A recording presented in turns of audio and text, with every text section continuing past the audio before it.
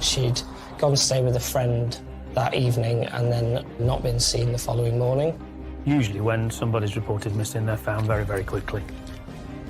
They could have had an argument with someone, stormed out, turned their phone off and not told them what happened. If Kaylee had seen or knew what we were going through, she would have got in contact somehow. The tone of the investigation changed from being a missing person investigation to something more sinister. Something seems to have happened to one child. Will this happen to mine? I honestly can't remember. I've been drinking. We'd all been drinking. It is every parent's worst nightmare.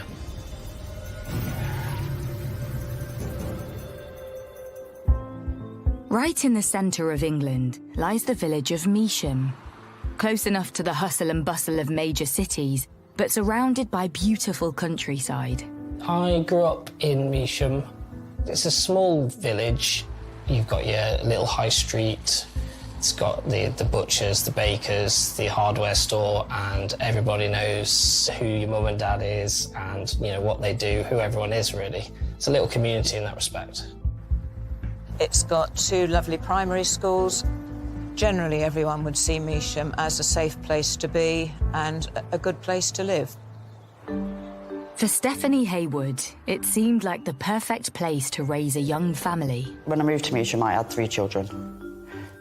Kyle, Kaylee and Callan. Kyle was like the father figure. Kaylee, she was just... she was very, very family orientated. She loved her brothers. And Callan, he was only young, so he was the baby of the family. Kaylee was always mothering him. Being the only daughter in the family, Kaylee was particularly close to her mum, Stephanie. I spent more time with her growing up because she was my only girl, so we did girly things together. Kayla was happy, bubbly, often mouthy. She'd stand her ground. She loved being at home. She was happy, so happy. Despite growing up in a happy, loving home, Kaylee had her troubles at school. As she got older, she was quite big built and she had some issues. She was bullied. Girls would often call her nasty names. So it came to the point where she didn't want to go to school. The particular school that she was at, she was bullied on a daily basis. I tried to say, try and ignore, but it was an emotional time for her. She was, you know, she was becoming a teenager. She didn't want to get out of bed. She didn't want to leave the house. The bullying only got worse for Kaylee, and it wasn't long before it became physical. She was spat at. She got bottles of water tipped on her. On the school bus, it was in her hair. She'd come in. She couldn't get her words out because she was crying. She said she wasn't taking it no more. And that's the point. That was the point I said no more. When it got physical, I removed her from that school. Freed from her tormentors, Kaylee was finally able to have a fresh start and quickly made new friends. I've never seen such a happy teenager. She wasn't bullied. She thrived to go to school and be with her friends. It was lovely to see. She became friends with particularly one girl, and they was together like glue. They'd go swimming together, they would go shopping together, they would walk miles together. They were like 2 sisters. It was so nice to see them both together, so happy, so close. It was lovely. On Friday the 13th of November, just after school time had finished, Kaylee came down and said, "Can I go and stop at my friend's house?" As of every other weekend she'd done. It wasn't anything out of the ordinary. So we agreed to let her go. She went over to her friend's house about 20 to 6 that night. Martin, her dad, took her over and dropped her at the swimming bath where her friend swims every week. Gave her a hug and a kiss and said, "I'll see you tomorrow." And that was that. The following morning, 15-year-old Kaylee contacts mum Stephanie. Kaylee stayed into the Saturday and she asked her mum via message whether she could stay on a bit longer. I replied, "Yes, not a problem, see you tomorrow." You know, she was a teenager. I was so glad to see her getting out there, enjoying what teenagers should do. The next day, Stephanie receives a phone call, and life for this family was about to change forever. Got up at around 10 to 9. 20 past 9, I had a phone call of Kaylee's friend asking if Kaylee's at home. I then replied, no, she's not at home, she should be at your house. What's going on? She said, her friend said, Kaylee's phone has been found in Ibstock Village. It's broken. Kaylee's friend told Stephanie that her daughter's phone had been found by a builder passing through the village. He managed to reunite that phone by looking at it with Kaylee's friend. And from there, a call was made to Stephanie, Kaylee's mum. Stephanie actually thought Kaylee was staying with the friend who was calling her. So immediately she was alarmed to find that wasn't the case. Panic then set in. If Kaylee is not at home and not with her friend, where is she? So I said to her friend, when did you last see Kaylee, be honest? And she said, I last seen her on Thursday. I started calling people to see if they'd seen her. And Kaylee's auntie, no, she did nothing. So I rang Kaylee's dad, and so he advised me to phone the police, and that's what I did. Concerned with the disappearance of a 15-year-old, police issue a missing person appeal to the public. The first I heard about Kaylee Haywood was when I understood there'd been a missing girl from the village. So we got a story out there. As a newspaper, we do get a lot of missing person appeals, people from all different backgrounds, but quite often you get teenage children involved in them that have gone absent for whatever reason. There was nothing to suggest Kaylee Haywood's situation was anything more sinister or different at that stage. Statistically, 98% of missing children are found safe and well. And having texted her mum on the Saturday morning, there is hope that Kaylee's disappearance is easily explained. Usually when somebody's reported missing, they're found very, very quickly, often within an hour or two of being reported. Kaylee was a 15-year-old girl, fairly streetwise, able to look after herself. Her parents had trusted her, like many other parents, to go and stay around a friend's house for a couple of nights that weekend. In many of these reports, that the person can be actually quite nearby. Sometimes they can even be hiding, on purpose. And they could have gone and stayed with a friend and turned their phone off and not told them what happened. You speculate about where they could be, what they could have done, if they'd gone to see somebody, not told them where they've gone, had an argument with someone, stormed out. But several hours go by. There is still no sign of Kaylee, and concern builds. The level of risk initially might not have been all that high, but then the officers start to look into the circumstances that they're being presented with, and what we have here is we have a phone that's been found by a member of the public, and we have a friend with whom Kaylee is meant to be staying that weekend. What that does to the level of risk is it immediately elevates it and raises the cause for concern. So those officers start to look at what other resources are going to be needed here.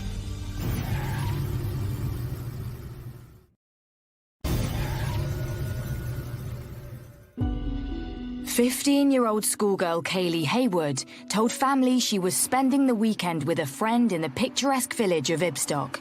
But when her mobile is discovered broken and her friend reveals she's not seen Kaylee in days, concern starts to mount, and police visit Kaylee's mum. They just kept reassuring me that we've got it covered. We've got officers out there trying to reassure me that she'll be home. I didn't know what to think. I didn't think good.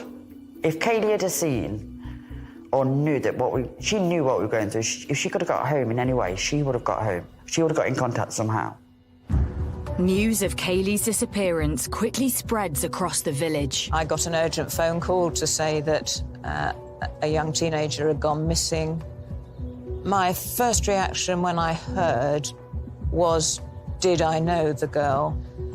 And that was a really awful feeling to think I might have known the person and the family concerned. When I had the name, I realised, yes, I did know them. The reaction was, this is very close. Police have to explore the possibility she was running away from some personal troubles. They asked, did she leave the house? Was she upset when she left the house? Was she happy when she left the house? We told them that she was happy. She was just a normal Kaylee. There are all sorts of reasons why they go missing for a few hours or maybe even more than a day. And they're often related to boyfriends and girlfriends, related to bullying and school and things like that. So, obviously she went missing on the Friday and it became more and more public over the weekend. It wasn't until getting into the office on the Monday that things started to sort of progress a lot faster. Things began to move a bit faster and more people were getting in contact to suggest that perhaps there was something more afoot. For Kaylee's mum and dad, facing every parent's worst nightmare, they still hope she is just missing. But as hours of searching turn into days, the realisation something far more sinister may have happened dawns. There was a vigil held in church and people were queuing to come in. And indeed, the family came to that because, yes, everyone was hoping that she would be found alive and well. And there was a constant stream of people going through to say quiet prayers on their own and to light a candle. With every hour being crucial, the search for Kaylee intensifies. We had upwards of 400 police trained search personnel working to a plan of how we were going to try and find Kaylee.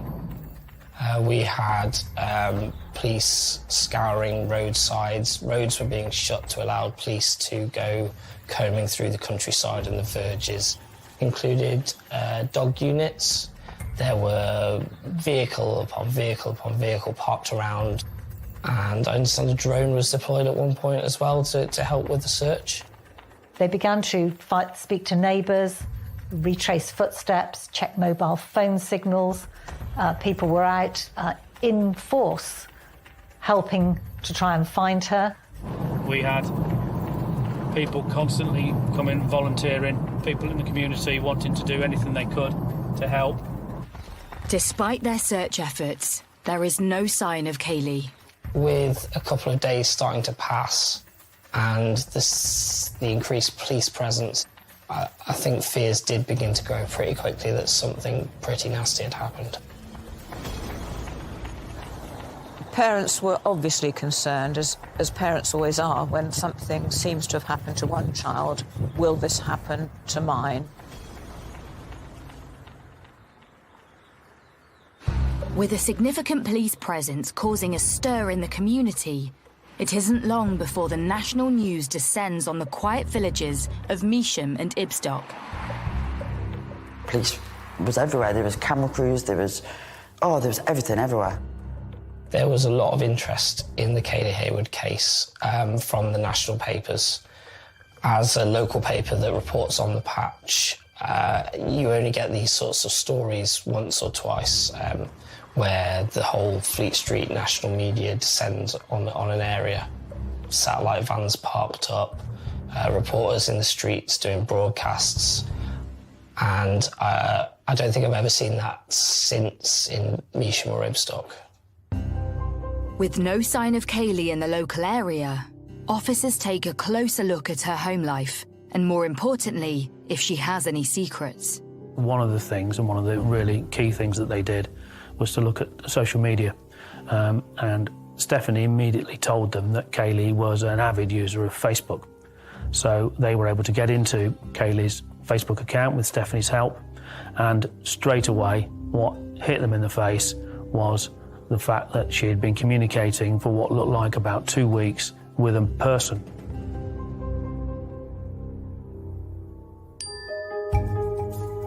And what then became a matter of great concern was the fact that Stephanie Haywood and nobody else in the home there had any idea who this individual was. Police trawl through hundreds of messages between Kaylee and her new Facebook friend, Luke Harlow.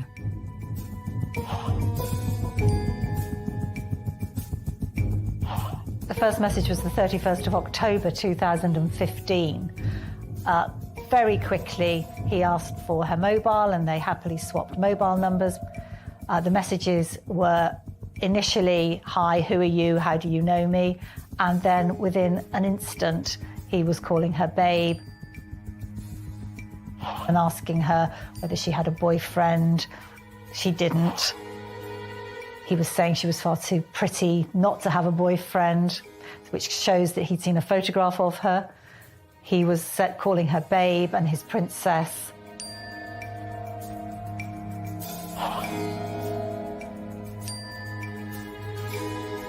So who is Luke Harlow? And could he be Kaylee's secret boyfriend? He had his own housing association property in Ibstock, so Luke Harlow was not a child, and that increases the worry and the concern about Kaylee's well-being. But as police delve deeper into the messages, they discover something which changes the course of the investigation. And crucially, it showed that they were planning to meet up on the Friday night when Kaylee had supposedly gone to stay with a friend. Officers immediately swarm Luke Harlow's home in Ibstock, and surprisingly, he is happy to cooperate and help police with their inquiries at the station. He was more than willing to speak to the officers. Luke Harlow is interviewed as a witness, with hopes he can help with information into Kaylee's disappearance. How did you become friends? On Facebook. So how did that come about? I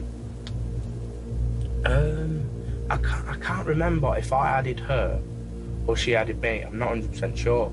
But like, I've got loads of people on it, and I have a habit of accepting anyone who tries, you know what I mean, regardless of whether the name rings a bell or anything. I've got like 2,000 odd people on it. But I'm not sure whether she added me or I added her, but basically as soon as we were friends on here, we just started talking, just like, oh, hey, how are you? And then like, where are you from? Blah, How blah, long blah. ago was that? Not long ago, only about, I'd say, roughly a month. They were able to ask him about the messages between him and Kaylee, and he immediately said, yeah, Kaylee had stayed at his house on the Friday and the Saturday. How old are you? 27. How old is she? 15. Yeah, well, I obviously feel bad, don't I? Why do you feel bad? Because she's too young. For what? For coming and staying my mum for a start, I know. While Luke admits Kaylee had spent the night at his, he tells police he has no idea where she went to afterwards, that the messages between them are a huge red flag to police. It was quite clear they'd become quite close during the messaging. It was quite clear that some of the messages were of a sexual nature. And what else? None other stuff. What's the other stuff? I don't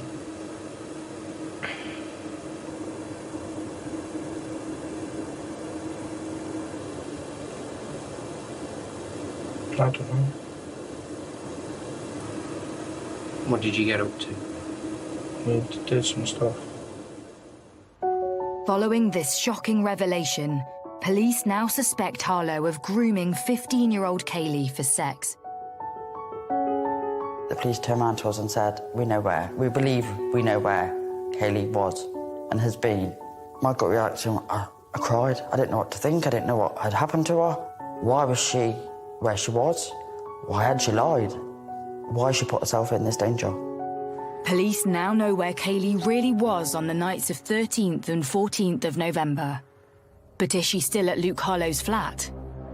It was a kind of maisonette where you go in the door and the bedroom and the bathroom are downstairs, and then you go upstairs to like a lounge and kitchen area. He let the officers in to search that. Kaylee wasn't there. With no sign of Kaylee at his home, questioning of Luke Harlow intensifies. Harlow tells police that on Saturday night, he ran out of alcohol for him and Kaylee. So he went to his neighbours, a man called Stephen Beedman. Stephen Beedman lived 10 paces away from Luke Harlow. And when Luke Harlow ran out of booze, he popped round to Beedman's flat to see whether he had any. I think he was looking for some mixers to go with the spirit that he had. Beedman didn't have any, and the two of them went off to get drink from an off-licence. On their return, Luke invites his neighbour back to his home to join the party. Where it gets really worrying is when Harlow tells them that on the Saturday night at about midnight, he'd had plenty to drink and he decided he was going to go to bed. And when he did that, he left Beedman and Kaylee in the lounge at his home address. When he got up the next morning, neither of them were there.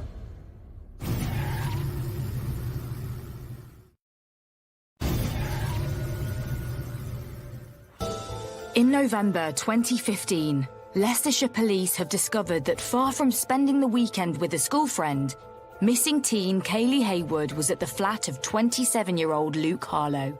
Harlow had contacted the 15-year-old via social media just 13 days before. But on the Saturday night, Harlow invited his friend and neighbour over, a man called Stephen Beedman. Stephen Beedman was a landscape gardener. He was known and seen to be clean and tidy. He was quite well thought of, I think, in the local area for his work.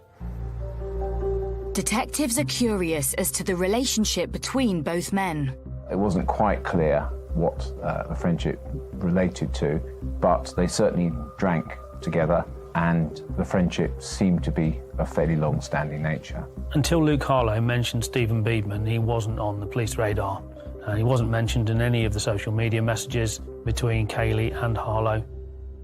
It's very difficult to be certain as to what happened when they got back to the flat.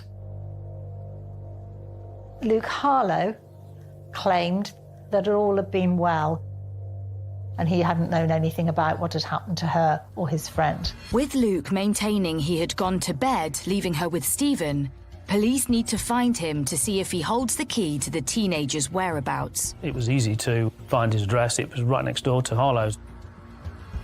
The problem was Beedman wasn't at his address at that time either. He'd gone off to some place that the officers didn't know where.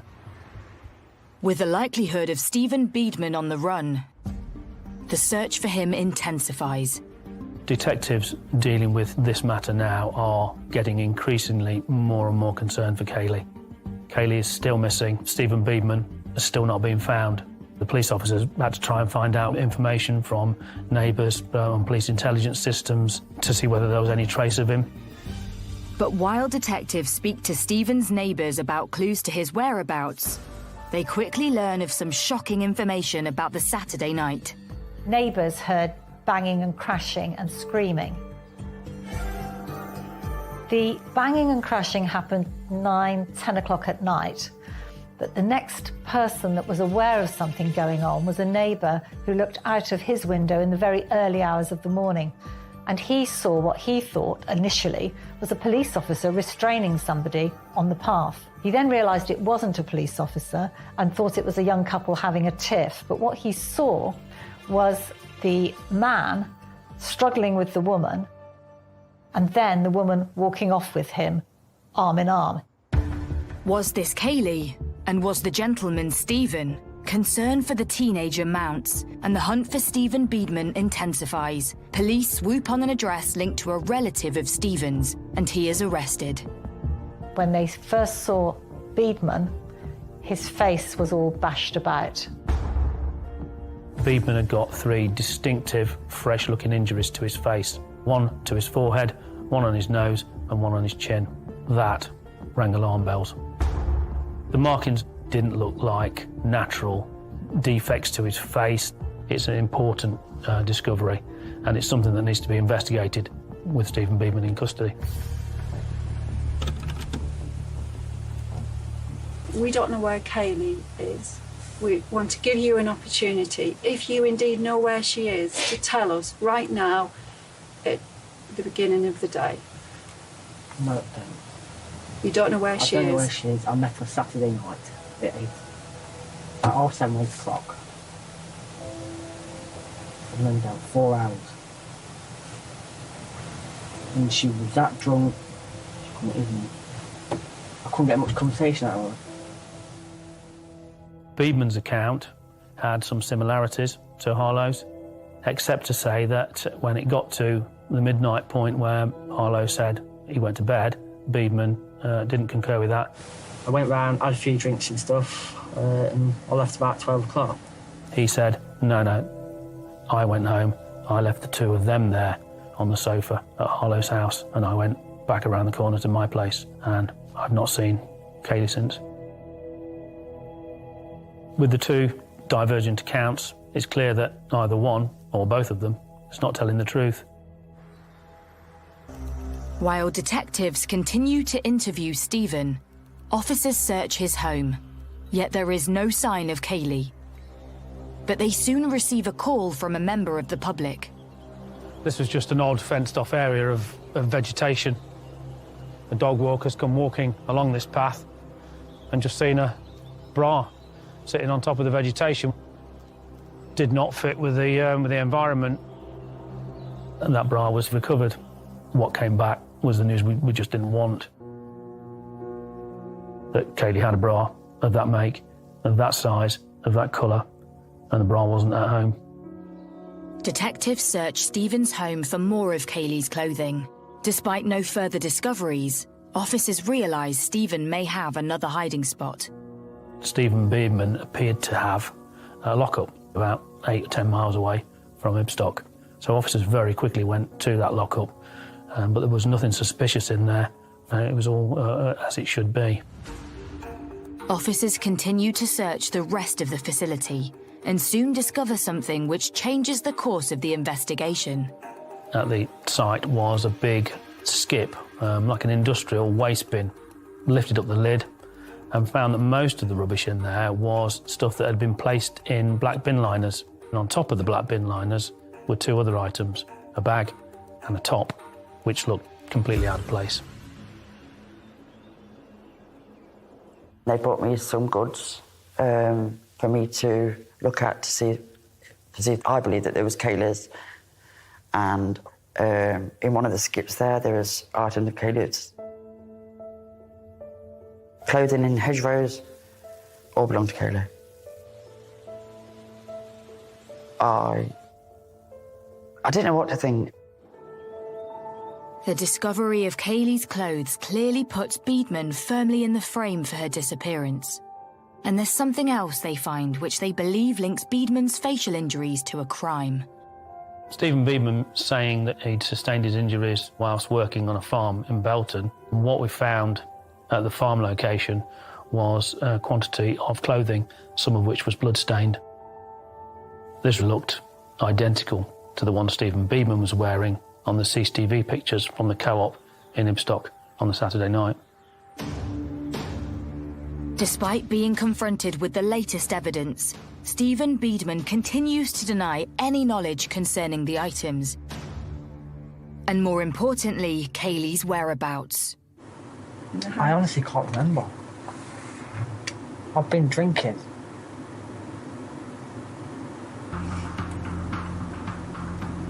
We'd all been drinking. But several days into the investigation, things take a dramatic turn. On the Wednesday evening, he asked if he could speak to his appropriate adult in private. As a result of that conversation, the appropriate adult said that they could no longer perform that role because Beedman had told them that he knew where Kaylee was. Stephen goes on to tell police that Kaylee is hidden in an open area across the road from Sents Valley Park. So over behind me, where the row of trees are, is a disused railway line. Officers went out in the dead of night, as it happens, and some of the senior officers from the case were out searching the heavily overgrown area. In the back of your mind, you're thinking that there is a chance and that you could just find her clinging on to life and you will be able to do something about it. The officers search for hours late into the night. So we reached a point we couldn't find Kaylee. We were trying to follow the instructions Beadman was giving to the interviewing officers. It was pitch black and raining. You can't search in the dark. But the four of us stood here together and said, well, we can't go anywhere. We need to carry on until it's light. And we all agreed together that we had to do that.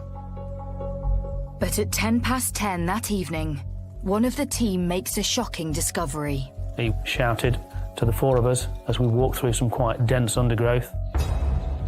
We went over to him, and Kaylee lay on an embankment, slightly twisted position, half on her back and half on her side, naked, save for one sock, and of course, dead.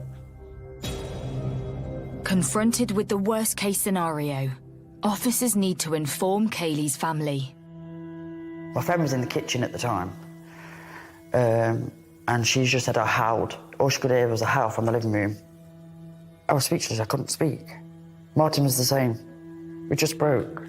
We physically couldn't speak. I was physically sick. My emotions were everywhere. I didn't want to believe it. I just told everyone to get out. It was horrible. Kaylee's parents, Stephanie and Martin, now have the daunting task of identifying their daughter. The identification was done through forensic means. The injuries to her head and her face were so horrific. They said, you're not going to be able to see Kaylee, she's too damaged. But we can arrange for you to go and hold her hand. So that was another bang to me. We wasn't allowed to see, send her off, see her and say goodbye.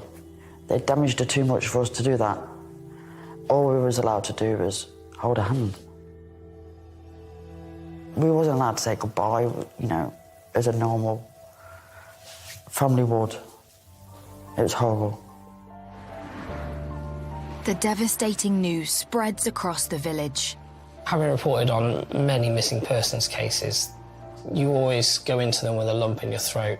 You always hope for the best. You always hope it's going to be the one that you have to take the appeal down after 20 minutes because the police have rung and said, oh, they've been found safe and well, stand down, everybody. Sadly, it doesn't always happen like that, and it is every parent's worst nightmare. The village were obviously shocked.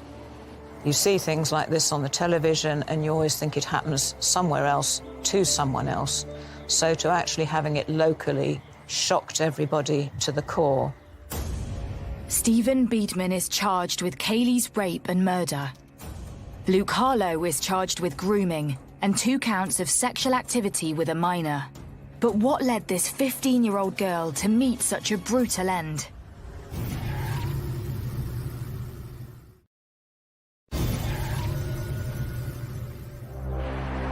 In the village of Ibstock, the hunt for missing teenager Kaylee Haywood has ended in the worst-case scenario. Her body was recently discovered in an open field near Sents Valley Park. I understand that Kaylee was found with sort of cuts and bruises and lacerations that might indicate she'd been tied up, and that her death may not have been instant. 28-year-old landscape gardener Stephen Beadman has been charged with her rape and murder. I honestly can't remember. I've been drinking. We'd all been drinking. While 27-year-old Luke Harlow has been charged with grooming and sexual activity with an underage Kaylee. Why do you feel that? Because she's too young? For what? For coming and staying in my mind for a start, I know. While police prepare a case for trial, Kaylee's family have the agonising task of saying goodbye to their loved one. We thought, this is her last send-off, this is what we can do for her. So we ended up having horse and carriage to carry Kaylee to a final resting place. All white horses, purple, Cadbury's purple, Kaylee's favourite colour, was the main theme. The actual procession between the church and the cemetery went past my front window. There wasn't a lamppost or a bollard without a purple ribbon attached to it. The front of the church where the service took place had been turned into almost a shrine. It was quite a spectacle. It was not something I've ever seen before in Measham. The community was unbelievable. And the people that turned out for Kaylee showed how much support we had. It meant so much. Despite a beautiful send-off for Kaylee, the upcoming court case continues to loom over her family. After confessing to where Kaylee's body is, Beadman pleads guilty to his charges of rape and murder. Due to the overwhelming evidence of their interaction on social media, Luke Harlow also pleads guilty to his 2 charges of grooming and sexual activity with an underage Kaylee. The defence thought that that would be the end of it and the prosecution would take those pleas and say, thank you very much. But by re-looking at the circumstances of the case, the prosecution puts forward a further charge of false imprisonment against both defendants. Both pleaded not guilty, and so we, with the consent of the family, and I spoke with the parents and the Crown Prosecution Service, we decided to take it to trial.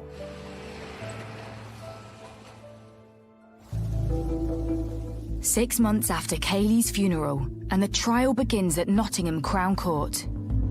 The first day we went into court, they was there.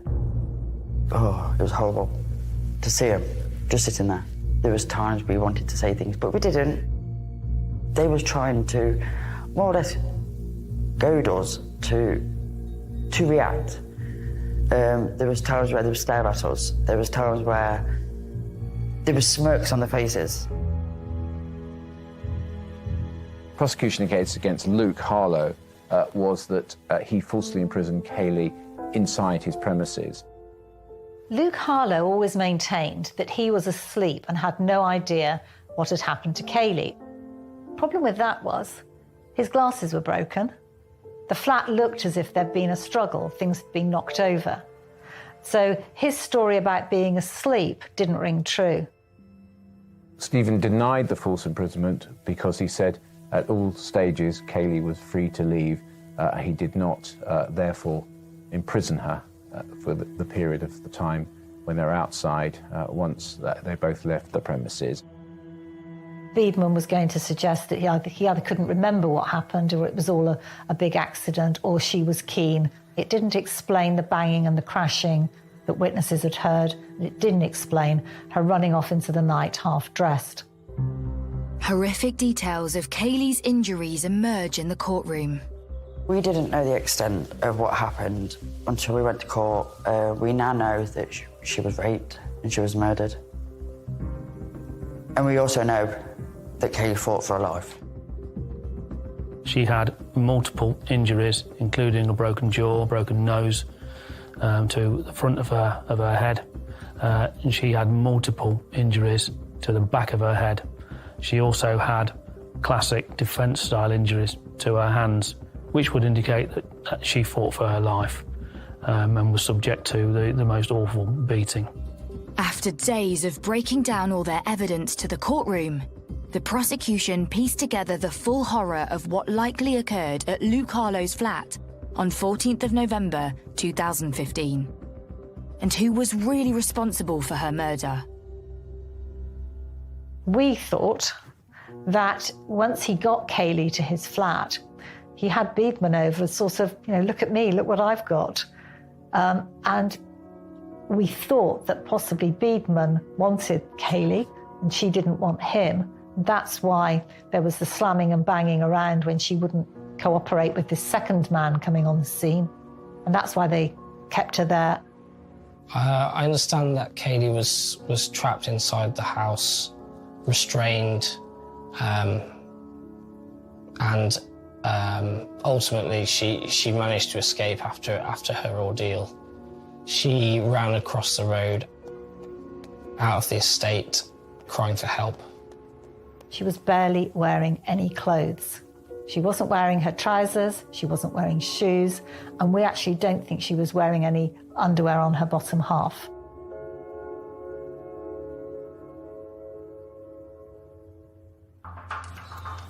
Beadman catches up with Kaylee. He pins her to the ground, causing her to drop her phone on the pavement. It was indeed him and Kaylee who were seen by the witness to walk into Sense Valley Park. that he took her into the car park there, near to where the bra had been found, and on the gravel car park there, on the ground, he raped her. Instead of walking her back to Luke Harlow's flat or to his own flat, Beadman walked her across the busy road and into the woods opposite. It was about a mile across farmland. According to Beadman, at one point, Kaylee ran off and managed to get away from him, and he chased after her down the field, and when he caught her, he said that she smashed him in the face with a brick. And I took the brick off her, is what Beadman said, and I hit her in the back of the head with the brick, and this killed her. The court hears how Kaylee bravely fought to the end. But as the trial comes to a close, there's one more shocking revelation about Luke Harlow. He was actually charged with 2 further instances of grooming with 2 girls who lived nowhere near where he was from, and just people he'd made contact with in the same way that he made contact with Kaylee. After a grueling 2-week trial, the jury returns its verdict. Both men are found guilty of falsely imprisoning Kaylee Haywood. Beadman receives 35 years for rape, murder, and false imprisonment. Harlow receives 12 years for sexual grooming, sexual activity with a child, and false imprisonment. I don't hate a lot of people, but I hate them. Hate is a strong word for me, but I hate them 2 people for what they put me and my family through. They took away a big sister, a little sister, a daughter, a granddaughter. After the trial, it came to light that tragically it was not the first time Kaylee had been flattered on social media. She was also being groomed by another man around the same time she agreed to meet with Luke Harlow.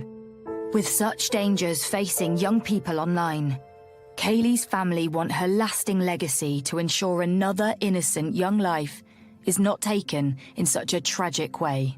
So he started to think in terms of a film, and that film was made. It was called Kaylee's Love Story. Kaylee's Love Story that has been shown to thousands and thousands of school children across the country. I simply want to get that awareness out there because children are not aware of the dangers of online. And if I can just save one, then Kaylee's memory stays alive. I have 3 girls myself, and it's a parent's worst nightmare. I couldn't imagine being in that situation. 5 years on, and Kaylee's family are having to learn to live with the tragedy. People tell me time is a healer. Time isn't a healer. I don't believe in it. Every day's hard. Every day's a struggle. You just learn to live on a day-to-day basis. And Kaylee's father, Martin, will always remember his purple princess. I still relive that fateful weekend time and time again. It never leaves me, never. Our last goodbyes as Kaylee left that day, happy, waving and smiling as she went. Little did I know what was to come. I feel such sadness, pain, aching and longing in my heart to see her once more, but knowing it can never be. The hurt physically tugs deep inside of me, it hurts so much. One day we will meet again. Until then, all I can do is keep missing and loving her with all my heart.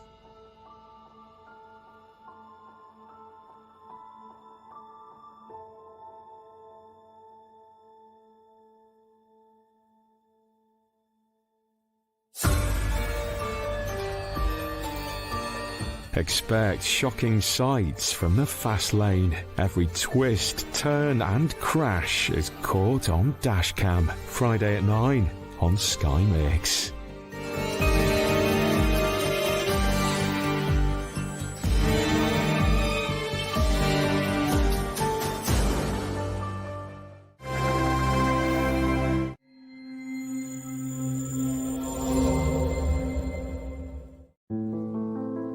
If we could identify who had made those bite marks, was it another way of identifying who had carried out the murder? You just couldn't take it in, because something like that doesn't happen to you, and especially in Dereham. He had no remorse, he was just pure evil. In April 2008, an ambulance was called to a flat in Dereham, where the paramedics found the body of a woman with stab wounds and bite marks to her face and chin. What began as a simple murder case turned into one of the most challenging investigations that Norfolk police had ever dealt with.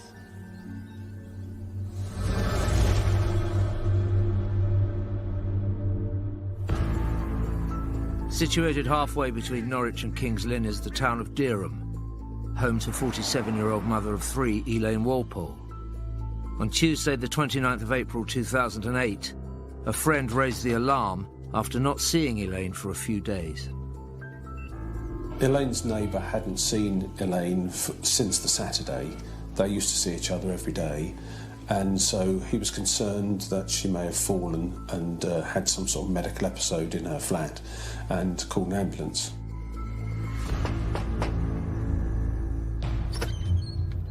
Paramedics had forced their way into the property, where they saw Elaine dead on the floor.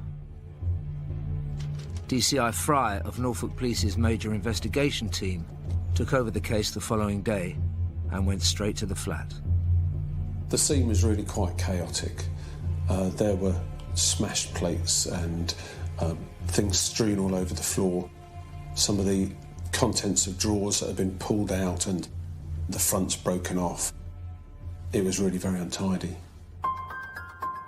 DCI Fry needed to quickly establish what had gone on. It was a case of door-to-door inquiries. Intelligence needed to be gathered around what we knew about Elaine, what we knew about any of her family and friends. Anything that had been happening in that particular area of Dereham.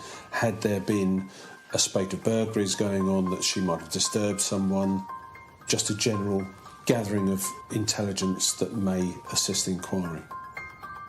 While police were making inquiries, the forensic team at the crime scene were building up a picture of events leading up to Elaine's murder. The state of the crime scene, to me, does suggest that there was some sort of altercation, fight, argument. But it does seem to go beyond what would have occurred just as a result of a struggle. The whole thing really seems to speak of somebody who was very angry, maybe seeking to intimidate and dominate, and really maybe demonstrate power and control. The residents of peaceful and picturesque Dereham were oblivious to what had happened. Dereham is a good place to live. It's at the very heart of one of the loveliest counties in the country, Norfolk. So it's surrounded by beautiful countryside. And it's a place where you can get to know people and be known. Dereham's a fairly tight-knit community. Everybody gets on with everybody, I think. Quite a lot of us know what everybody else is doing. Not always for the good. But generally, yeah, it's a pretty good community spirit around Dereham. People look after each other. Police quickly established that Elaine had family living locally. Unfortunately, they were about to receive some devastating news. I was at home with my children when I got a phone call to say my mum had died. It didn't seem real. I just felt numb. After I got the phone call, I phoned my sister. She was at work. My sister called my manager and asked me to call her back immediately. It was really urgent. At that time, I didn't know what was going on, so I called my sister as quickly as I could. She told me that Mum had died, and that's all we knew. We didn't know how, we didn't know when, we didn't know why. We just knew that she was dead. I first heard of my sister's death in the bank in Dereham. Everything was going through my head because you don't want to believe it. We all went round to my Auntie Jackie's to see if anyone could shed any light on what had happened, because at that point no one told us anything. The police didn't tell us anything. No one told us what was going on. We sort of had to use our imagination, I guess, and try and work out what had happened. So that was quite difficult. Until a post-mortem was carried out, police couldn't be certain about Elaine's cause of death. All they had to go on so far was what they had found at the scene. Elaine lay with her head in the kitchen, and there's a pool of blood around her head. She was naked from the waist down, and she had several stab wounds, including one that went through her neck. There were some what looked like perfectly round circular marks, one on her right cheek and one on her chin. And initially I thought possibly she'd been hit with the bottom of a beer bottle with that slight stippling. Police needed to identify the mystery marks, a clue that could lead to the killer. I've been to probably between 50 and 70 scenes where there has been an unexplained or suspicious death, and you know, they can be extremely upsetting, but you focus on the job and really put it out of your mind, because you know there's a job to do. Initially, with the examination of the scene, it was unclear how Elaine had died. It was rated as an unexplained death. The following morning, when the post-mortem examination results came through, which showed that she had 3 stab wounds and about 50 other injuries, including the 2 unexplained injuries on her cheek and her chin, I upgraded it to suspicious death. Suspicious death was a term police used for probable murder. It was time to share this news with her family. When we found out that my mum had been stabbed, me and my family, we just couldn't believe it. We were shocked. Couldn't believe it at all. Devastated, shocked. I was just unreal, really. You just couldn't take it in, because something like that doesn't happen to you, and especially in Dereham. You know, we were just, totally in shock. The investigation team needed to look further into evidence found at the crime scene for clues that would lead them to Elaine's killer. A knife was found on an arm of the sofa near to where Elaine lay that was identified as the knife that had been used to stab her. There was a broken bottle on the floor in the lounge that revealed a fingerprint. There were some boxer shorts still on the floor there, and a receipt from where she'd been to the shop the previous Saturday. That led to an inquiry to go and find out what she'd bought. And then that shop had CCTV, so we looked at securing that CCTV and looking through that to see if she was with anyone or if there was anything of value to be gained from there. Accessing the shop's CCTV footage and identifying the fingerprint would take a while, so the police looked further into Elaine's life. Elaine had a son and 2 daughters. All of them lived in the Dereham area.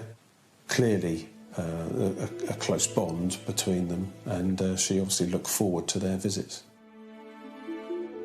Elaine was born in Hackney in London in 1960 and moved to Dereham aged 19 in the late 70s. She got told she couldn't have children, but later on she found out that she was due to have twins, and obviously she was ecstatic, really. You know, we was all happy for her. And then she had twin girls, and then she went on to have a little boy. I used to go and visit my mum every Friday with my nan and my children, and on the Friday before she died, she was laughing around with the children, dancing and singing with them. My mum was quite a private person. She didn't have many friends. One of her friends was her neighbour, and he used to visit her as well. Essentially, she lived quite an isolated life. Her family visited her regularly, and she had a routine of going to the shop every day and then returning home and spending most of the day on her own or in the company of a neighbour or whatever in her own flat. It was clear to police that the person who saw Elaine most regularly was the neighbour that had reported her missing. When we first found out what had happened to Mum, we all assumed it was her neighbour because she'd had run-ins with him in the past. So we all automatically assumed it was him. A planned arrest was made on the neighbour to try to either eliminate him from the investigation or see whether he was actually responsible. That gave the opportunity to do a proper search of his flat, recover his clothing to see if there was any transfer of bodily fluids. Having arrested the neighbour, he was interviewed and he was able to give an account of his movements from the last sighting of Elaine right through till the Tuesday, which we followed up on. And it was clear within a few hours that it was unlikely that he was actually involved in her murder, and therefore he was bailed so that we could focus our resources elsewhere. One day into the inquiry, it was clear that Elaine Warpole's neighbour was innocent, leaving the police with no suspects. Without a concrete lead, finding her killer was some way off.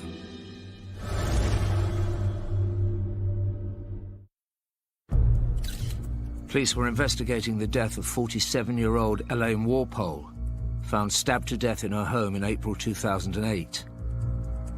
They believed it was murder, and news of the crime had spread in the normally safe town of Dereham. The time of Elaine's murder, I was running a pub just up the road, just a few minutes walk away from the flats that she was killed in.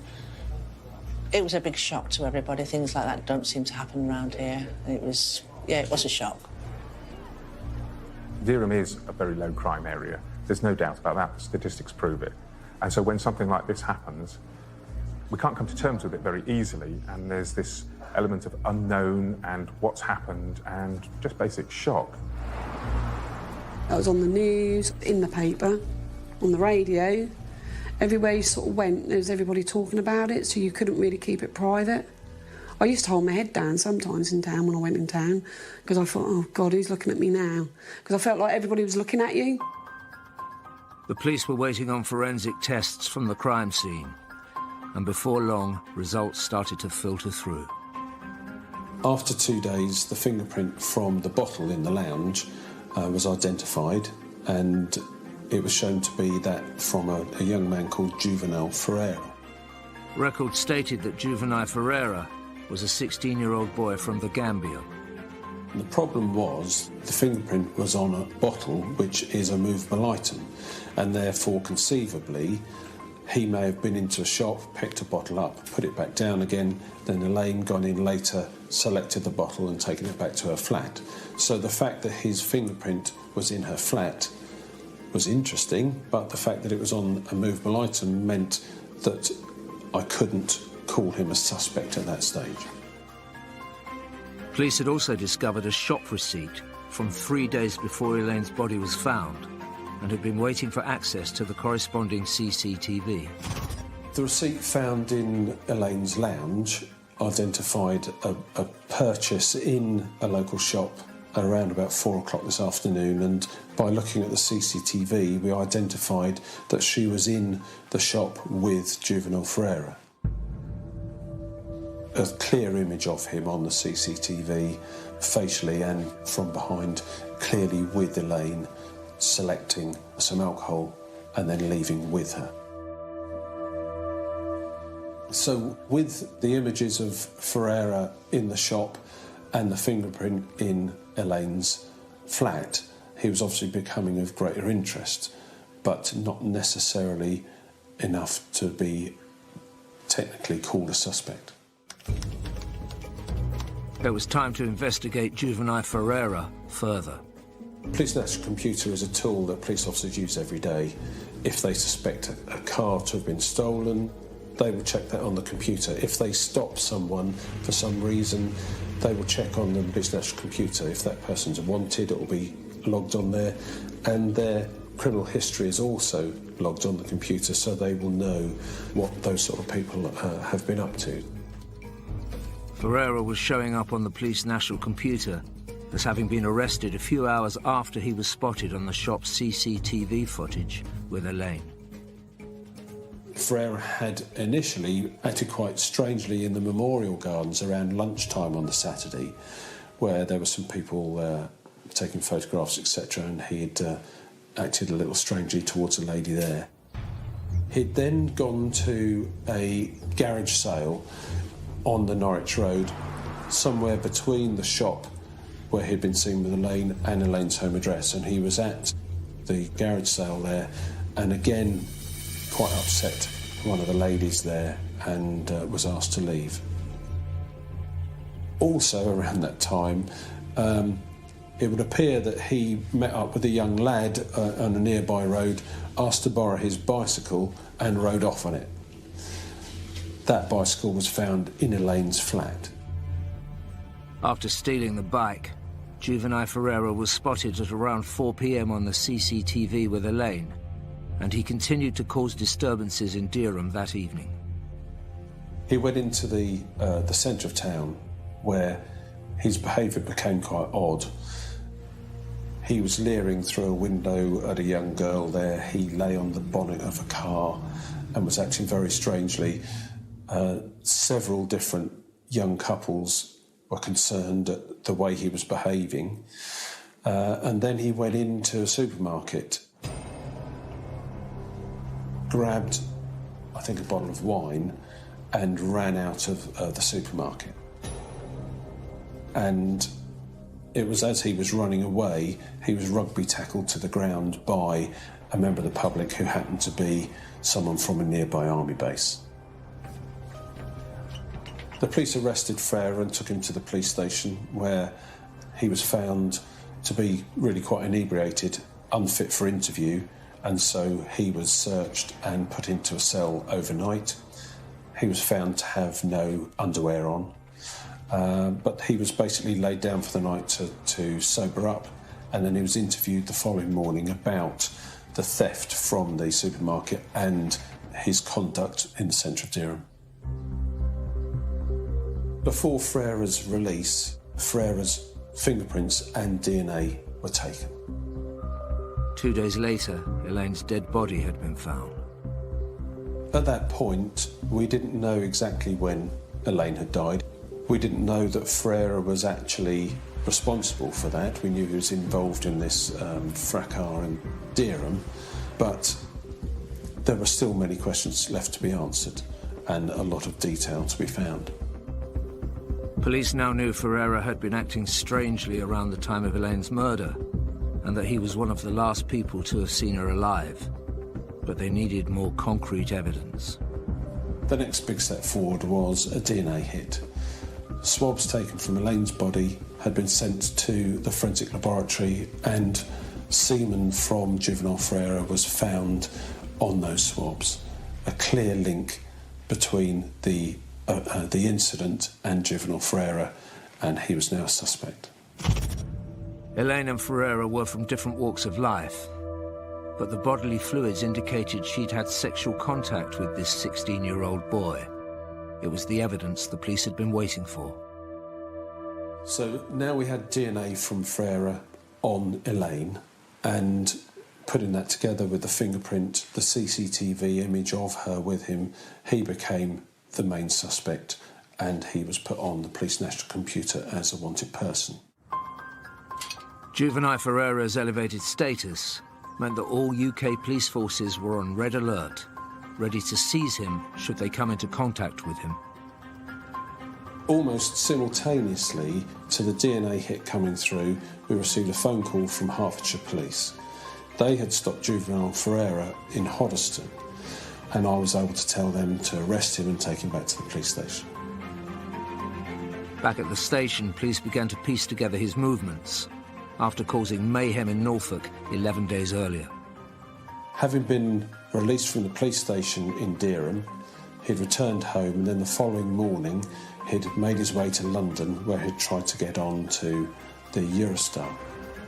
Just a day after he was seen with Elaine, Ferreira had tried to flee the country. He wasn't allowed to get on because his papers only allowed him entry to the UK and not to the Eurozone as a whole. And he then made his way to Hoddesdon in Hertfordshire. In Hertfordshire, Ferreira had shoplifted, got into fights and robbed people, revealing a picture of a youth out of control. He had been in and out of police custody beginning on Saturday the 26th of April, the day of Elaine Walpole's suspected murder. Finally, the net was closing in on the police's prime suspect in Elaine Walpole's horrific murder.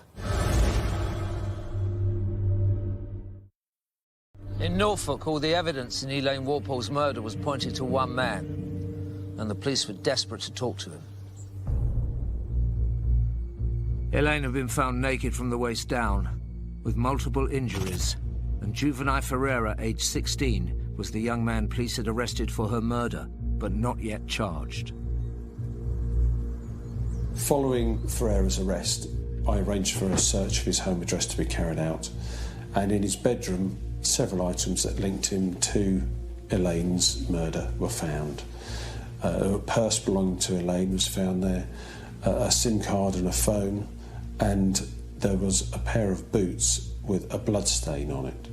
And that was later found to be Elaine's blood. He was represented in the interviews and basically said very little. I remember the interviewing sergeant saying to me that he was very surprised Ferreira seemed a lot older. But we carried on with the interviews, he said very little, and then gradually as we gathered all the different evidence together, the property found, there was his DNA, I was in a position to approach the CPS and ask to charge him with murder. The CPS agreed, and on the 10th of May 2008, 11 days after Elaine Walpole's body had been found, Juvenile Ferreira was charged. Juvenile Ferreira was charged with murder, but as a juvenile, he had to be treated differently. He was kept in a different prison, and if convicted, would be subject to different term of imprisonment. Roughly a third of that he'd be expected as an adult. Well, when we got told by the police that they'd caught someone, obviously we were, I don't know, we were sort of like, your mind's all over the place, because obviously you're happy that someone's been caught, but obviously we wanted to know who it was and why. So obviously it was all in sort of like mixed emotions, really. Ferreira was held on remand at Feltham Young Offenders Institute while police continued investigating him, discovering that he'd moved to Dereham from the Gambia in 2007. But confirming Ferreira's age was proving to be difficult. We still had our suspicions that Ferreira was older than he was actually saying. Inquiries in the Gambia with the Attorney General indicated that travel documents could be obtained just by saying what your date of birth is without any evidence, and therefore they weren't a real true reflection of someone's date of birth. Ferreira's mother, who had moved to England, wanted to take him from the Gambia back to England, and therefore had applied for his travel documents stating a date of birth that made him at that time under 16 and a dependent. The Attorney General on my behalf made inquiries at the school where Ferreira had been and obtained his school certificate, but because he'd moved from Guinea-Bissau, where he was born, to the Gambia, we couldn't be absolutely sure when he'd started his school, and therefore that wasn't evidence of his birth and his age. Not being able to clarify Ferreira's age was a blow, but the police still had work to do in preparation for the trial, so focused on his relationship with Elaine. We wanted to know how Ferreira met Elaine, how well he knew her, and from inquiries it appeared that Ferreira was refused to purchase either alcohol or cigarettes in the shop and had gone outside and then asked Elaine to buy something for him, then returned into the shop and then walked away from the shop in the direction of her home address with her. As far as we know, that was the first time he had met Elaine. Ferreira's semen was found on Elaine's dead body, pointing to sexual contact between them. But to add sexual assault to the existing murder charge, DCI Fryer had to disprove consensual sex. Police needed to find out more about Elaine's personal life, and they returned to the family. Elaine would always tell you stuff. Even if you didn't want to know about it, she'd soon tell you about things. So, yeah, she'd definitely tell you if she had a boyfriend. I'd never heard of him. She'd never mentioned him to any of us, so we were very shocked that she would be involved with someone so young. We didn't know anything about him or why they would even come to be acquaintances in the first place. As far as her family were concerned, Elaine wasn't in a relationship with anyone at the time of her death, let alone a random 16-year-old boy. The suggestion was upsetting, and more distressing was that they still hadn't been able to lay Elaine to rest. One thing that the family found very difficult to deal with was the delay in being able to hold Elaine's funeral. The problem is that we hold our post-mortem as soon as we can, but the defence have the right to hold their own post-mortem so that they can check the evidence that we've obtained. And therefore we have to have caught someone, charged them, and then given the defence the opportunity to carry out their own post-mortem. And in this case, the defence delayed and the post-mortem wasn't carried out for several months. Having the funeral after 4 months was obviously a huge weight had lifted off our shoulders, that we were able to have the funeral. But we knew that the trial was coming up, so we still had that to deal with. So we were still all really anxious and worried about the outcome of the trial. Unfortunately for Elaine's family, a new development at Feltham Young Offenders Institute suggested Ferreira wasn't going down without a fight. Whilst we were preparing the case, we were contacted by the prison where Ferreira was being kept, and we were told that he had written on the wall of his cell, "I didn't kill her, she was my girlfriend, for goodness sake, I'm only a kid." This gave an indication of the defence that Ferreira may be putting forward at court, that he knew Elaine, that she was his girlfriend, and it's quite common for people to remain sort of denying the offence right through the system. Graffiti, more commonly, is a way in which individuals make a statement about themselves to the world. It's how they want to be seen. Now, that might have a tactical element in that he's trying to influence people's views of his culpability, but it could be that he's trying to convince himself, because some sexual murderers don't like admitting even to themselves what they've done.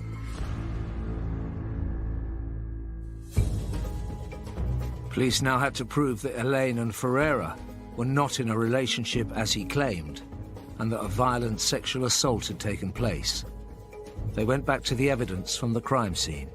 A big conundrum was the injury to Elaine's face, to her cheek and her chin. It looked like a circle of identical marks, if you like. Could it have been the bottom of a bottle? Could it have been a pill packet in someone's hand as they struck her on the face? What had caused those marks? So I contacted the National Injuries Database for their expert opinion, and they said to me that it's a possibility that it was bite marks. They provided me with several experts, and I decided to contact forensic odontologist Freddie Martin. It was now turning into an incredibly complex investigation for Norfolk Police, needing to call on a forensic odontologist, otherwise known as a forensic dentist, to help them out. Forensic odontology is extremely useful to police and prosecutors. On the crime side, it's not uncommon in murder cases for the perpetrator of the murder to bite their victims. And they might bite them extremely viciously as well. Sometimes they're very vicious biting. And in rape cases, for instance, it's very common to find bite marks. And by examining the bite, photographing it, taking impressions from suspects and that sort of thing, it is often possible to match up the perpetrator with the victim. I sent Freddie photographs of the injuries, and after careful consideration, he was willing to give his expert opinion that they were bite marks. This was exciting because if we could identify who had made those bite marks, It was another way of identifying who had carried out the murder, but also it helped towards boxing off any defence as to consensual sex. DCI Fry needed to prove these bite marks belonged to juvenile Ferreira, to charge him with sexual assault as well as murder. The police also needed to prove their suspicions that he was over 18. But with less than 2 weeks until the trial, the investigation team were running out of time.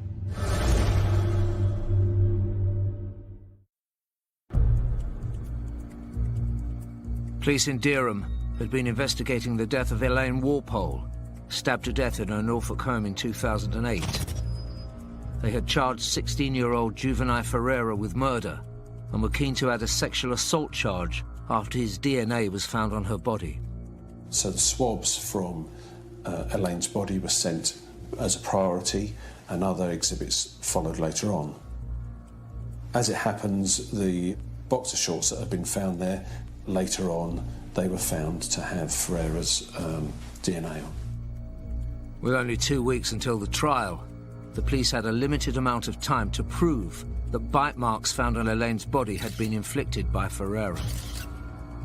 In order to prove that he had created the bites, we would need teeth impressions, and the problem with that is that they're classed as intimate samples and they can't be taken other than with the consent of the person.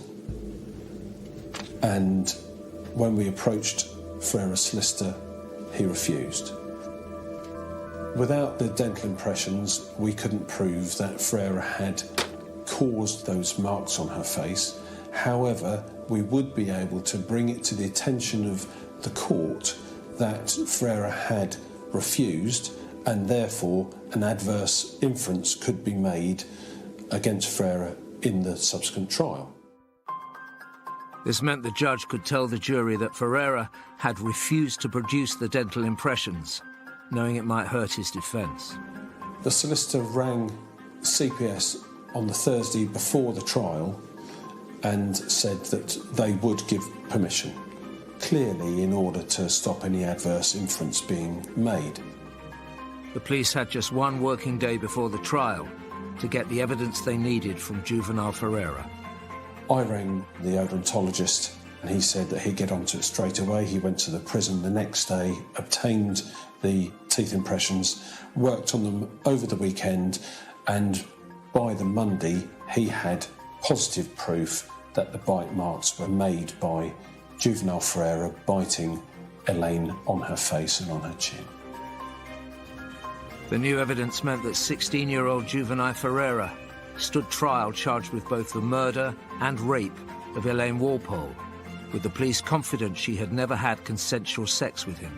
Throughout the trial, juvenile Ferreira maintained a defence that he was in a relationship with Elaine and that he had consensual sex with her and had left her alive and well on the Saturday and had no knowledge of her murder.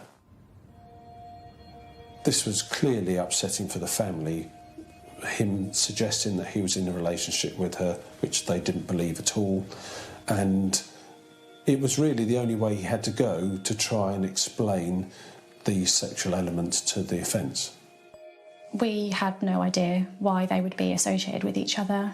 They seemingly come from different walks of life.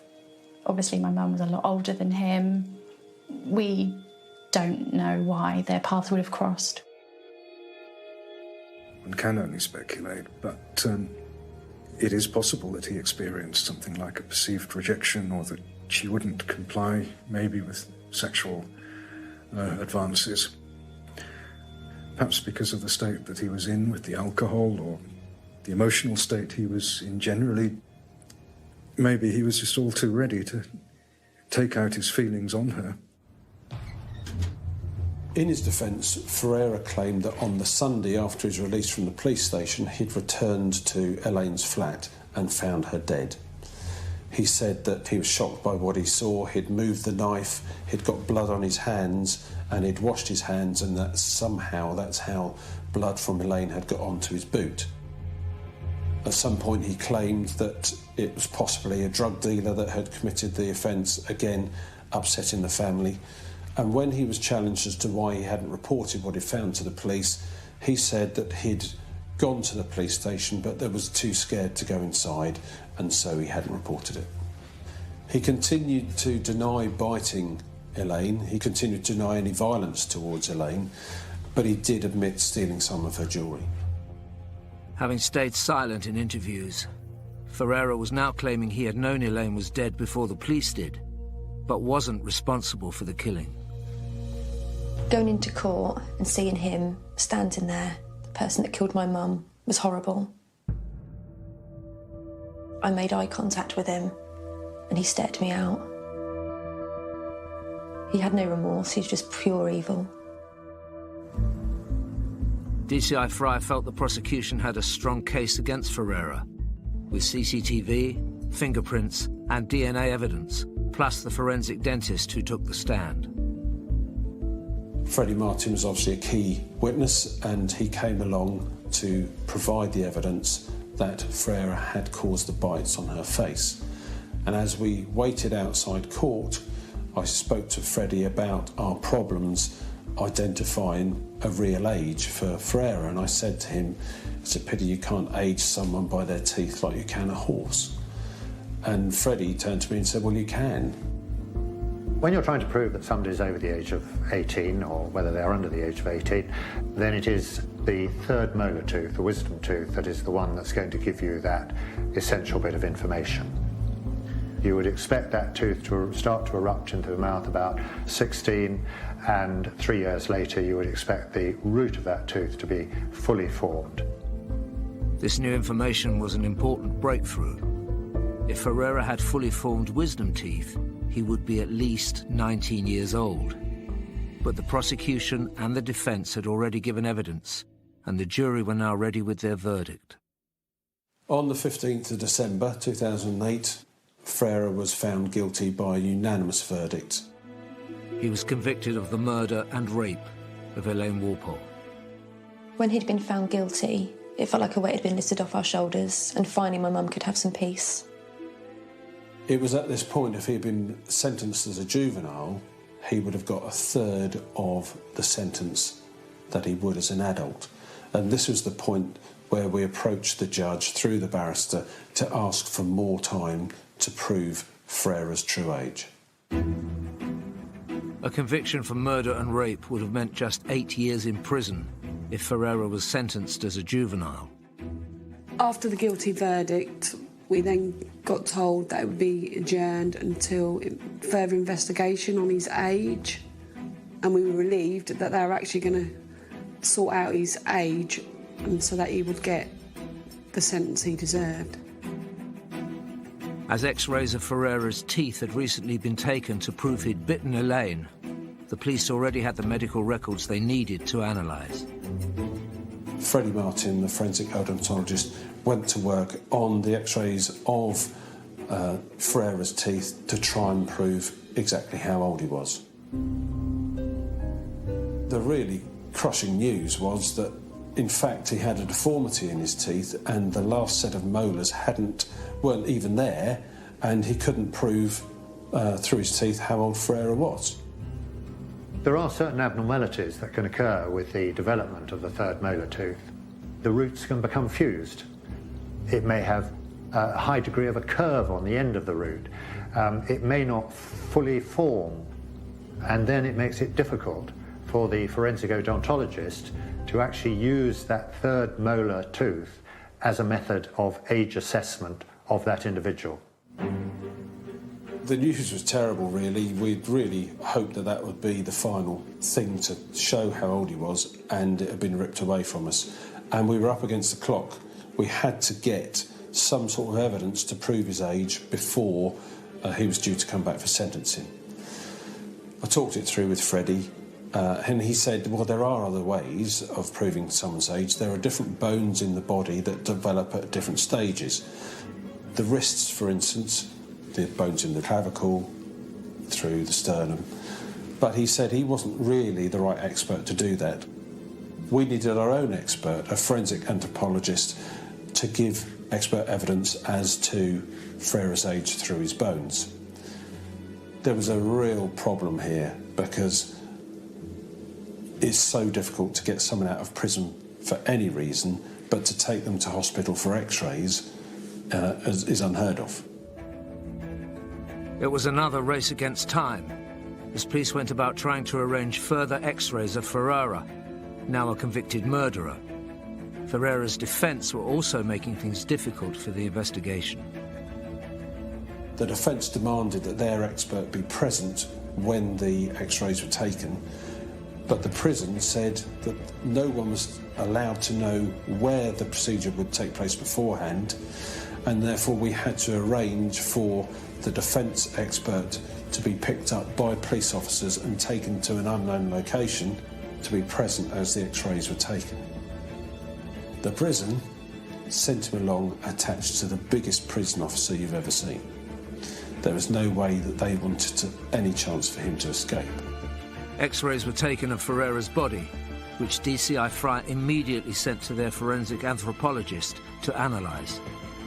Julie Roberts was able to say, through the development of the radius of the bones within his wrist, that Ferreira was probably around 21 years old, but at the very least 19.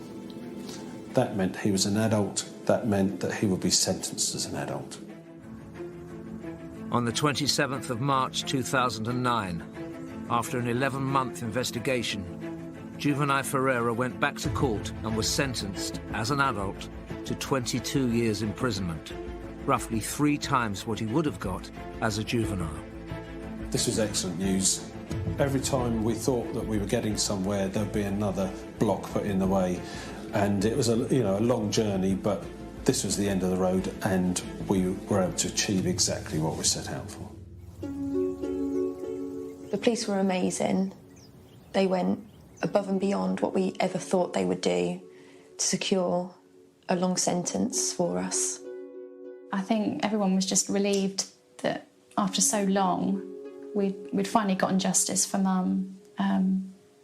Although it won't bring her back, we are happy with the sentencing, and we can just try and move on and obviously never forget her and what happened, but we can... It still doesn't seem real that my mum's not here anymore. It's just like a nightmare, really. You never think it's going to happen to you as a family, but it's happened to us. She's too young. She shouldn't be there. She should be here. She should be here with us. And we all have a miss her.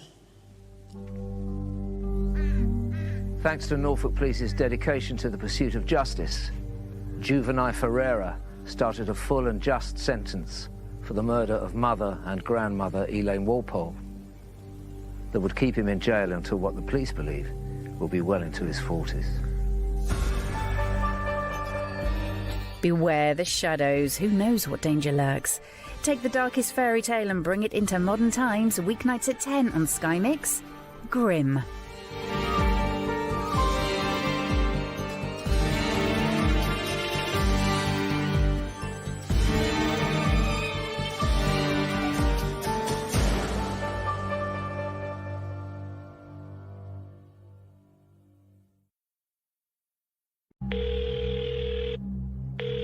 Is it the building that's on fire? It is, yeah. It is, okay then. I got out. I managed to get out. Right then. It's okay. Is everybody out of the building? No, there's still my partner in. Right, is he able to get out of the building? No, because there's fires near the door. When the call came in, it seemed an unlikely town and an unlikely venue for this sort of thing to happen. At a joinery shop, after tea, when you wouldn't expect people to be working, things just didn't seem quite right. Everybody was really quite worried. You know, it could have been the person that you walked past in the street, it could have been anybody. I don't know how anybody could live with it, knowing that they burnt somebody alive. Everybody was so shocked and everybody was locking up more and feeling a bit worried about it all because nothing like this had ever happened in the village. A few miles from the bustling seaside resort of Skegness sits the small, picturesque market town of Burgh-le-Marsh, affectionately known by its residents as the Village. Everybody here calls it a village because we feel like village people. We're so connected and so we help one another. Borough La Marche is a typical Lincolnshire village on the edge of the Lincolnshire Wolds, famous for its windmill, where people are hard-working and just get on with their lives. I've had a salon in Borough La Marche for 14, 15 years, and it's a lovely, quiet village where everybody knows everybody. Everybody gets on with everybody, and my clients are lovely. But the peaceful tranquility of the village is about to go up in flames. We've just gone up to the workshop to pick some things out. Yeah. And somebody came up with us behind. Yeah. And they attacked us and set fire to the place.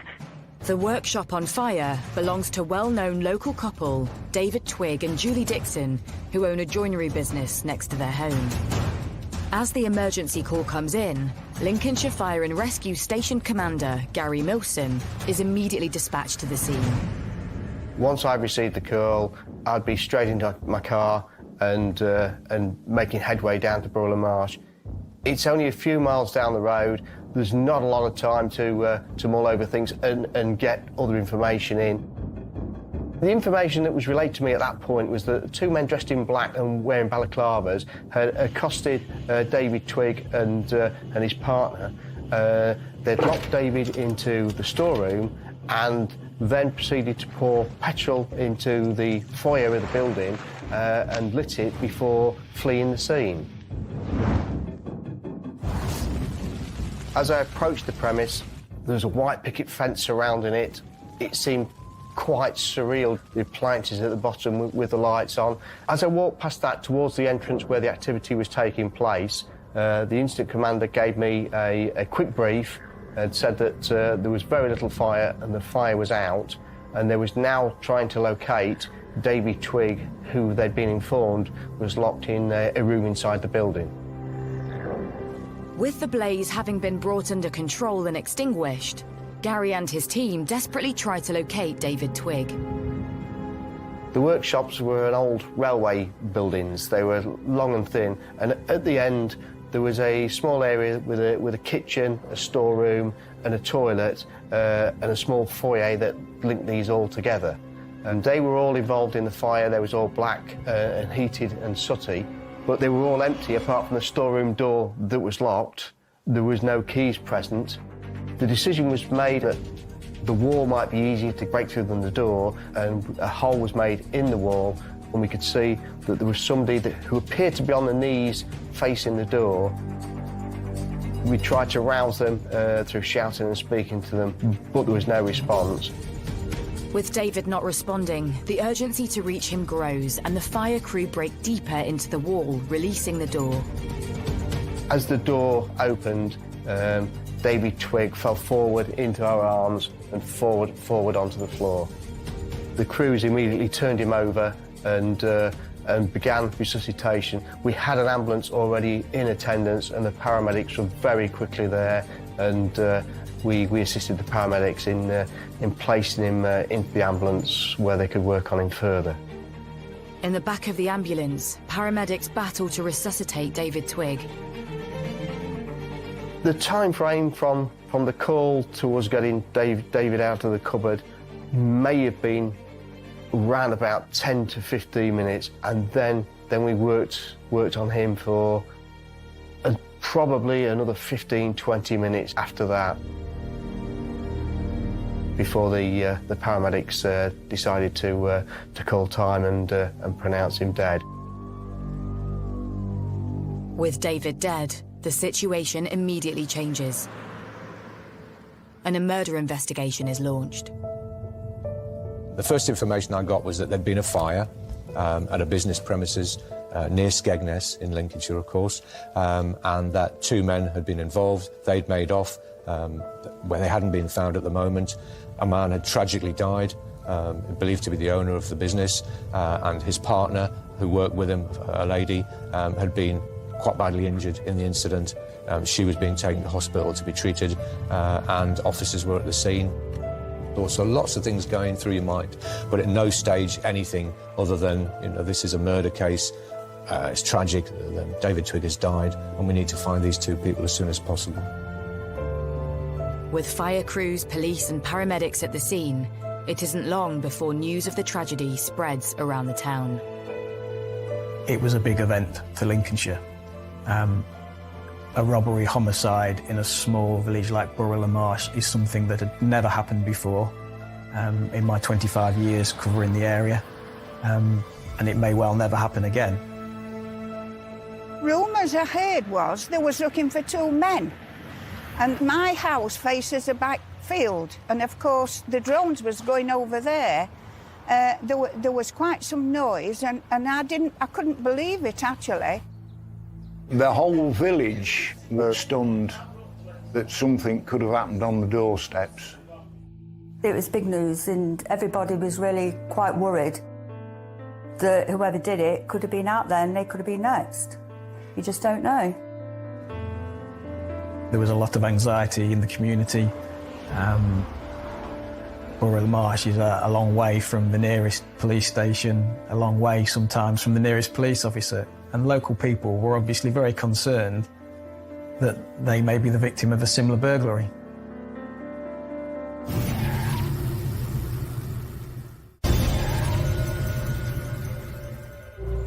In the Lincolnshire town of Borough-le-Marsh, police have launched a murder investigation after local joiner David Twigg was pronounced dead following a fire at his workshop.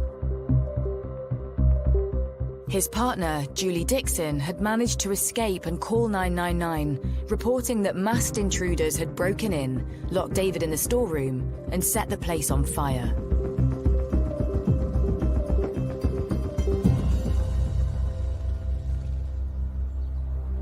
The impact on the local community after this happened was immense. It's the only way I can describe it. I was clearly getting phone calls. The local community officers were being stopped in the street. People were going to the police station.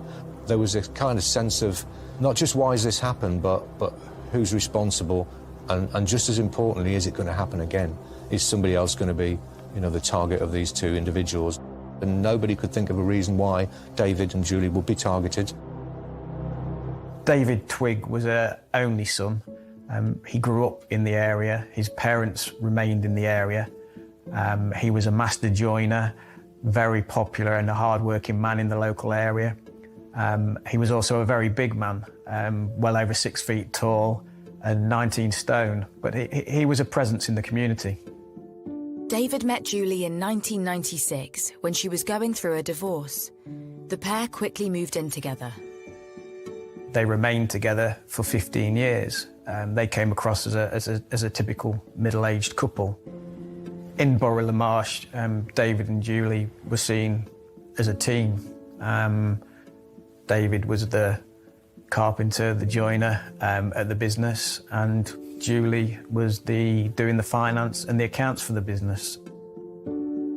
Outside of joinery, David soon discovered a new hobby, stock car racing, which opened up a whole new social circle for him and Julie, with professional racer John Mickle and his wife Lisa.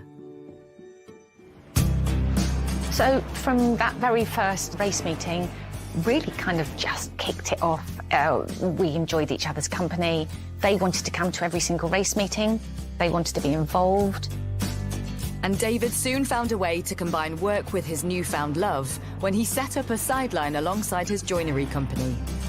As David's business grew, he was quite happy to sponsor the motor racing team. That was one of his passions, and so they undertook that deal, which was several £1,000s. Julie and David were keen to promote this new Kitchen Bits and Bobs business, which is an online business that they were trying to get off the ground. I think they felt that probably some branding on the race cars, and then obviously we can promote it through social media as well. The sponsorship proved very successful. David particularly got on very well with the racing team, and they were invited over to America to watch the team racing, and all seemed well. It was a very happy relationship, and he got on very well with them.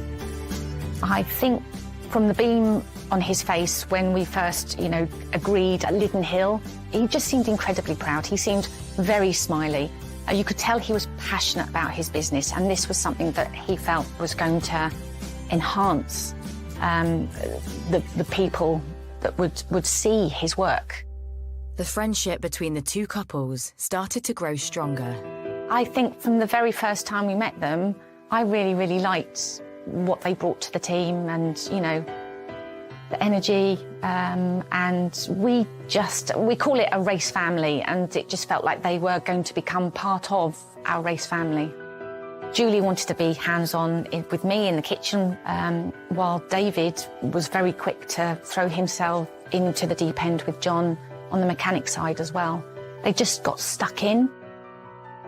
It wasn't just about the racing anymore. They started to get quite involved. She wanted to be involved in the family life that we had as well. She would buy presents for my children, who were aged 4 and 7 then. You know, they looked fondly upon her and David as well. So they became family friends. And it was Lisa Julie turned to in the aftermath of the tragedy of David's death. The very first time I heard about David was on Monday morning. I had a phone call somewhere between 7 and 7:30 in the morning from Julie. She basically was hysterical. She was shouting down the phone, "He's dead, he's dead." And I really didn't have a clue what she was even talking about. I didn't know who's dead. I said, "Julie, who's dead?" She said, David's dead. And I then tried to get some more information. You know, what's happened? She said, a fire. So none of her sentences were very long. It was just words being thrown out at me. I said, a fire? What, there's a house fire? She said, no, workshop, fire, masked men, attacked. From that phone call, I immediately knew I had to go and visit her straight away. I knew it would be a long journey up to Lincolnshire, probably 4 hours. I just grabbed my purse, my keys, and left. So the 4 hours going there was, it's a very weird and surreal situation. You keep thinking, you know, has this really happened? Is this some kind of, you know, is this true? Is it real? I just can't get my head around it. It's an awful lot of information. Hearing her so upset on the phone, and those words, he's dead, they just kept playing and playing in my head. When Lisa arrives at Julie's parents' house, she finds Julie in a state of shock. Julie was sitting and rocking in a chair. I was absolutely taken back when I first saw her because she had burns on her face. She told me that her and David, on the Sunday, had gone down to the yard, which is just a short stroll from the house, to lock up. That's all they were doing. They were going to lock up. She said that she had asked David to go into the storeroom to get a light bulb. And these two men wearing balaclavas, dressed in black and hoodies, had come into the barn, had locked David in the cupboard, and then had grabbed her. And that they had tried and forced her towards this circular saw. I asked her how she got away, and she said, I just squirmed out of... She said, lucky I was wearing a hoodie. I squirmed out of it and ran. She said she ran out of the door, she ran across the field, and then I think after a short space of time, she turned round to look back to see that these intruders were also leaving the premises and that they'd shut the door behind them. She was then concerned about David, so she went back to the barn. And when she opened the door, suddenly the combustion, the flames, that's what had caused the burns to her face. While Lisa consoles her heartbroken friend, police turn up to interview Julie as a key witness to the crime. She was only able to give some basic details. We didn't want to push too hard, of course. She's a victim, she's lost David in the most awful circumstances. Clearly the 999 call provided us with a little bit of information, which was helpful, but we wanted to try and dig deeper if we could, so we had to ask those difficult questions as early as possible. She was interviewed by specially trained officers, but sometimes it just wasn't possible to continue with interviews because Julie wasn't in a emotionally fit state to carry on at that point. So we had to do lots of short sections rather than a really long and draining and demanding interview. With little information gleaned from Julie and unease growing among the locals, police turned to the public for help. In the hours that followed, Lincolnshire Police made appeals for the intruders and did reveal that a 999 call had been made by Julie Dixon and gave the description of these two masked men who had been to the workshop, and that Julie had managed to push one of them away and escape, and then rang the fire brigade on 999. I remember holding more than one press conference, which wasn't just local and regional, it was national as well, because this was big news in terms of what had happened and where it had happened and the type of community that it was affecting. As Lincolnshire Police continued to make these appeals, we would take that information and circulate it amongst the various radio stations, local newspapers, daily newspapers in Lincolnshire. And the police were obviously very anxious to get that message out as wide as possible.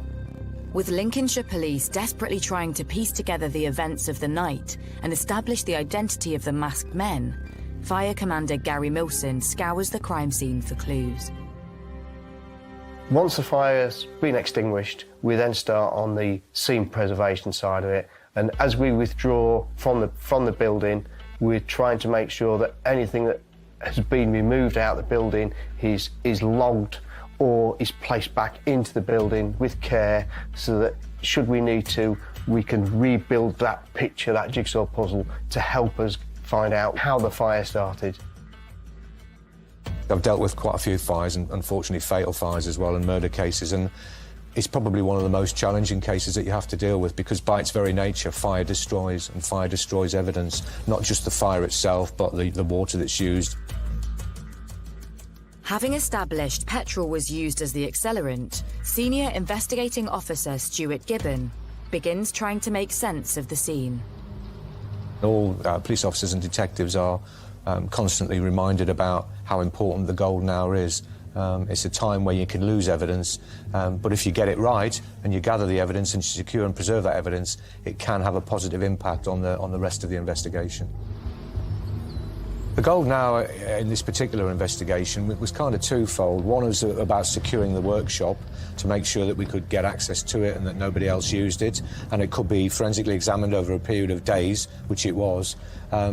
Also, from a financial point of view, it wasn't going to be a kind of random attack. That is something that I almost eliminated from a very early stage, simply because of where it is. So was it a customer that had been in before? And then you start to think about the reasons why. Is it financial? Is it a robbery or a burglary that's gone wrong? Did David owe somebody some money and they were trying to recover the money? So we drafted in a financial investigator working with the police, and he was starting to look at the actual basics of the business, how it was doing financially, what was going on. Could David have been targeted for money? Was it a revenge attack for a business deal gone wrong? Or something closer to home? So Julie did actually send me a few messages, and she called me quite distressed, probably a couple of weeks before David was killed. She did say that her telephone had been cut off, but then was restored again. She said that her electricity had been cut off, but restored again. She felt that someone was messing around with them. Aware that this information could be key to the investigation, Lisa contacts the police. So we had what are known as a PULSA team, police search advisor team, specialist search officers that did a kind of fingertip search in the parameters around the building. And actually they found something which appeared quite significant. Deposited in some bushes on a neighbouring piece of land next to the joinery workshop, they found some keys, and we were able to establish at a slightly later point that one of those keys fitted the storeroom that David had been locked inside. This was quite a significant find for us. Obviously, those items were forensically examined. They didn't yield any evidence. But the finding of those keys supported, at that point, the account that Julie Dixon had given, because they were found in the direction that the two offenders were alleged to have gone off in. Further inquiries begin to yield some surprising discoveries. I think the first kind of breakthrough in terms of new information for the investigation wasn't, surprisingly, to do with the two offenders. It was to do with the financial affairs, if you like. We'd been led to believe by the inquiries that we conducted that the business was in a good place financially, that David was doing well, and that the accounts were healthy. In actual fact, when we had a financial investigator start to look more closely at the accounts and the business, the opposite was true. They were in dire financial straits, on the verge, if not already, bankrupt, and there was some serious financial issues. Having been unaware of the financial issues at David's business, further inquiries throw up more concerns. The post that was going to the business was supposed to be going to David Twigg Joinery, had been redirected to this garage. And that was quite a big point for us as well, because then that begs the question, well, why is the post being redirected? Who's redirecting it? And what lies behind that?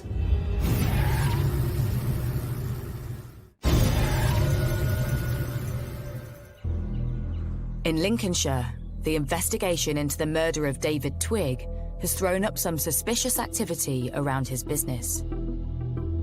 It soon became clear that both the workshop and the bungalow where they lived had been remortgaged. Finances was becoming a little bit more of a priority line of inquiry, and we needed also to know why the post was being redirected to another address. We were still keeping an open mind. Obviously, we were still trying to establish these two master offenders, who they were, where they were, why they'd done what they did. But also these other things were starting to kind of build up in terms of the finances, first and foremost, very, very different to how we'd initially thought they were. While the investigation homes in on David's financial affairs and whether his death could be linked to a business deal, 2 months after his murder, David's body is released so he can finally be laid to rest. Friend Lisa accompanies David's partner Julie to the funeral. That was a huge, big turning point for us. Suddenly my gut feeling started to take over. The funeral, she acted very strange for someone that was basically saying the last goodbye to a partner. She would crack jokes, and quite inappropriate jokes, acting slightly inappropriately towards people. She was laughing very, very loud. Then suddenly she'd be upset. It just seemed really irrational. And I felt uncomfortable. But it isn't just friends who have their concerns. Having uncovered some financial irregularities surrounding David and Julie's business, Lincolnshire Police have more questions. Yeah, we were looking for answers to these questions, and the only person that really could probably provide them was Julie Dixon. I was conscious that we were asking her a lot of questions and being quite direct with her, when actually, on the face of it, she was a victim of the most awful circumstances. But we had to ask those questions. We weren't always given the answers that we were looking for. As well as the finances, police inquiries with David's creditors flag up something else. All the inquiries that we carried out with the businesses and the authorities that were dealing with this financial debt, nobody had ever spoken personally or otherwise with David Twigg. Every kind of communication, be it on the telephone, email, that sort of thing, was with Julie Dixon. And what we also uncovered, which was really quite concerning, was that people were being told by Julie that David was terminally ill, that he was abroad on holiday, that he was really unable to take any calls for various different reasons. And this concerned us because we couldn't corroborate this in any way. Having also discovered the post addressed to David's business was being redirected to a local garage, Stuart and his team trawl through the garage's CCTV, hoping it will reveal who is behind the redirection. Instead, they find another clue. And when we examined that CCTV, we found that Julie had driven there in a vehicle on the morning of the murder and had filled up petrol cans with petrol at the location. And when we did challenge her with finding that information and the CCTV footage, she told us, yes, I did go to the garage that morning. We were doing some gardening and I needed to get some petrol to fill the lawnmower up.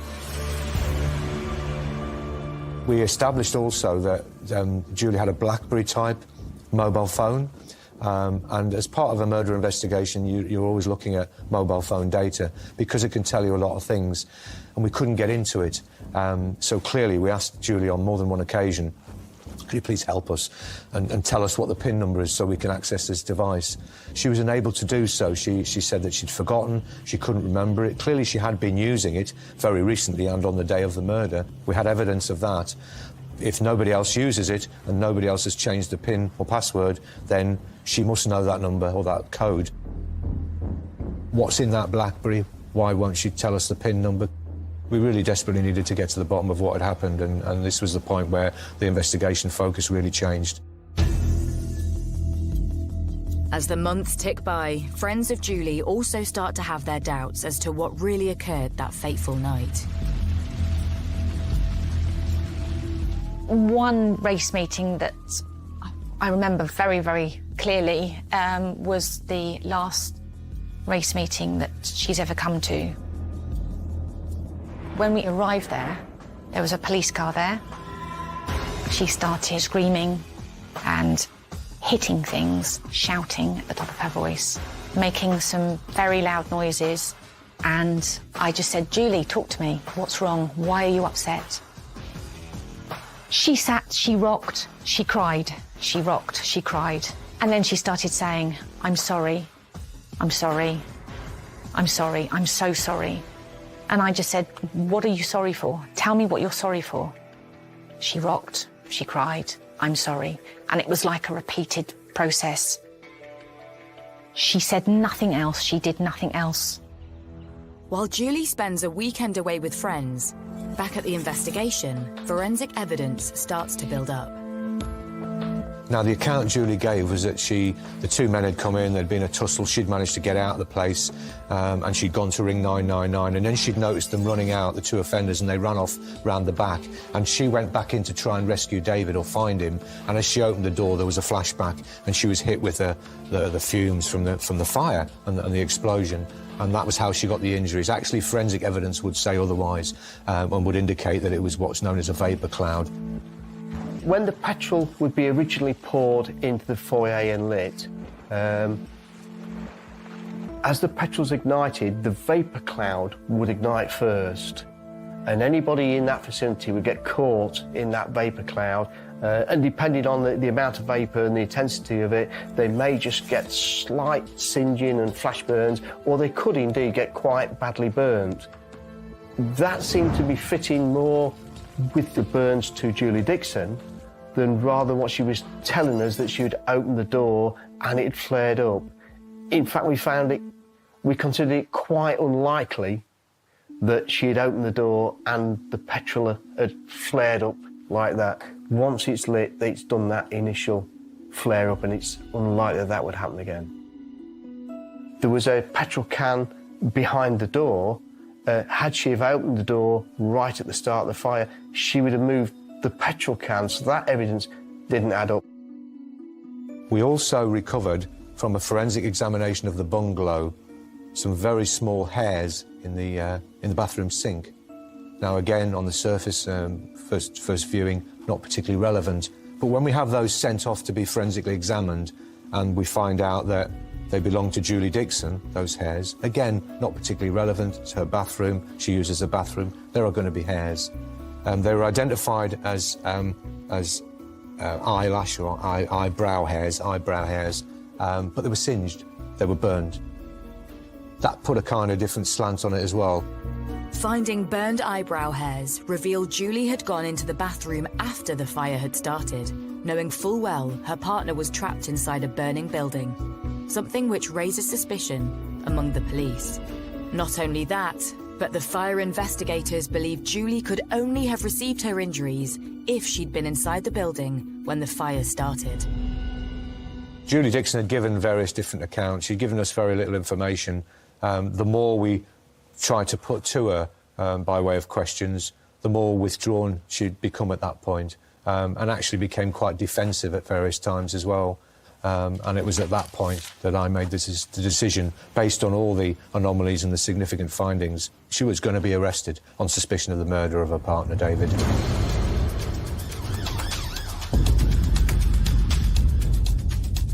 Three months after David's death, and news of Julie's arrest soon spreads around her hometown.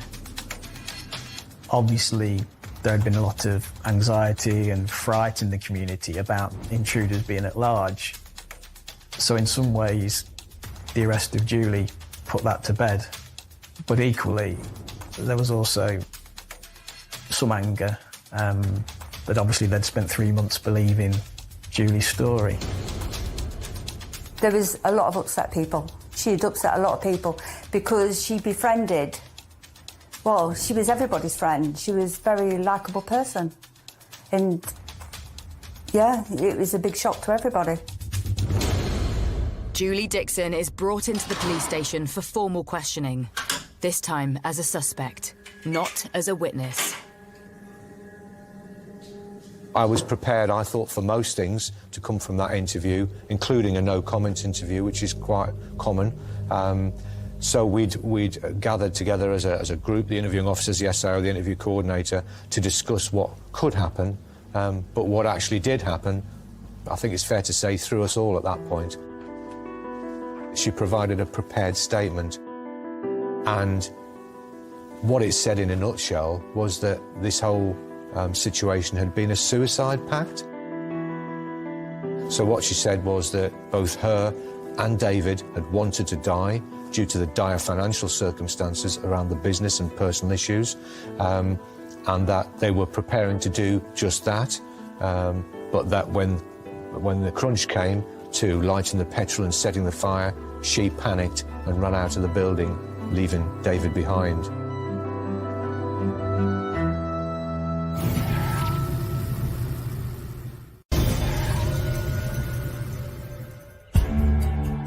In Lincolnshire, police are questioning David Twigg's partner on suspicion of his murder. My initial thoughts were that if Julie was prepared to lie about two masked raiders and invent a story around what had actually happened, then what else had she lied about? In interview, Julie claims the fire was a joint suicide pact, but that she had panicked and fled. So police need to establish if there is any truth in her account. Let's go back and speak to friends and family. What sort of state of mind was David in? And actually, fairly quickly, it was established that he was in a good state of mind. He had no idea, we think, that the business was in such dire straits. He had no reason to die. There's no way that David in his right mind would do a suicide pact, because he loved life too much and he was enjoying it too much. You know, the weeks before he got killed, he was down with us, enjoying it, planning the next year, the next trips, where we were going. He would never had that in his back of his mind.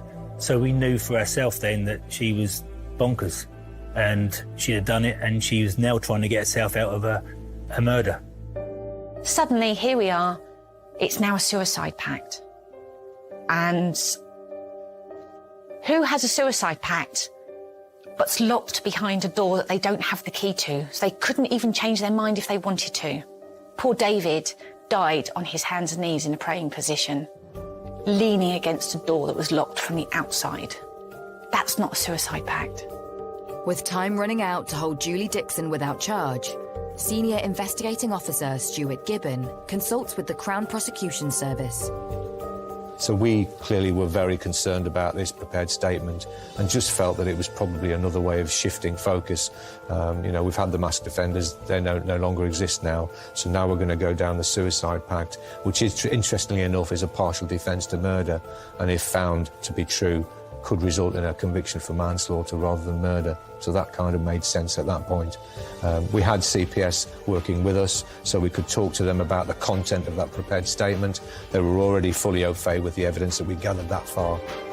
And the CPS lawyer was happy at that point that there was sufficient evidence to provide a realistic prospect for conviction. So the decision was made to charge Julie Dixon with murdering her partner, David Twigg. With Dixon charged with murder, police and CPS prepare for trial, and part of that means trying to establish a motive. Why would Julie want David dead? The main strands of evidence, really, I mean, there were quite a few bits of circumstantial as well, the petrol and the redirection of the post, but the main ones were really the finances. You know, we found out that they were in dire straits. What I think is that it was getting to the point where a warrant was issued for non-payment of fines. The bailiffs were going to turn up at the workshop at some point. That is the stage where David would become aware of the scale of this debt, in fact the debt existed at all maybe, and Julie Dixon could then hold that back no longer. That was where it was all going to come to a head. As well as discovering the couple were in serious financial trouble, police now had CCTV proving Julie purchased petrol on the day of the murder. But it's forensic evidence of a computer found in the couple's workshop which really helps build the case for the prosecution. We'd heard stories that she'd been Googling stuff on a laptop, claiming that David had been Googling stuff. How do you commit suicide with it being undetected? She was Googling on her laptop how to poison someone with cakes and how to get away with murder. As the trial approaches, Julie Dixon changes her story yet again. Things kind of changed a little bit again when Julie Dixon then started to say that it wasn't a suicide pact. Actually, David did want to die, and she was just trying to help him along, basically. So she's trying to remove herself even further from any kind of blame whatsoever. You know, it was David's idea. David wanted to do it. I just kind of helped him. Things had changed hugely since the first 999 call to the emergency services, but we felt we had a strong case.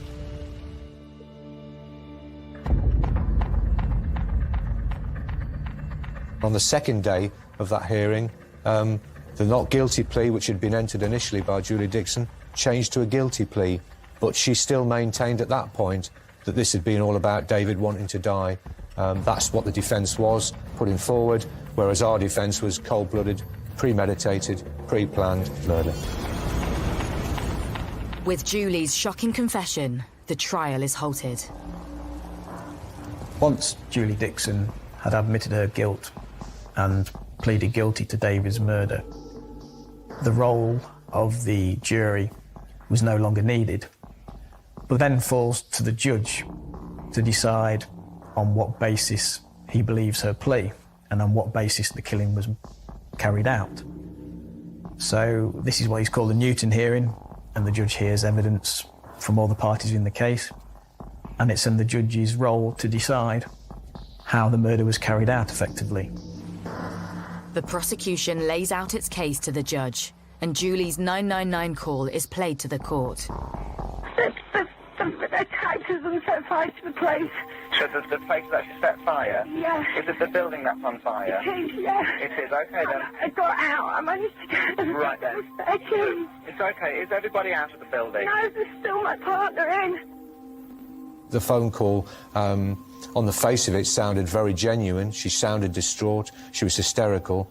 But actually, the first information imparted was more of an account about what they'd been doing, like a rehearsal, rather than just saying, I need help and I need help quickly. Over 5 days, the court hears how Julie's account changed throughout the investigation. From masked intruders to a joint suicide pact, to her assisting David in his own bid to take his own life. The defence argued, once Julie Dixon had pleaded guilty, that matters had spiralled out of control and that in some ways this had been an emotional response from Julie Dixon, almost that she had panicked because of the financial difficulties she got into. However, I think from the prosecution's point of view, and certainly from the police point of view, this was a perpetrator who had changed her accounts whenever it had suited her, whenever she had been confronted with new evidence. There was always a line of defence. So it's hard not to see her really as a very skillful and manipulative liar. Julie Dixon didn't take the stand at all, didn't give evidence, was again very impassive, didn't present any emotion at any stage of the court proceedings, merely sat in the dock and appeared to be listening to the proceedings. The extent of the couple's financial difficulties is revealed to the judge. David wouldn't have had a clue about that bankruptcy. He was quite happy going about his everyday business. I think if he had found out that he had been declared bankrupt, he would have been incredibly upset, being such a proud man. So, yeah, she obviously kept that from him. And I can't see that those finances would have been enough for anyone to lose their life over. At the end of that hearing, Judge Heath had to decide whose account he believed. And he came firmly down on David Twigg's side and said that he in no way believed that David Twigg had wanted to commit suicide. And he described Julie Dixon's account as a pack of lies. The judge was quite damning in his comments and quite clear that he thought it was a cold-blooded murder and that, you know, she'd been kind of playing the part and it was potentially worthy of an Oscar nomination if it hadn't been so sad and so true. Julie Dixon is sentenced to life with a minimum of 23 years for the murder of David Twigg. 11 years on, he is still remembered fondly. No sentence can ever bring back a loved one. It will never be enough, of course, and it will never bring David back. But I just hope it brings some little comfort to the loved ones and those who loved David so much. It just beggars belief that anyone would do that to another human being, a living person, someone you're supposed to care about, your partner. It's just incredibly difficult to understand how anyone would do that. I think the harder thing is to wrap your head around is the way she calculated it, how she planned it all. What else was she planning? What else was she thinking? They say it's down to money. We'll never know. Obviously, she don't care about anybody because obviously she did what she did. So no one will ever know what's going through her head. This investigation and this case impacted hugely on the community and the village of Burla Marsh. You know, people aren't going to forget what happened. It lives with them forever, and whenever the name of the village is sometimes mentioned, people will talk about this case. I know I certainly will never forget it.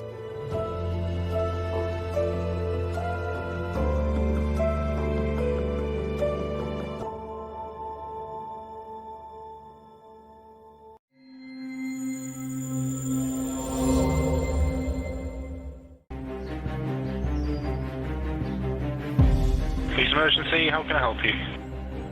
It was a violent, frenzied and very, very aggressive attack. It almost severed his head. If members of the public have any information at all, this was an 83-year-old family man. It was a brutal attack with no known motive at this time. It's such a quiet and peaceful place. It just seemed incredible it could happen here. This was the biggest manhunt. From the instant I saw him, I realised he didn't fit in. I do regret not following him to see where he went. Can you explain to me why your DNA is on that man?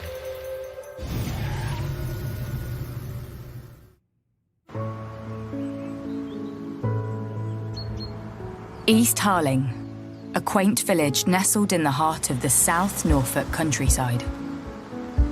It's a lovely little place to live in.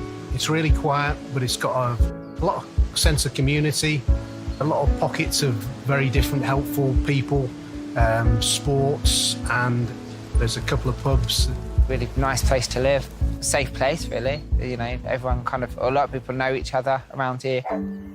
With its bountiful forests and country walks to enjoy a quieter pace of life, Harling and its neighbouring villages are the perfect places for many to set up home.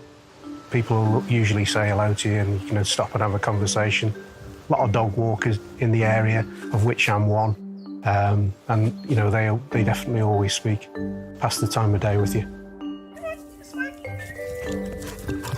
Harling Heath, a really, really nice place to walk, and we use it for biking, running and dog walking. The Heathlands, on the edge of the villages, has long been a draw for dog walkers.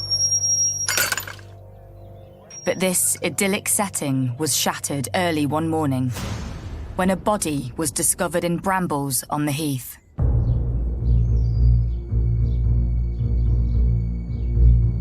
emergency. How can I help you?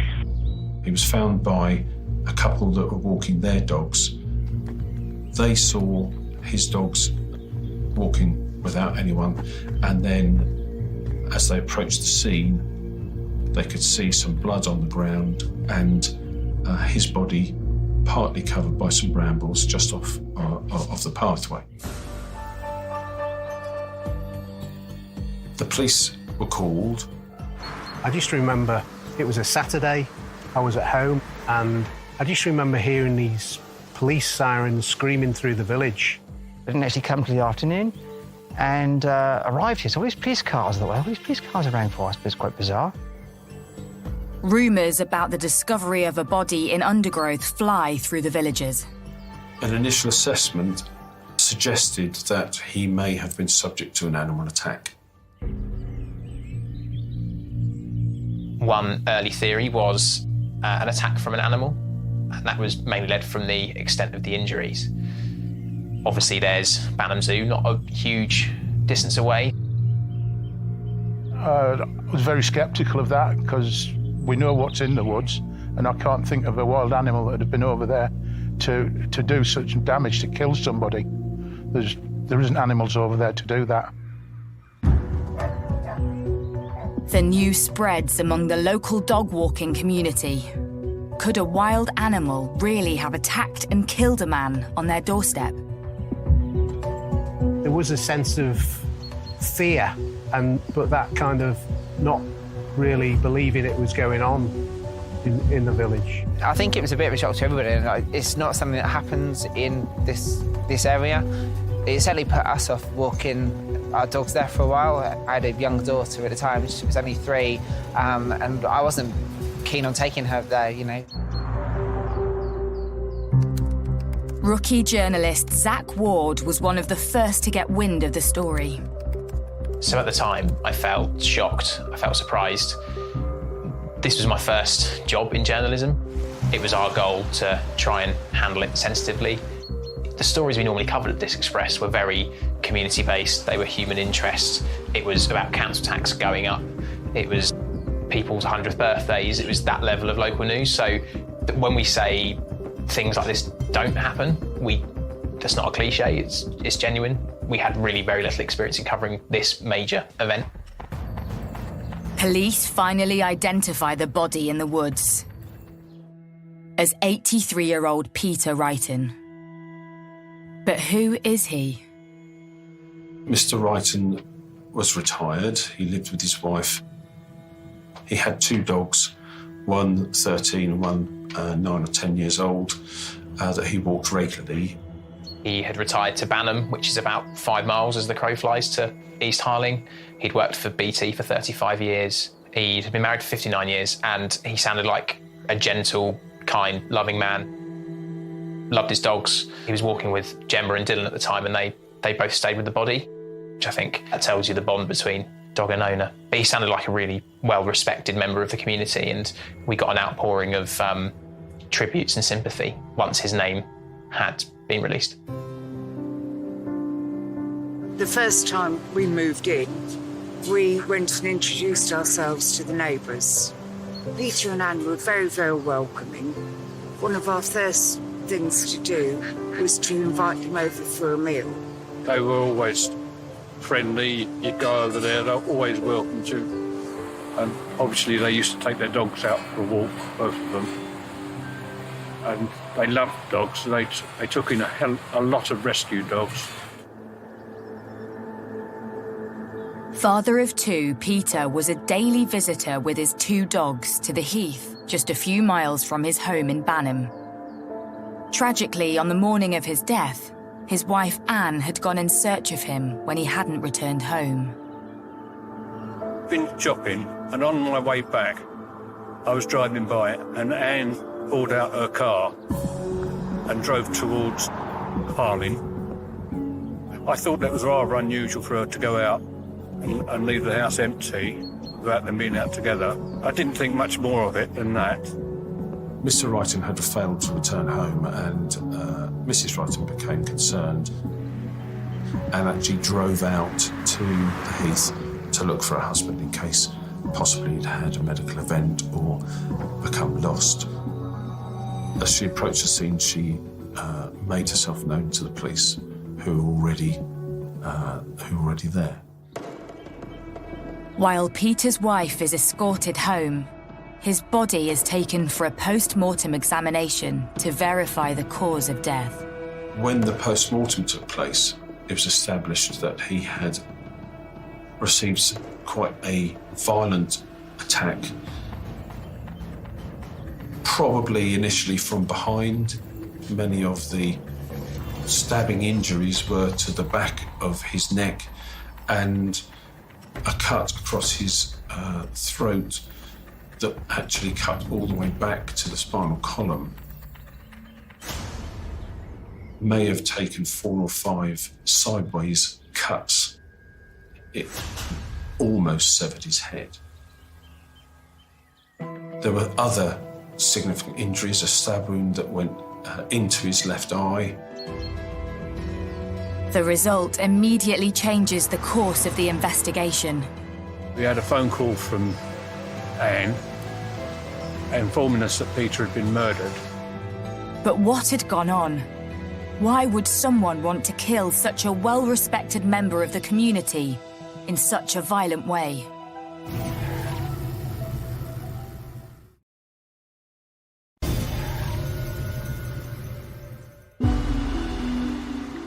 In the quaint countryside of East Harling, a post-mortem examination has just revealed that far from being killed by a wild animal, much-loved pensioner Peter Wrighton had been murdered.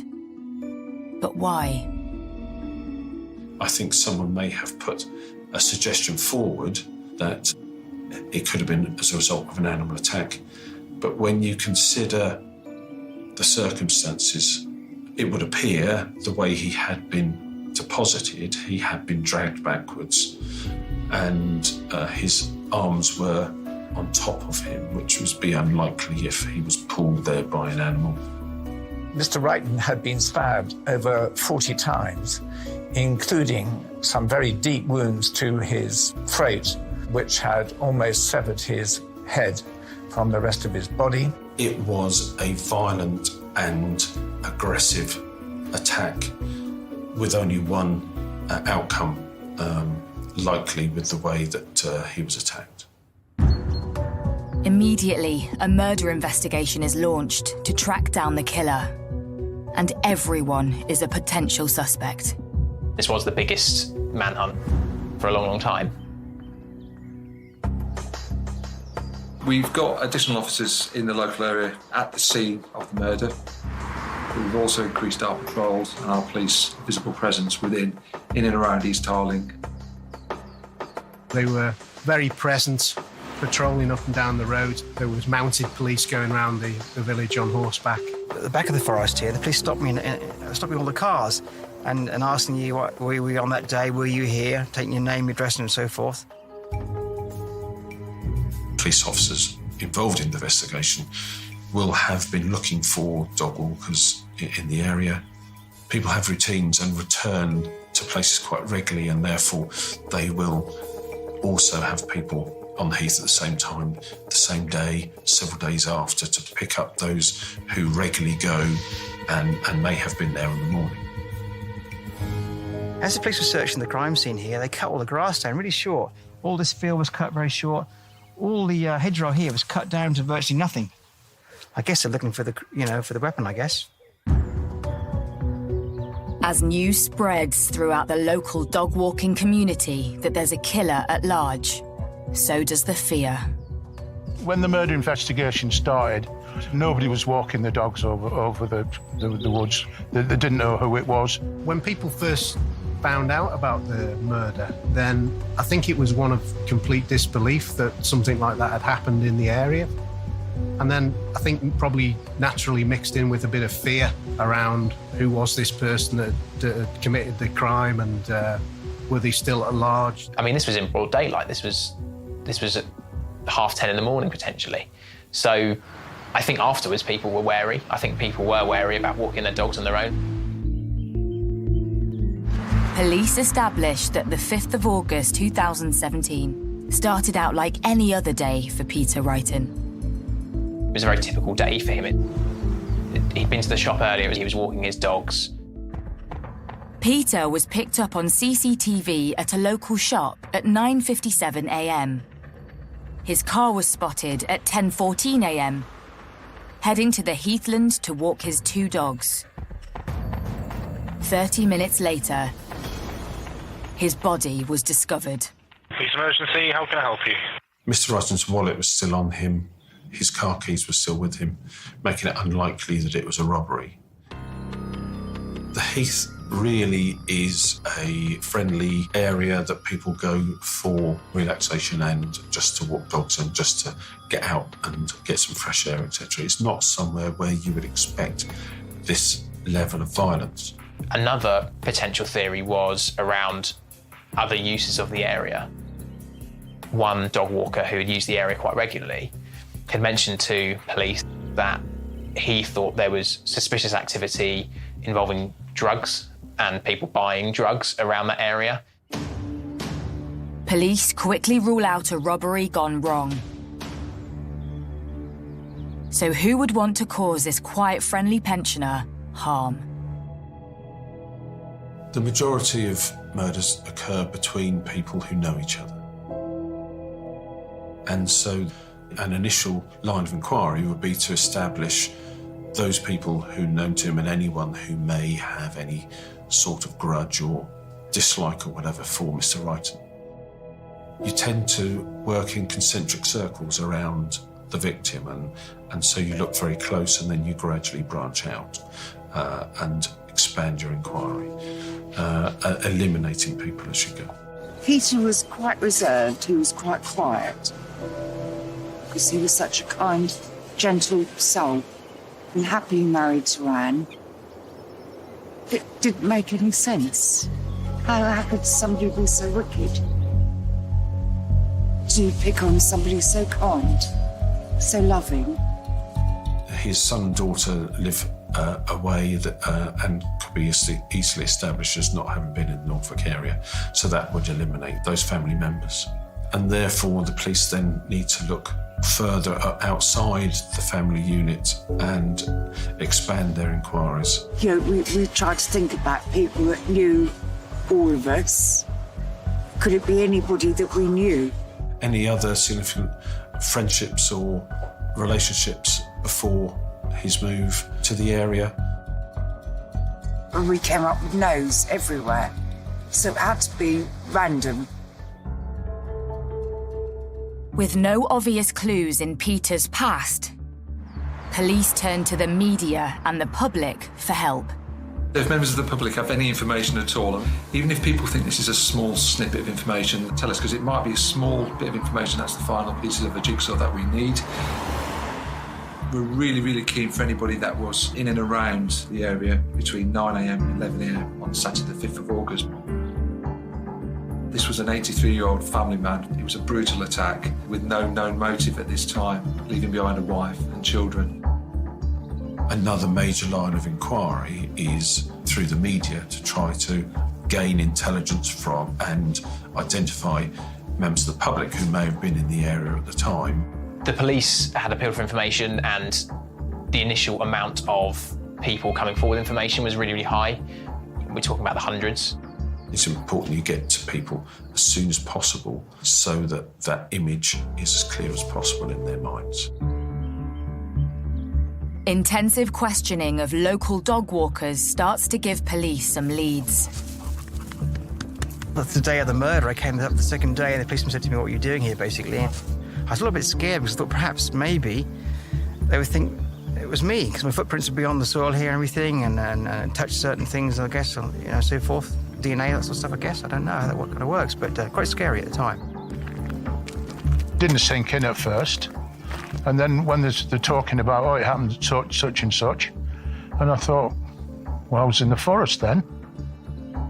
So as part of the appeals, initially the police were wanting to speak to 2 male individuals and gave very detailed descriptions.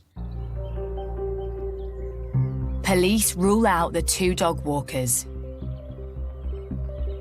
But Peter Bibby is pulled in for questioning. I had an interview at work, an interview at home, where they took all fingerprints, DNA. That's it.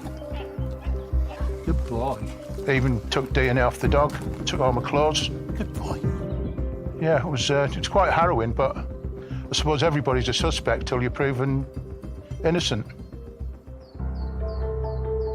But unknown to Peter, something he had witnessed on the morning of the 5th of August was about to turn the investigation on its head.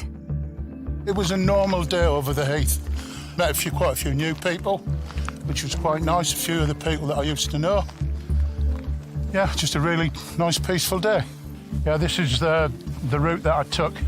I regularly walk this ridge, and this gate wasn't there at the time. So I would come along here, and then I turned down, then walked back through the woods in a round circle.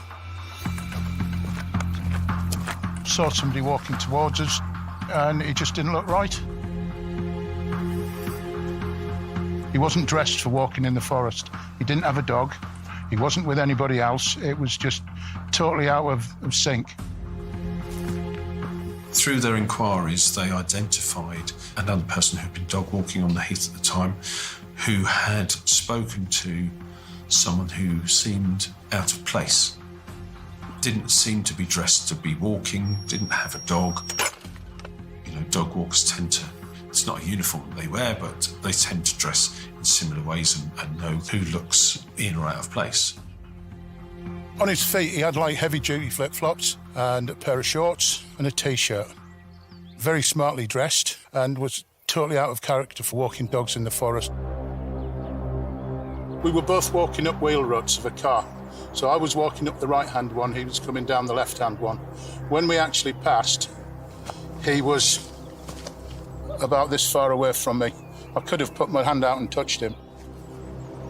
If I hadn't said hello to him, he'd have definitely walked past me and wouldn't have given me the time of day. There was no chance of any eye contact, not even any fainted little glances. He had his head forward and he was just walking forward and ignoring everything. And then he went on, and then I was wondering to myself, what's he doing? Where's he going? It's not right. He provided an e-fit of this person that became very key to the investigation later on. I do regret not following him to see where he went. Yeah. And that's sort of like bugged me for a while. Suddenly, police have a description of a man they believe could hold the key as to what went on that morning on the heathland. They release an e-fit. But who is this man? And is he a killer?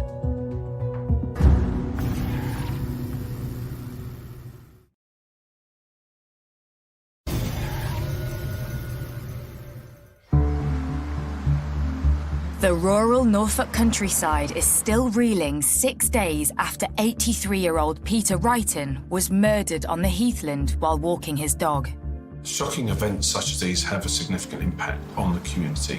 One of the first things the local police inspector will do is a community impact assessment to try and reach out to the community and reassure them that the police are doing as much as they can to protect them and to resolve whatever the incident is that's happened. Such a shock for this area because it's so safe and so sort of old-fashioned in a way. I guess you leave your doors unlocked, you have keys in your car, and no one expects you to get murdered. It's just quite bizarre.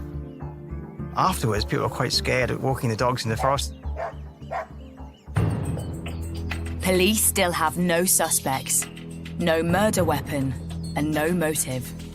I think any time there has been a murder in these sort of circumstances and no one's been found, there's likely to be wariness, there's likely to be some people who sadly won't want to leave the house. That shock was always there, I think. It was random, it was unprovoked, it literally could happen to anybody. It wasn't safe for any of us if there's a murderer already. It's murdered Peter. Was it something personal or not? We didn't know. After the murder of Peter, I was very reluctant to leave the house. Having turned to the public for help, police receive information about a man who had stood out on the heath on the morning of the murder. I just saw his feet first, and I thought he's wearing like heavy-duty flip-flops. It's not the sort of attire that you'd think of going dog walking. Pair of shorts on. Most people don't wear shorts through there because of the nettles, bits of bracken and all sorts of stuff like that. He was walking with a purpose. Police release an e-fit of the man described, and suddenly there's a breakthrough. Police receive a tip-off about a local man, 24-year-old Alexander Palmer. So, following the police appeal was a psychiatrist who had worked with Alexander Palmer, then came forward with some concerns around previous things that Palmer had said. The psychologist told the police that when treating Alexander Palmer, he had ideations of violent attacks, often with a knife. Palmer had talked about his desire to attack random people. The voice in his head he called Little Alex. Once Alexander Palmer was known to the inquiry, he was allocated to a team of detectives as a person of interest. Having obtained a photograph from Facebook, it was immediately apparent that there was a very strong likeness with the e-fit that had been provided by one of the dog walkers. So at the time we knew that Palmer was 24 years old and he lived in Cringleford in Norfolk, and he had previously been a part of the armed forces. Having identified Alexander Palmer as a suspect, an arrest strategy was prepared and he was arrested at 4:40 the following morning. News of the arrest quickly spreads. I wasn't sleeping. Quite paranoid about it all. Always kept looking at my iPad, to see if there'd been any updates. And I think there's one at 3 o'clock in the morning, the first published Alexander's name. So quickly thought I'd have a look at Facebook. And lo and behold, there he was. As soon as I saw him on Facebook, I realised that was him. Without a shadow of a doubt. After Alexander was arrested, they'd informed Anne, and Anne informed us that someone had been arrested for it, which was a relief for us. As part of the arrest strategy, having been brought into custody, various forensic samples and a DNA swab will have been taken from Palmer, which will have been fast-tracked to the laboratory to try to get a profile as soon as possible. Having an outstanding profile from Mr. Wrighton's trousers, they need to know as soon as possible whether there could be any link to Alexander Palmer. With forensic evidence being processed, Palmer himself is brought in for questioning. Alex, can I get you to introduce yourself, please? Alexander Hobbs Palmer. As I said, the e-fit was prepared from a description. Have a look at that. What would you say about that? That's a pretty good likeness. Alexander admitted that he had been in the area at the time. During the first interview, Palmer revealed that he had been in the area.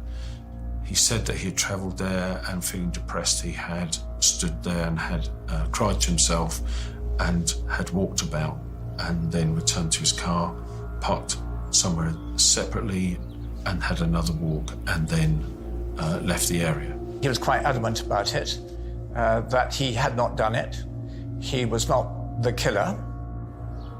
There was a Roman road that dissected the wood. Mr. Wrighton had been killed on the west side of the road. Alexander said that he'd been on the east side at all times. I found him to be pretty calm, composed. He was intelligent. Despite Palmer's denials, on the ground, detectives worked tirelessly to find evidence to link him to the crime.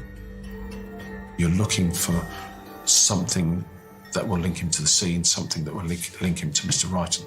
So you're going to look for any clothes that have been worn at any locations that he's been to, so a house, lockup, work, vehicles that he may have used, looking to seize as many items as possible to initially assess them and then send them for forensic examination. And it isn't long before forensic investigations start to produce results. It was the second day of interviews that the positive result on the DNA matching Alexander Palmer to the DNA profile found on the trousers, probably where he dragged Mr. Wrighton into the bushes, grabbing his trousers to pull him along. What could be his DNA was found on Mr. Wrighton's trousers, and what could have been Mr. Wrighton's blood was found on the collar of a jacket that belonged to Alexander. That was the main evidence to link Alexander Palmer to Peter Wrighton, and obviously that then entered into the interview strategy. Can you explain to me why your DNA is on that man? I'm afraid I can't without knowing. You don't need to know. It's irrelevant where it is. You say you haven't met him. Why is your DNA on him? For instance, I could have lost a hair follicle and it caught on his shoe. That's just me speculating, but without knowing, I couldn't venture a guess. Okay. Police now have a DNA link between the two men, but need further proof linking Palmer to the crime. A search of his car identified a map which had markings on it indicating the area of the heath, which is obviously of interest because it indicates some sort of pre-planning before going to the scene.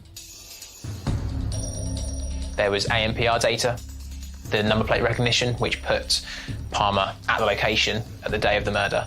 Some ANPR evidence had been recovered with Palmer driving his car in the morning when dropping his partner off in the city, which showed him apparently in a white or light-coloured shirt, and when he was seen picking her up in the afternoon, he was seen in a dark-coloured shirt.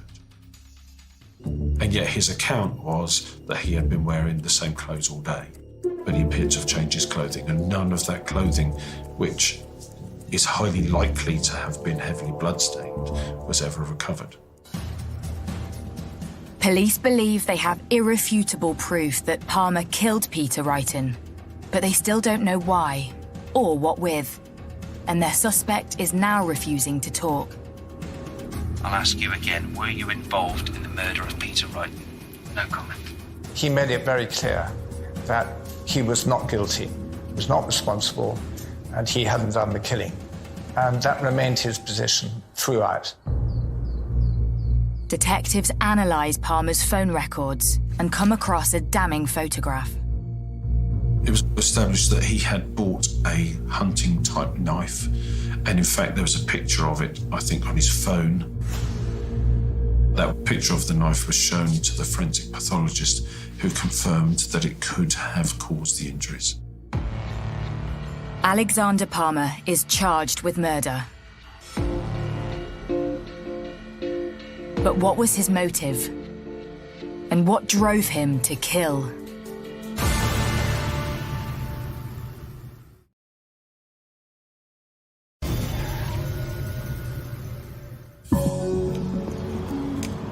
February 2018.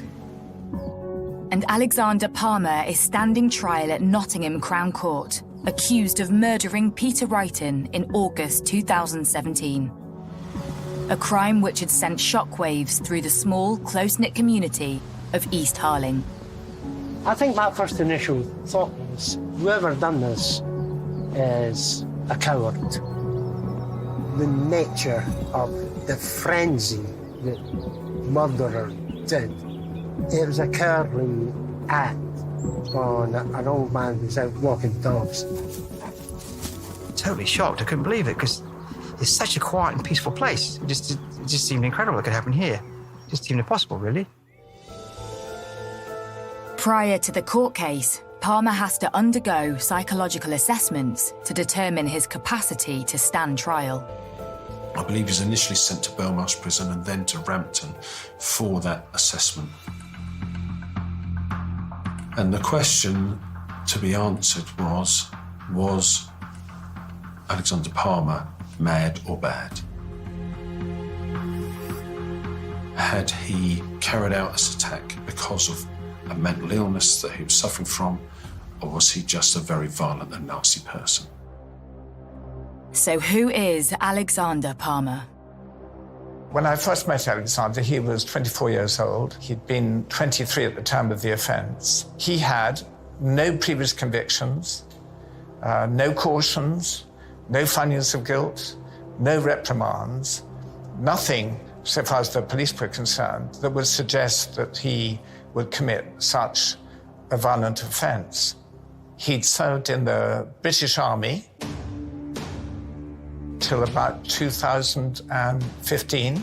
He had trained and qualified as a commando, one of the few who actually qualified in his year. But there was one thing of note. In March of 2014, a fellow trainee had stamped on his head, and that was plainly the beginning of his mental problems. Because of that, he had been medically discharged from the army. Throughout 2015, Palmer was treated as both an inpatient and an outpatient in mental health services, seen by several different psychologists. But one expressed concern to the police after seeing media appeals about the murder.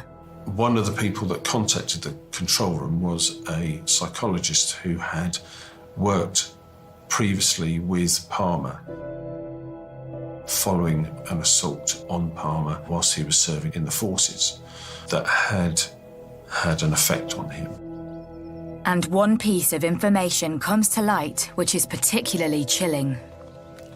The psychologist told the police that he had a dislike for dog walkers. Dog walkers, he said, were a particular bugbear of his. He was obviously suffering some mental health problems brought on by PTSD. He had some kind of grievance with dog walkers is the thing that stands out. He had made disclosures about ideations around violence and a dislike of dog walkers. Having been deemed fit to stand trial, the court hears how Alex had revealed on arrest that he heard voices in his head. Palmer had talked about the voice in his head he called Little Alex. Is there a different Alex? At times, yes. Okay, who's he? He used to manifest himself as a physical hallucination, but now it's just a voice. Is he still with us? Yes. Is he here today? Yes. Where is he now? What is him here? He's there, is he? Palmer admits being on the Heathlands on the day of the murder. So was Alex there that day? The other Alex? He's always there. So he's always there, so he would have been with you, okay? Was he? Do you remember him talking to you on that day? You don't? But you say he talks to you every day? Yes. He's there laughing at you? But you say he doesn't tell you what to do? He doesn't force you to do things or anything like that? Palmer, during the court case, had said that he had visited the woodland because he was feeling low, but didn't say that he'd been involved in the attack. But the prosecution puts forward evidence linking Palmer to Peter Wrighton. Several of Mr. Wrighton's clothes were sent for forensic examination, and they had identified DNA from a person on the leg of his trousers. I believe there was DNA found on Mr. Wrighton as well, which linked Palmer to the murder. The court also hears that on the morning of the murder, ANPR cameras picked up Palmer's black Ford Focus on the A11, heading towards the Heath. Mobile phone records reveal he is stationary on the area of the Heath from 10:19 a.m. for a period of 32 minutes and 55 seconds. His car is then picked up heading north on the A11. The whole journey, police believe, had been planned in advance. A search of his car identified a map with the area marked out. In fact, investigations reveal Palmer had completed the exact same journey 2 weeks prior to the murder. Had it been a practice run, or had he intended to kill on that day? Either way, it was Peter who found himself at the end of Palmer's wrath on that fateful day. Why did you pick Peter? Being that Peter's about my stature and a bit older than I am, Peter was easy prey for Alexander. But did Peter actually try to help this man? We don't know. Nobody will ever know. Because this man won't say anything now. Did Peter try to help him? Peter suffered for it. We don't know. It was also revealed that despite his age and smaller stature, Peter had tried to fight off his attacker. He had what we would refer to as defensive marks on his hand. It would appear that he tried to grab the blade of the knife to stop his assailant. It was unprovoked, and he was a very, very old man that couldn't defend himself. Alexander's quite a strong lad, you know, military background, very fit and able. Peter Wrighton could hardly stand up. I think very cowardly. The prosecution reveal further evidence that Palmer had planned to kill. Police had found a notebook in a storage facility belonging to Palmer, in which it appeared he had written of his plans. So in January of 2015, he said he was thinking of going for dog walkers. He said that he hated dog walkers and that if he did this, he would be up on a pedestal, up with the big ones. Everyone would look up to him. Everyone would know his name. But while police did discover the notebook, there's one thing they never did find: the knife he used to kill Peter. The prosecution case would be the steps that he had taken to get rid of any forensic evidence would indicate a knowledge of what he had done and an intention to cover up what he had done. On the advice of his barrister, Palmer does not give evidence in his trial. I explained to him that it's his case, his future, his liberty that's at stake, and that we act as a voice for him in the courtroom. The notebook, DNA, witness statements, and the EFIT, as well as Palmer's medical records, are put to the court. The prosecution case was a strong one. ANPR evidence in relation to his vehicle and cell site evidence in relation to his phone showed that he had been in the area at the relevant time. In addition to that, there was evidence from 2 eyewitnesses who had given descriptions of the person who was likely to have been Mr. Wrighton's attacker. And those descriptions were quite similar to the appearance of Alexander. One of those 2 witnesses had made an EFIT, and again, the EFIT was quite similar to Alexander's appearance. There was no direct evidence, but if you put all those matters together, it represents quite a strong case. Having heard all the evidence, the jury retire to consider their verdict. The trial came to a conclusion and the jury found Alexander Palmer guilty of murder. When a jury decides after 49 minutes, I think there's obviously overwhelming evidence to suggest that Palmer was the person who carried out the murder. That was the one thing that stood out for me at the trial, is how quickly they decided that Palmer was guilty of the murder. Despite evidence of Palmer's mental health problems, the judge ruled that he had meticulously planned the murder. The statutory sentence is life imprisonment, but there is a recommendation from the judge, which in this case was 28 years. I would suggest that the fact that once convicted and imprisoned, he was sent to a normal prison rather than a psychiatric prison indicates that the assessment was that he was a violent and nasty person. Good girl, good girl. Come on. The dog walkers of East Harling will never forget the horrifying crime which leaves its mark on this close-knit community. Not the same in the forest here for months. People were not relaxed, they're very nervous, looking over their shoulder all the time. I was doing the same, actually, looking over your shoulder, seeing what the cars were parked here. It was very bizarre, kind of chilling feeling afterwards.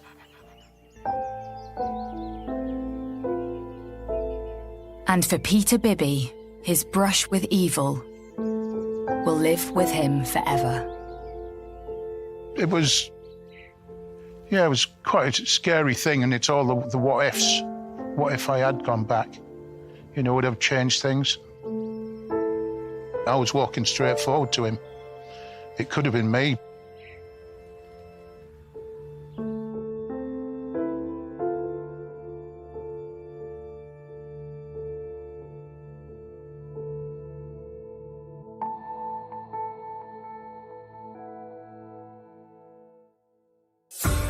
Investigate an infamous case stage by stage to appreciate the full picture in OJ Made in America, available now on Sky Documentaries.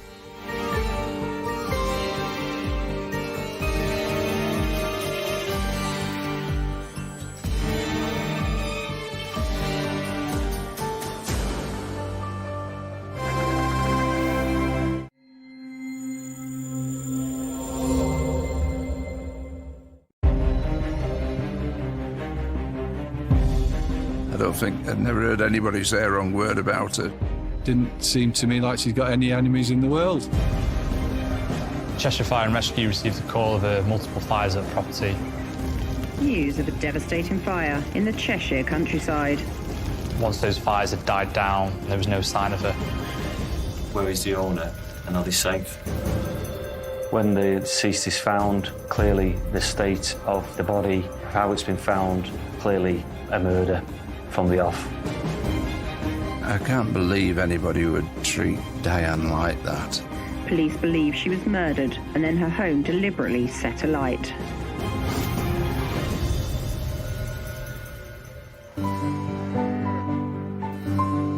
In the middle of the Cheshire countryside lies a quite quaint hamlet. Cranage. It's quite an affluent area in parts. There's some big houses. There's a lot of farms around there, quite isolated at parts, and dairy farms, chicken farms. As well as being quite small, there's obviously the classic community feel towards it, whereby everybody knows everyone, and that's pretty much central to a place like Cranage. The area is a really desirable place to live. I mean, a lot of people with a lot of money want to come and share what we've got out here. You know, we've got quite a lot of famous footballers in the area. It's a lovely area, and it's just a nice area to live. In the heart of the village sits Parklands Cattery, run by popular local Diana Lee. Diane was a lovely girl that would always help people out. Very, very conscientious, very bright. You never saw her without a smile on her face. She was always very bubbly and just a lovely person.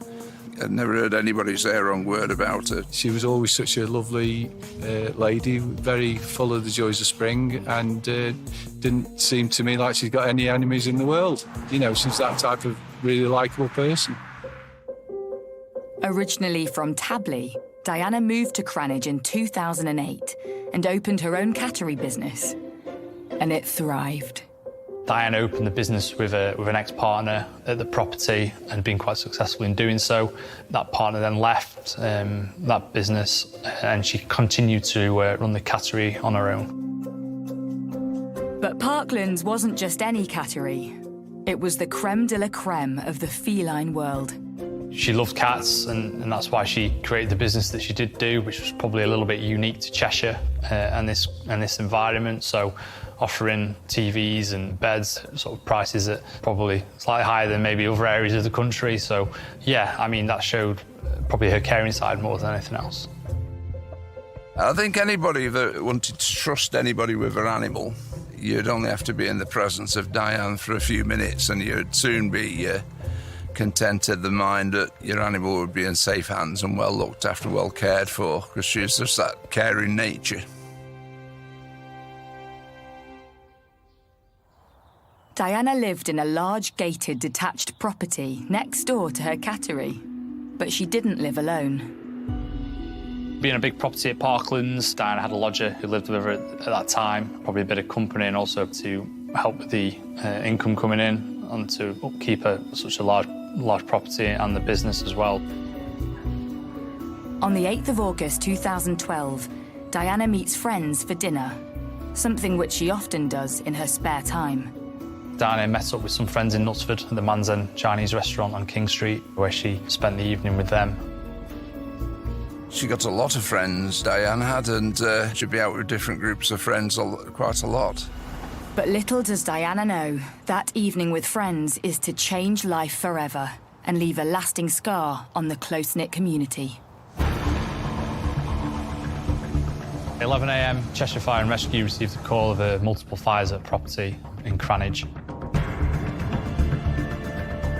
This scene was discovered through a family relative going to the address. They go to the house, they see fire coming from, smoke coming from the house and the garage.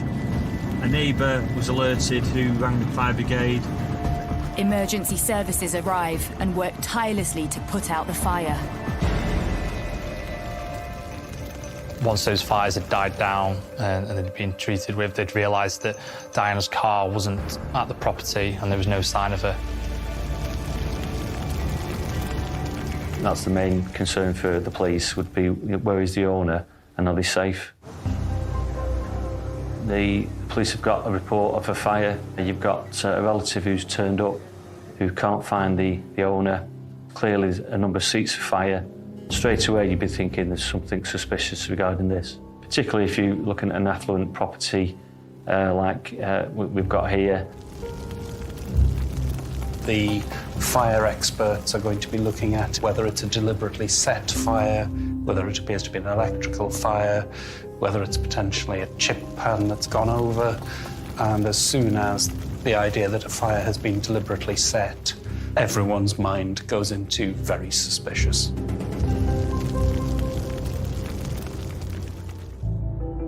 Fire officers keep searching the property grounds and enter the adjacent garage. And what they find changes the course of the investigation. They found her body at the property, and at that point, police were called to investigate. When Diana's body was discovered, the most obvious thing that would be clear to the first attenders is that the body was, certainly on the surface, badly burnt. That raises a whole number of possible scenarios. An accident, misadventure. Cheshire police immediately arrive at the scene.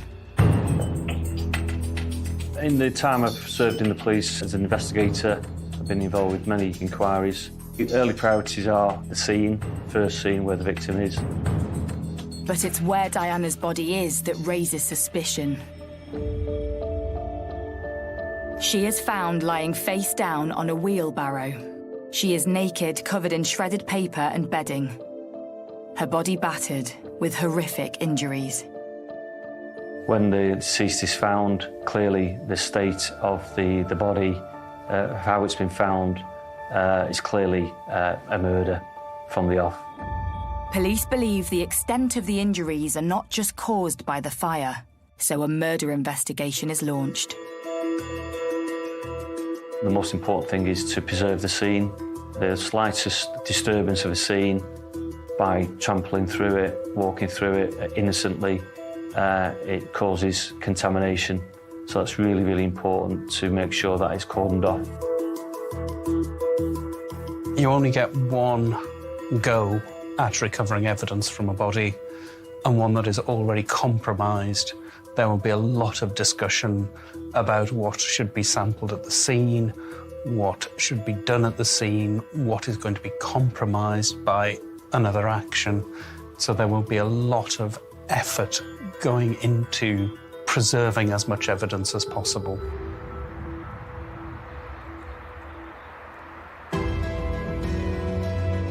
News of the shocking crime spreads quickly through the close-knit community. I can't believe anybody would treat Diane like that and do so much harm. It just seems horrendous. I just can't comprehend it.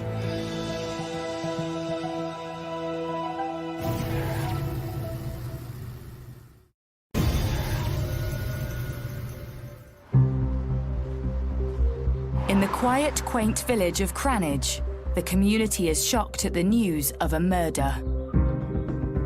But the previous evening, August 8th, started off like a normal night out for 54-year-old Diana Lee.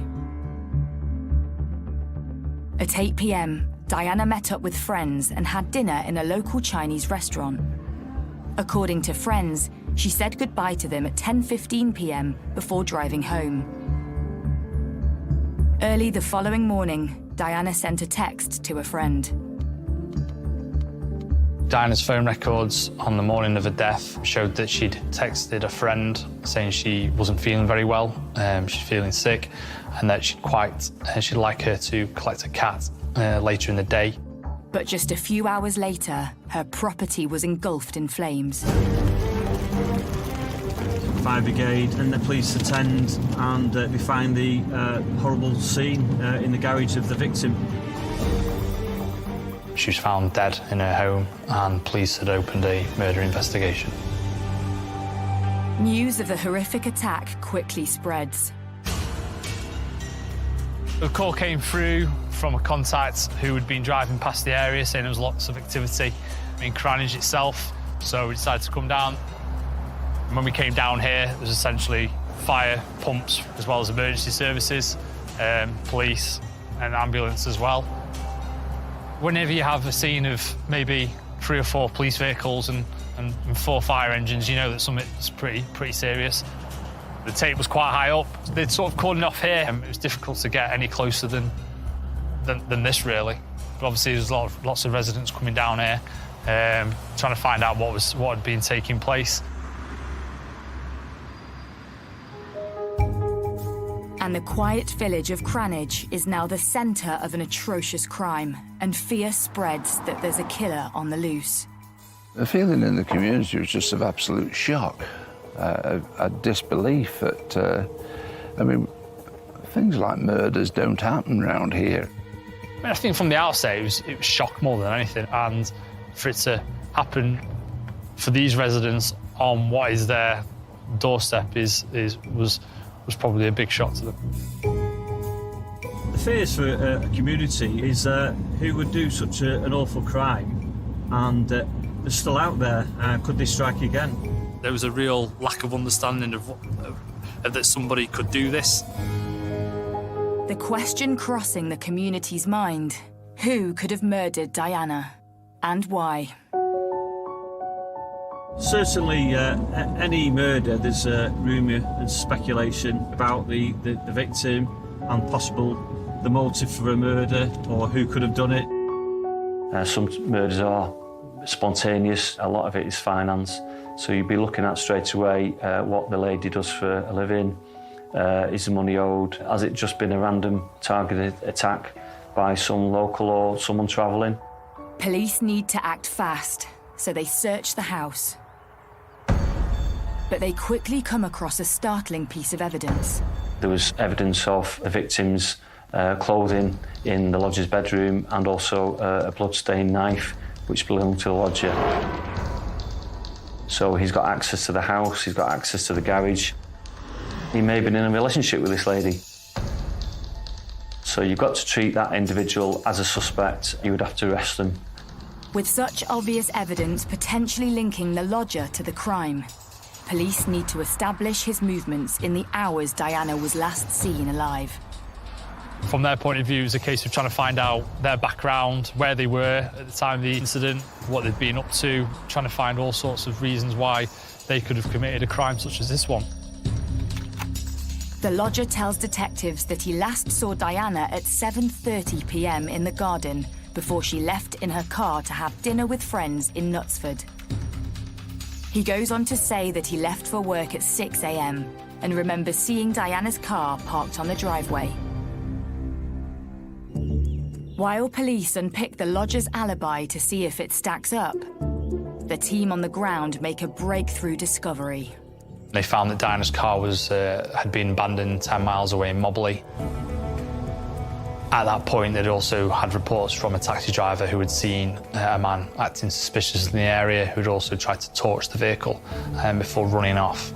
A witness came forward, a taxi driver, to say that he'd seen someone trying to set fire to the car. He challenged the driver, and the driver made off on a bike, and then he's made off on fields. So again, the push bike would be a scene, and there'd be searches going around that area. Was this man Diana's lodger? And had he driven Diana's car 10 miles north? But while police gather evidence, another arrest is made. It was a person who was known to Diana, who'd been an ex-partner, who had been convicted previously of a charge against her. He had convictions against Diana in terms of beating her. There were 2 immediate suspects, 2 men who were in her life. So there was a lodger, and there was some circumstantial evidence that suggested that he was not all he said he was. And then there was a very violent ex who had actually been imprisoned for attacking her. So 2 quite strong suspects. But police are soon able to confirm Diana's lodger was at work the entire day from 6 a.m, hours before the fire had started. He is released without charge. And with the items of evidence found in his room, detectives now suspect the lodger was set up for murder. But by who? With Diana's ex still in custody, police take a more in-depth look at him and his whereabouts.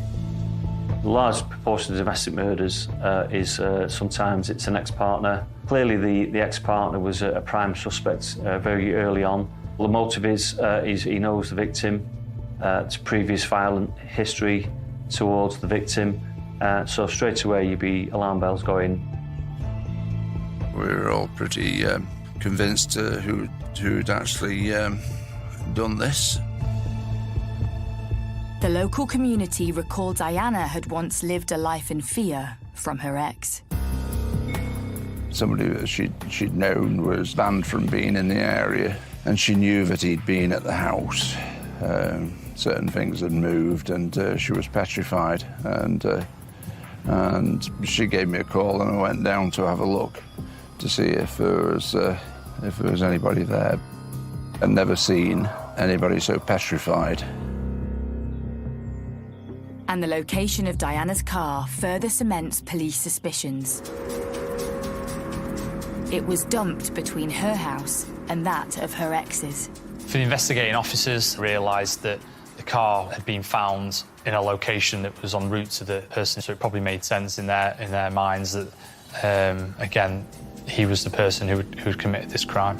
Questioning of Diana's ex intensifies. Is he still in contact? Where does he live? What were his movements for the day or the time of the murder, to eliminate them from the inquiry? So after a couple of days of speaking to the person who they'd arrested, it quickly became apparent that that individual had a solid alibi. With his whereabouts on the night of Diana's murder confirmed, her ex-partner is released. Having followed strong leads and had 2 potential suspects, detectives are back to square one. It was a case whereby the police had to reappeal for information. It was a case of them having come across a bit of a dead end and having to start again to see who had committed this crime. But post-mortem results come in and help police identify the cause of her death. Could this provide further clues to her attacker? If somebody has died before a fire, then you will sometimes see soot in the mouth, you will sometimes see it as far as the larynx. But to get it down into the lungs, somebody has to be breathing. Answer that vital question, was this person alive when the fire was burning? And you'll be seeing that she hasn't inhaled soot. She hasn't inhaled the products of combustion. All of this is pointing to her being dead and then set alight, rather than either a deliberate act by herself or some sort of strange accident with solvents. She died of head injuries, so there was clear evidence of bleeding in the head resulting from impacts. That is very different to what you see if there's simply damage to the head from it being heated in a fire. Police now know Diana died before her lifeless body was dumped and the garage set alight, meaning the killer tried to cover his tracks. DNA will be damaged by the heat that the fire produces, but certainly trace evidence, if one looks hard enough, it can be recovered. Forensics locate a small amount of unknown DNA on Diana. And there's something else. There's no self-defense wounds. That information from the pathologist would clearly indicate generally that she knew the person was there with consent in the property, and that they weren't expecting that trauma to be caused to them. Detectives now believe Diana's killer was known to her, so need to delve into her private life and turn to the community for help. Community is key to any murder inquiry because they're the eyes and ears, and they probably hold evidence what they don't know at the time. I get the feeling, as you do in so many of these cases, that Diana was actually quite a vulnerable person. She was living alone. She was probably fairly happy having come out of an abusive and violent relationship. She was building things up again. Maybe the situation has arose where she was probably too trusting of somebody. Friends express their concerns that perhaps all was not as it seemed in Diana's life. I should imagine she was easily taken advantage of in a financial way because she was quite a wealthy lady. A few times when I saw her passing, she seemed like very troubled, as though she wasn't her usual self, and she was obviously hiding something that she was really concerned about. But she never really told me the full extent of it, and that was a bit of a worry for me. You know, what was going on with her.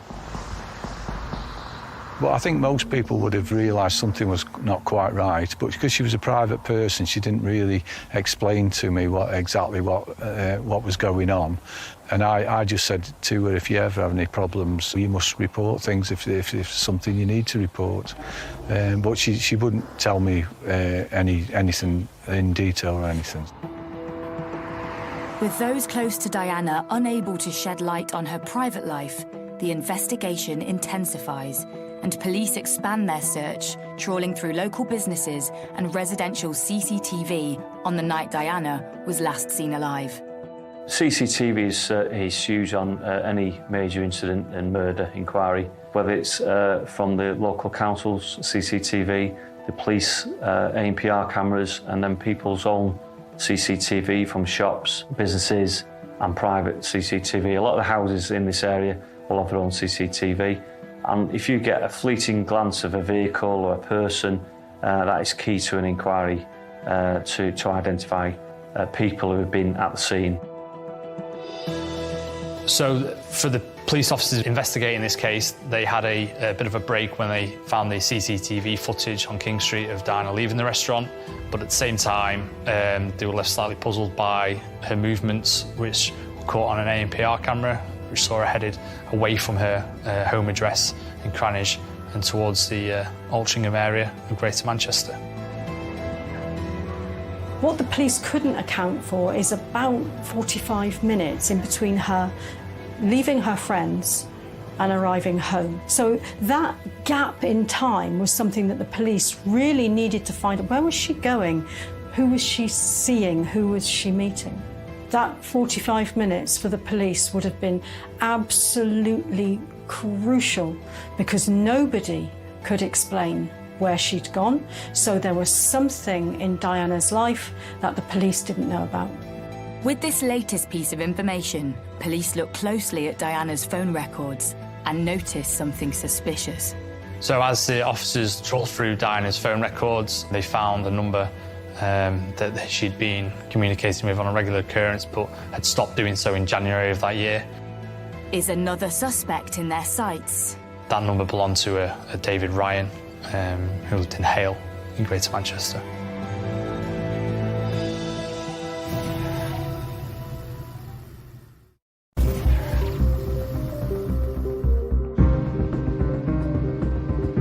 It's been several weeks since local Diana Lee was found murdered in her home in Cranage. Police have questioned and released 2 men known to Diana. And 13 days after her body was discovered, police release an e-fit. The police issued an e-fit of someone who they wanted to speak to. That individual was a person who was with the Corsa, which was seen trying to set fire to it and then made off on a push bike. It's really important that people try and recall what they were doing that day at that time, because they may have seen that offender leaving the scene.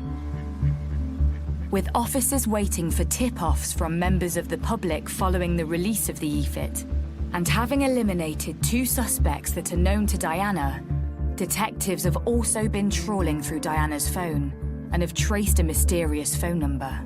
Could this be a 3rd suspect? And who is this David Ryan? And how is he connected to Diana? So as part of the police investigation, the officers went to David Ryan's house in Hale in Greater Manchester. They asked him how he knew Diana. He said in 2010 he had met her at a dancing club in nearby Bowden. He said that he had not met her since, and that was the only occasion when he had seen her. He gives an account that he knew the lady, not well, but he knew her. He met her about 2 years ago at a local dance club. And that was it really, nothing intimate, that he just knew as a fleeting acquaintance, and that's all he gave to the police. At this point, officers took a DNA swab of his mouth just to eliminate him from their inquiries. Despite this latest lead, police still have no suspect. So detectives start looking deeper into Diana's digital footprint. One of the things they looked at was her financial transactions, and it was noted there were large sums of money missing or that couldn't be traced. And officers at Cheshire Police found a substantial amount of money that had been withdrawn by Diana, I think circa £60,000, whereby they had no idea where that money had gone. Straight away, that gave them the lead in terms of trying to find out who that money had gone to. The large withdrawals ring alarm bells for detectives, and there is no sign of where or who the money was transferred to. But with the investigation intensifying, suddenly police make an announcement. A 47-year-old man has been arrested in connection with the murder of a Cranage businesswoman. As the inquiry progressed on the 2nd of September, the police announced to the media that they've arrested a suspect for the murder of Diana Lee. The man who was arrested is David Ryan, the man who Diana met at the dancing club in Bowden first in 2010. It was a bit of a shock to us all, really. It had only been 24 hours since David told detectives he had met Diana once. So how had he ended up in police custody? The day after Mr. Ryan had been spoken to by the police and given his DNA sample, he called the police and said that he had further information, that he did know the victim, that he'd met the victim the night before the murder, and he'd had consensual sex in her car with him. So Mr. Ryan said that he was in a relationship with this lady. He'd been for some time. He'd done work at the house. He had a conservatory window glazing company that he'd done a lot of work at the house. But why would David change his alibi? There are lots of reasons why somebody would keep a relationship secret. You know, one of the reasons is that that person is in a marriage. You know, things need to be kept quiet. Clearly his mind had been worrying about the DNA, that they'd taken the DNA sample and that he would be linked to the victims. So what he's done is he's tried to say that we would find his DNA once it had been examined, that he'd had sex with the day before, that he knew her and he had sex with her in the car. But it doesn't automatically say that he's murdered her, but his DNA would be found on her. Detectives acknowledge David's concern that his DNA would most likely be picked up on Diana from the night before. But they still need to rule him out as a suspect. So the police will be doing a lot of work around this new suspect whilst he's in custody, of his background. The background showed that he was a failed businessman. He spent lots of money. He liked spending money. He was buying stuff, exotic items for himself, for his family. And that shows the sort of mentality of the individual. And then that clearly links to the problems. Financially, he was bankrupt, business-wise. They found he was in a huge amount of debt. His business, which was a window and door conservatory business, had collapsed in June 2012. It was quite clear that he was struggling for money. David's money issues raised suspicion. On one hand, he was bankrupt. On the other, he was spending large amounts. And he'd been in a secret relationship with Diana, whose own bank accounts recently showed large amounts of money vanishing. Throughout that, there was instances of spending which didn't tally with what he had. So you're building the picture of someone who's will probably go to any means to try and support himself financially, not do the basics in life of working hard and getting money, but to get it quickly.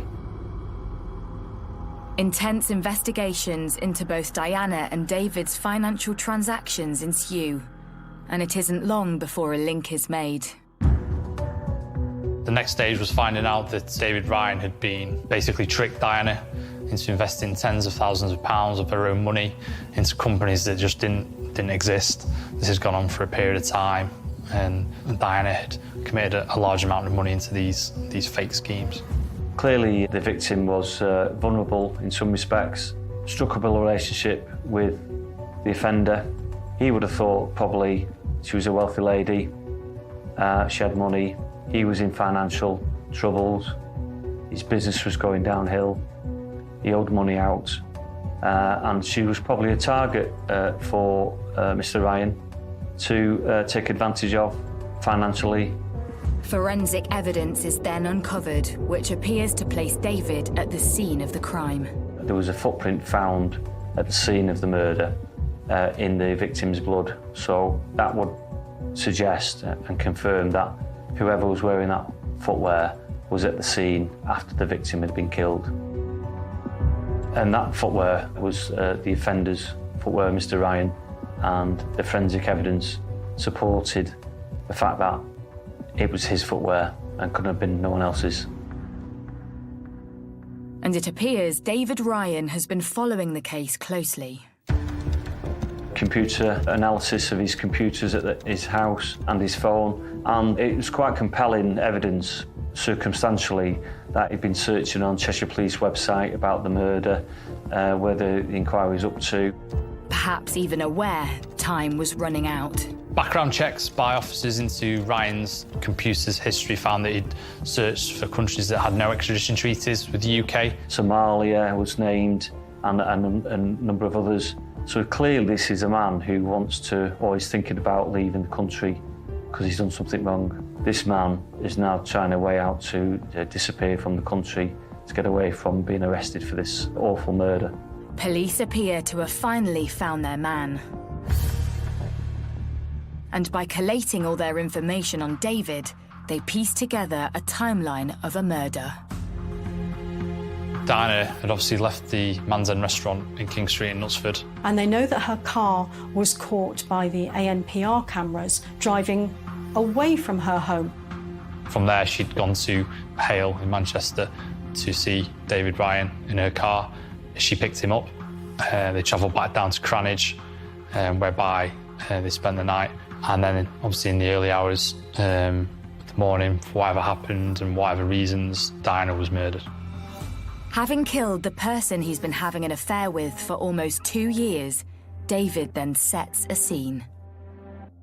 So following the murder, Mr. Ryan decided to cover his tracks, planting evidence in the lodger's room, using a dagger, leaving it there that he'd used to commit the crime. He'd also then started to plant various fires around the house.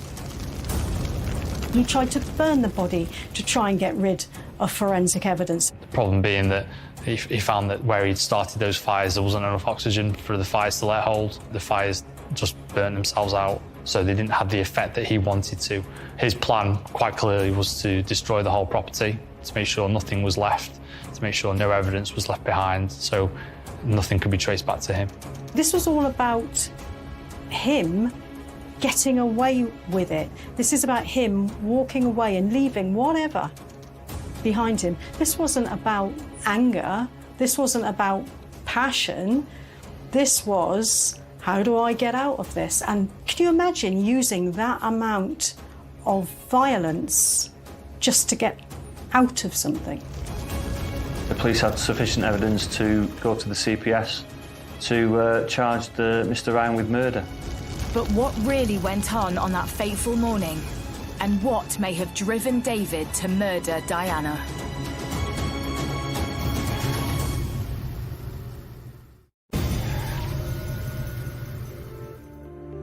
The trial of a man from the Altrincham area accused of killing a Cranage businesswoman has begun. Diana Lee, who was 54, was found dead after a fire at her home last August. It's been 10 months since Diana Lee was found murdered in her home in Cranage. And 48-year-old David Ryan faces trial for her murder at Chester Crown Court.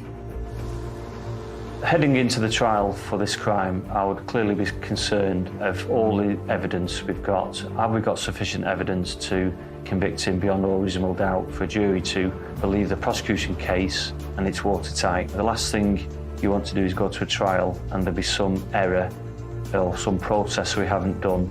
The continuity evidence has been missed somewhere and it be brought up at a Crown Court trial. Local reporter James Wilson recalls seeing Diana's killer in the flesh. On the first day of the trial, it was a bit of a surprise to myself to see Mr. Ryan stood there. He probably wasn't what you would describe as a person who probably capable of committing this crime, essentially. He wasn't very big, looked quite meek, and he was obviously incredibly nervous as the proceedings were about to begin. The prosecution begins by setting out its case to the jury. The prosecution outlined a really strong case in their opening statement. They detailed where the DNA had been found in the property, including the bedroom and other parts of the house. Quite a lot was backed up by phone records and evidence of the ANPR cameras around the area. It was an incredibly strong case and probably quite surprising that Mr. Ryan at this point was still pleading not guilty. The prosecution reveals to the court how David first responded to police. I think police officers were quite taken aback by Ryan's reaction to the request for a DNA swab. He wasn't happy, he became quite agitated, and he suggested he didn't want to do it. It was only after persuasion by the officers involved that mouth swab was completed. The prosecution reveals further evidence in relation to a text Diana sent. The police searched details on her mobile phone records. They found out that text messages had been sent in the morning to her close friends saying she'd been unwell. A simple text message, but one which immediately flags suspicion among investigators. The text was sent early on the morning of 9th of August, when Diana was already dead. An expert gave evidence at the trial to say that was unlikely to be the victim's text message by the language used in the text message. So sometimes we will use different experts in certain fields, and this expert would say that it wasn't the normal language used by the victim, but more likely to be used by the offender.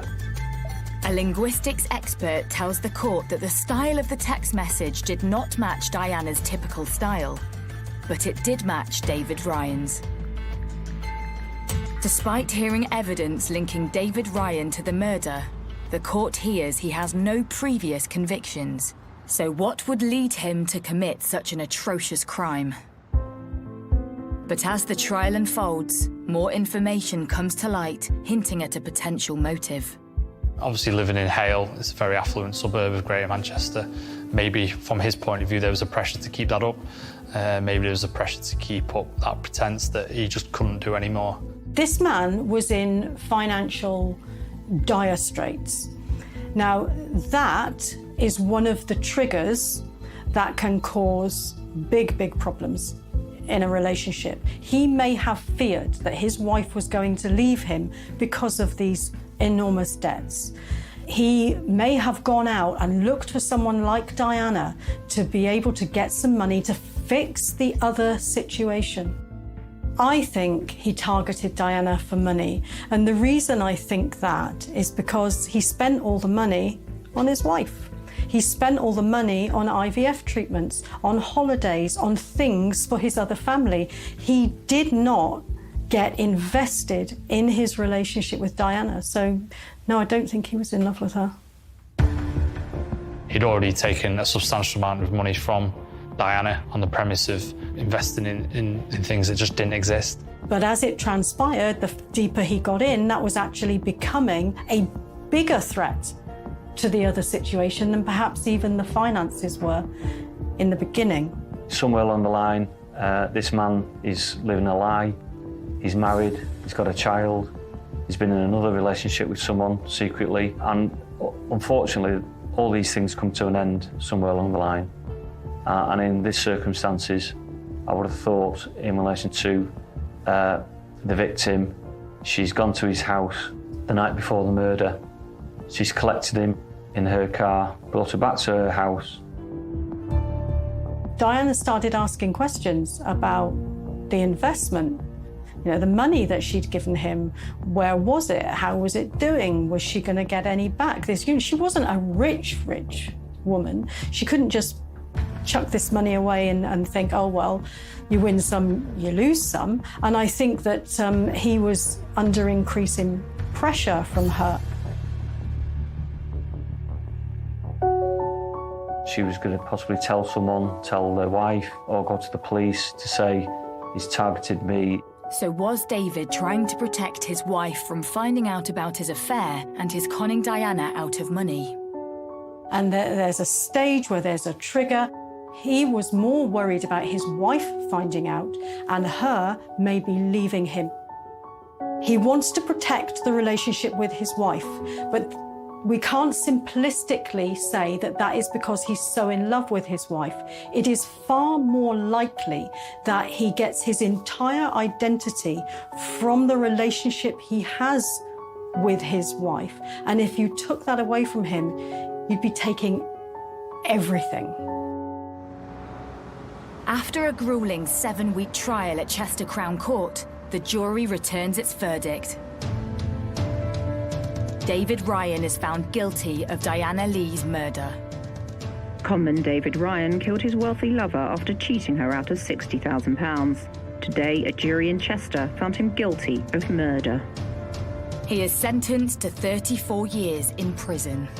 There were shouts from the gallery from people connected to Diana who were obviously incredibly emotional at that time, hearing what they wanted to hear.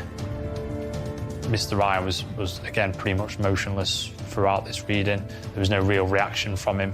I think probably he expected this verdict to come out, and again, he probably wasn't surprised deep down because he knew that he'd done this incredibly bad crime.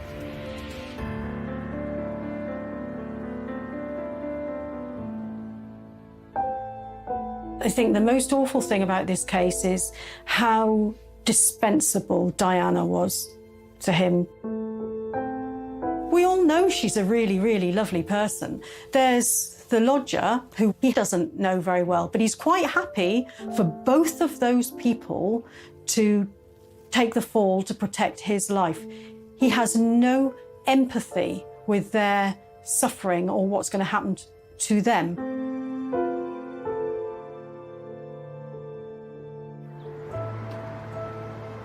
With David now behind bars, the local community look back and think why Diana, a successful and popular business owner, might have let a criminal into her life. Diana didn't behave strangely when she gave the money to Ryan. She behaved in a way that any of us would have behaved in similar circumstances with the same information. She didn't hand over money to a person who she thought was dodgy or that she didn't like. She was taken in by him. She may have been lonely. She cared about him. She trusted him. We give money to people we trust. She wasn't a stupid woman. In hindsight, or from where we're sitting, we can say, I would never have done that. Well, I guarantee you, if you felt the way that she did, you might well have done. It's just worrying, really, what can happen to you. And obviously happened to Diana, which is such a shame, because she was such a lovely lady. Still in everybody's minds, still can't believe what's happened. It's just a tragedy. For the residents of Cranage, she will never be forgotten.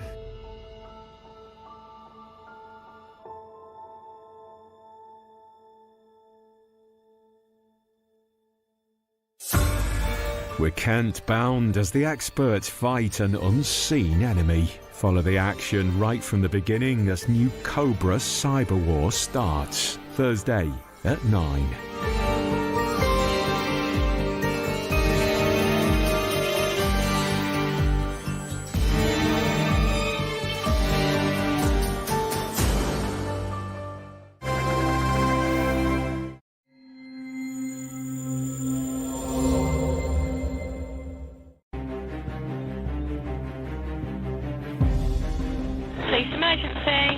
It's an emergency. I've just walked in and found my mother's body lying there. I'm completely dead.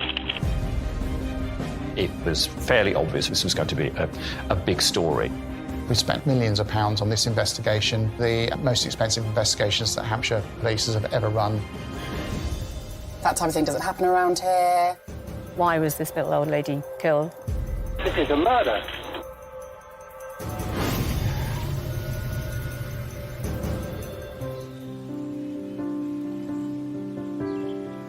Nestled beside the River Itchen sits the pretty hamlet of Brambridge.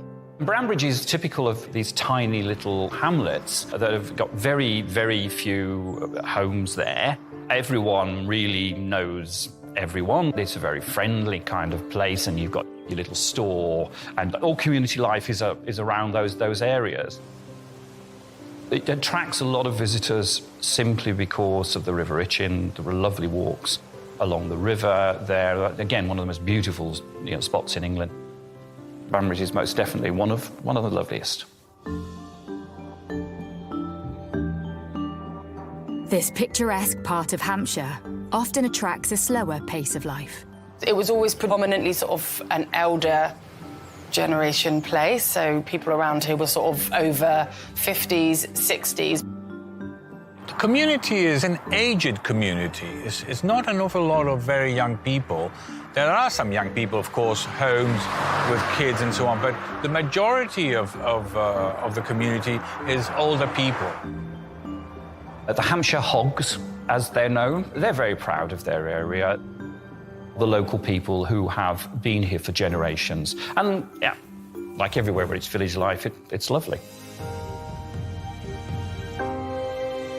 At the very edge of Brambridge lived a wealthy 77-year-old grandmother, Georgina Edmonds. Everything that was said about Georgina Edmonds was just a lovely, lovely lady. Well-liked and loved by everyone that knew her, very close to her family, very friendly, and just a charming old lady. She had grandchildren that she really enjoyed playing with, was always up for a bit of a laugh. Her grandson was a budding filmmaker, and he would make funny little videos at Christmas, and Georgina would star in those as well. And she enjoyed life. You know, she was still very independent. She was still mobile. She drove her car. She would go down to the shops, but she had assistance with that as well. Well, I knew her because one of the jobs I did at work was, to take the groceries to the dear old souls who couldn't get around. I know she always had her little dogs with her. Rather sweet little things. Very, very friendly. They used to stand up at the window and look out of the window. She was a delightful person, and nothing to say about her that wasn't nice. Georgina lived in a large gated estate on the edge of the river. The Edmonds family were well known in the area. It was Georgina's husband who had founded the family business importing coffee. Very well-to-do family. Harry, her son, worked in London. The business, I believe, was in Basingstoke. But again, most of the time they were up in London working hard and would come back to Hampshire at weekends, for rest. When Georgina's husband sadly passed away, she downsized into the smaller house on the estate. She moved into the cottage, which is your chocolate box cover cottage itself. Nice little house, you know, amongst the trees, by the river. Her son, Harry, took over running the business and moved into the larger house, as you would when you reach an older age. You don't want the bother of all the dusting. Georgina seemed happy in her new home. But in January 2008, life in the community changes forever.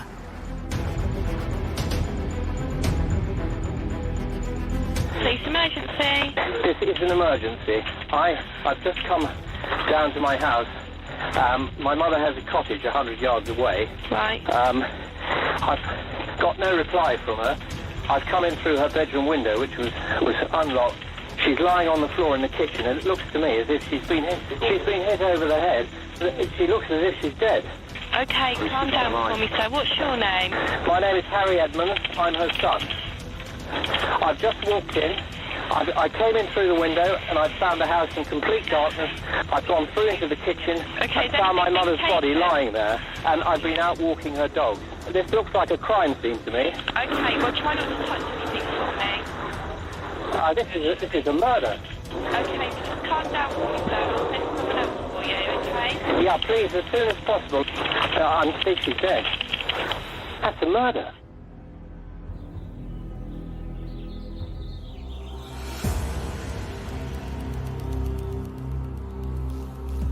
It was about 6:15. I was at home, just prepping dinner, and my phone rang, and so I answered the phone, and they said, we've got a suspicious death. I said, okay, tell me about that. And they said, it's an elderly woman been found dead in the kitchen, face down by her son.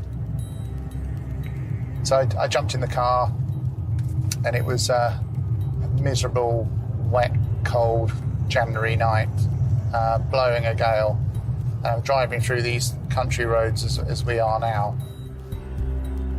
Paul Barton, Detective Chief Inspector at the time, arrives at Georgina's address, which is already swarmed with a significant police presence.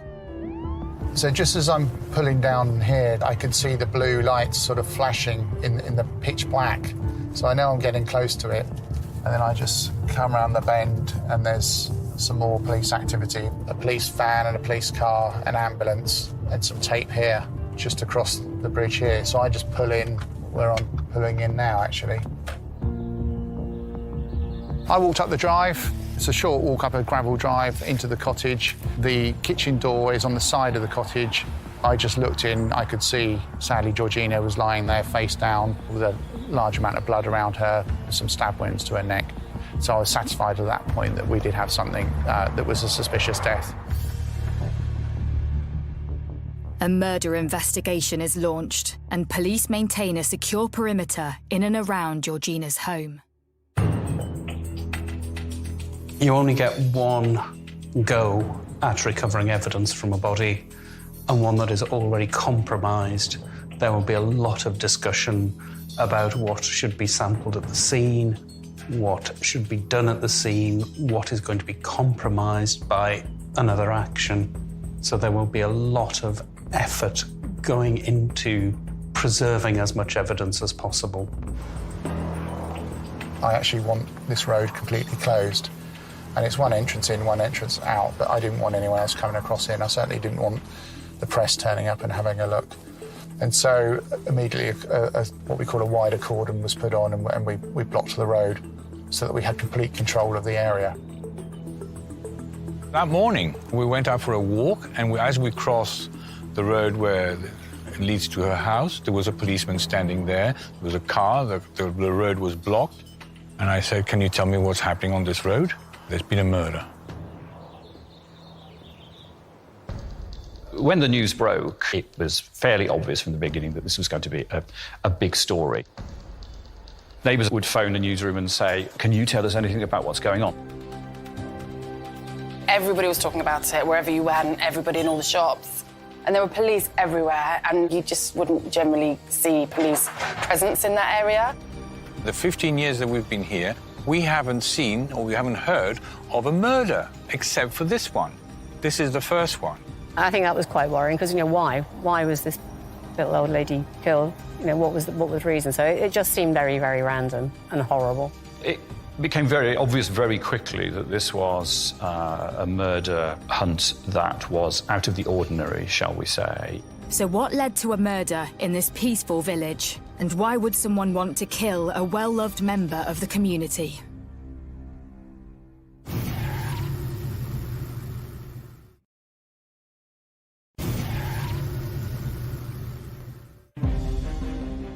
Police emergency. This is an emergency. I've just walked into the kitchen Okay, and found my mother's body lying there. This looks like a crime scene to me. This is a murder.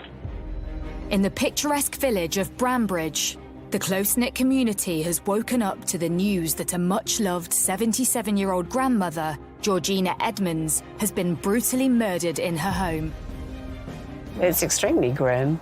My mum was 77 at the time and living with us, not very far away. So, yeah, you don't even want to think about it. It's gone from being a quiet village scenario to then being sort of on the local news, everybody talking about it, what's happened, that type of thing doesn't happen around here. With a small community in fear of a killer in their midst, it's down to DCI Paul Barton to address the public. The Saturday morning I was doing my first media briefing and it was packed, and it was Sky News Live, BBC Live, it was headline news, it was Midsomer Murders, kind of 77-year-old lady murdered brutally. So the nation were interested and the media were interested. Under a national media spotlight, Hampshire police are under pressure to work out who would kill Georgina Edmonds and why. I just start sort of kicking into autopilot. The next thing I'm thinking is, well, who's done this? Who's responsible? Any suspicious incident calls in that area in the last 24 hours? Has the victim been a victim of any other crimes? Is there any sort of domestic violence within the household? What do we know about the rest of the family? What do we know about the neighbours? Was this a stranger murder? Was this someone, though, that she knew? And in such a small village, how did they get in and out of the cottage without being seen? With a killer on the loose, the finger of suspicion is on every member of the community. Everybody asking questions. We had so many people come in the pub at the time. Did you hear anything? Did you see anything? Do you know who it was? We go out as the media and knock on doors and try to talk to people and find people that would have known her. When you've only got 5 homes to actually knock on the door, the community, they'll be in shock themselves, actually, about it. With Georgina's son, Harry, too distraught to speak, it was left to neighbours to speculate what had happened. Had someone targeted her because of her wealth? They had a beautiful house, they had quite a bit of money in the family. And I just remember that, the money, the big house, the jewellery. It was in a dark, secluded area. There was nothing else there. There was another house, I think, to the right, I seem to remember. But that's it. She was on her own. Police conduct a thorough search of Georgina's house for clues. We were exploring what could have happened. Was it burglary that was the motive? Her credit card had been taken. I believe also a Radley handbag was gone. I think a laptop was gone. But there were other items that were there in the kitchen that were quite valuable. There was money out, I believe, that were just left. And that seemed rather strange, that this was a burglary that had gone wrong, that the burglar hadn't taken those fairly obvious items that were there. Police take a closer look at the crime scene, and one significant thing jumps out. There's no sign of a forced entry. Was this a cover-up? Was it another motive? And so, therefore, had she been targeted in some other way, and it was a pretend burglary, taking just a few things, when a real burglar would have taken lots of things. With no sign of a break-in, everyone known to Georgina is under suspicion. Could the local community offer clues as to who Georgina may have let into the house? Trusting You couldn't have had anyone more trusting. She was that sort of person. She never disputed things, you know, she just trusted people. And sometimes people are a bit suspicious, but she wasn't that type of person. She was the sort of person, and I guess this is of her age, that would keep her door unlocked. You know, she would talk to strangers. If someone knocked on the door and asked for directions, she wouldn't be suspicious. Probably even offer them a cup of tea and, you know, spend time with people. With no obvious break-in, detectives are left to speculate whether this was a random attack by a stranger or by someone closer to home. Quite often, the last person to see the person alive could be the killer. It is odd that a son comes home and finds their mum dead in a kitchen. I've dealt with other jobs where children have killed parents. You know, they may have been off their face on drink or drugs. There may have been a domestic argument that's then gone too far. He could have had an axe to grind with his mother, and he could have killed his mother, and then he's just made up that he's come in and found her dead. Police reanalyse the 999 call made by Georgina's son, Harry. I've just walked in and found my mother's body lying there. This looks like a crime scene to me. This is a murder. It's a strange call, I have to say. He's very calm, but he says she's dead. I think it's a murder, he says. And I remember, you know, we played that time and time again, and it's gone out in the media as well. And, you know, a lot of people thought that was strange. Police bring Harry in for questioning to establish his movements in the hours his mother was murdered. He tells detectives he was at work all day and did not return home till 6 p.m. He was concerned because he hadn't heard from his mother all day, and I think he'd been trying to call her. And he went to the cottage and it was in darkness. Harry's managed to force open the ground floor window, I think into Georgina's bedroom. He climbs in, goes into the kitchen and finds Georgina lifeless on the floor in a pool of blood. Harry's story is quickly verified. Police are still no closer to establishing who had gained access to Georgina's home. So they release CCTV footage of Georgina the day before her death, which shows her holding a handbag, which is now missing, and urge the public for help. To be honest, most people were pretty appalled anyway, just the fact that an old lady had been murdered without knowing the detail. And generally, everyone was trying to be as helpful as they possibly could. It was a huge community thing, and they had big things in the village hall. So everyone got together, they all went out searching. Everybody was sort of part of it.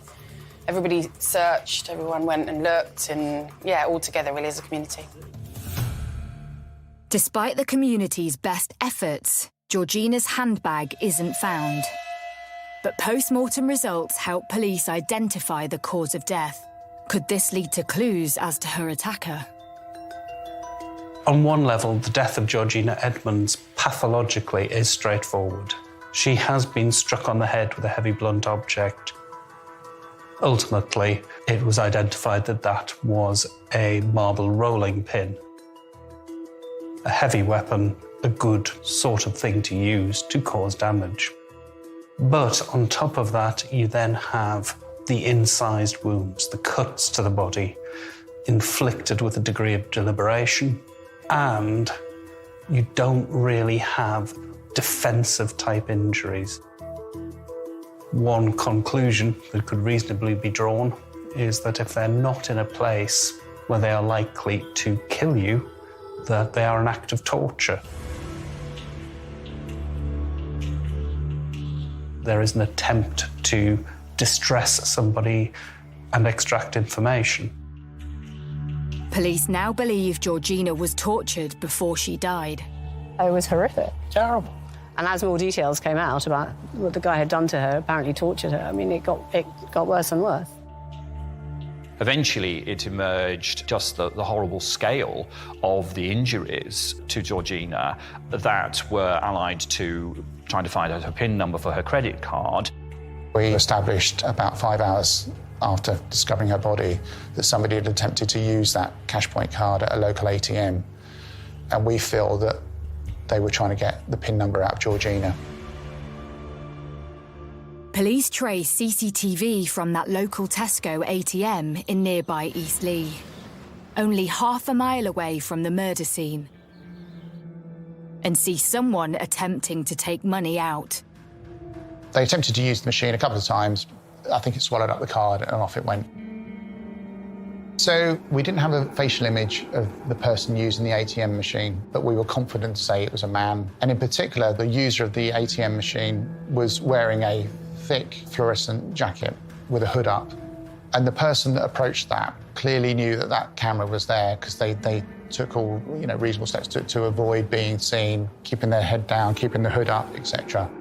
Despite his face being hidden, detectives now have an image of Georgina's killer, and the search for this person intensifies. This is probably someone who was local or had local connections with Eastleigh. Have we had any offenders that have been released from prison recently in that area on licence? Have we got any registered sex offenders or violent offenders that are in that area? Luckily for me, the duty detective sergeant happened to know that there was a bail hostel called Elderfield House, which was pretty much at the end of the road from Brambridge leading into Otterbourne Village. It's the sort of place that you wouldn't expect to find in an affluent village like Otterbourne or Brambridge, and there are some unpleasant people there. Behind those trees is Elderfield. You can just see the rooftop over there. These are people that had done time in prison, and after their term was over, they've sent them here. It's a halfway house, basically. It's a halfway house. It was somewhere where they could sort of spend time and sort of rehabilitate and get back into normal life. And they would hang around in groups and get very drunk. And it was not nice. It was quite a bit unsettling. It is of some concern in that you don't know what's going to happen next. You would often get some of them escape, or they would then get out and they aren't supposed to be out. Danger, I guess it was described as. Police question the residents of Elderfield to establish their movements on the night of Georgina's murder. There were 4 people that were unaccounted for that night. I think 3 had come back late. Within 24 hours or so, we declared 4 people as suspects from Elderfield House. And we arrested them, searched their rooms, brought them back to the police station, forensically examined them, and then put them through the interview process. After hours of questioning, it soon becomes clear to detectives that 3 of the suspects had clear alibis and are released without charge. But the 4th did not return to Elderfield for 24 hours during the night Georgina was murdered. And his clothing is of particular interest to police. CCTV showed this fluorescent jacket, which was really key. And in our search in Elderfield House, we established that one of the residents who was unaccounted for on the night was wearing a big fluorescent jacket. He had previous convictions for murder or manslaughter, and so he was of particular interest and excitement to the team at that time. But police are able to verify the 4th man's alibi, and he is released without charge. And with no suspect or clear motive, fear begins to escalate across the local community. It's unsettling. It's unknown because the police don't tell you exactly what's happening, especially when they say, well, we haven't found him yet, we're still looking out for him, So where is he? It was quite scary. My family were saying to me, don't go out on your own at night, don't go out to the car park on your own. It definitely makes you change the way you behave, the way you think. For ages, people didn't go to the garden centre. That was really affected by the whole situation, because I just think people thought it was a dangerous area to go to, so they didn't go there. They were getting more and more concerned and worried that this is someone still here then, is it? Are we to believe that this is a stranger or someone that was passing through, just happened to pick the cottage, just happened to find that the door was open, going there, carry out this terrible crime, and then just drive away and leave the area utterly and completely, and that's it? Or is it more likely that the perpetrator is still here amongst us?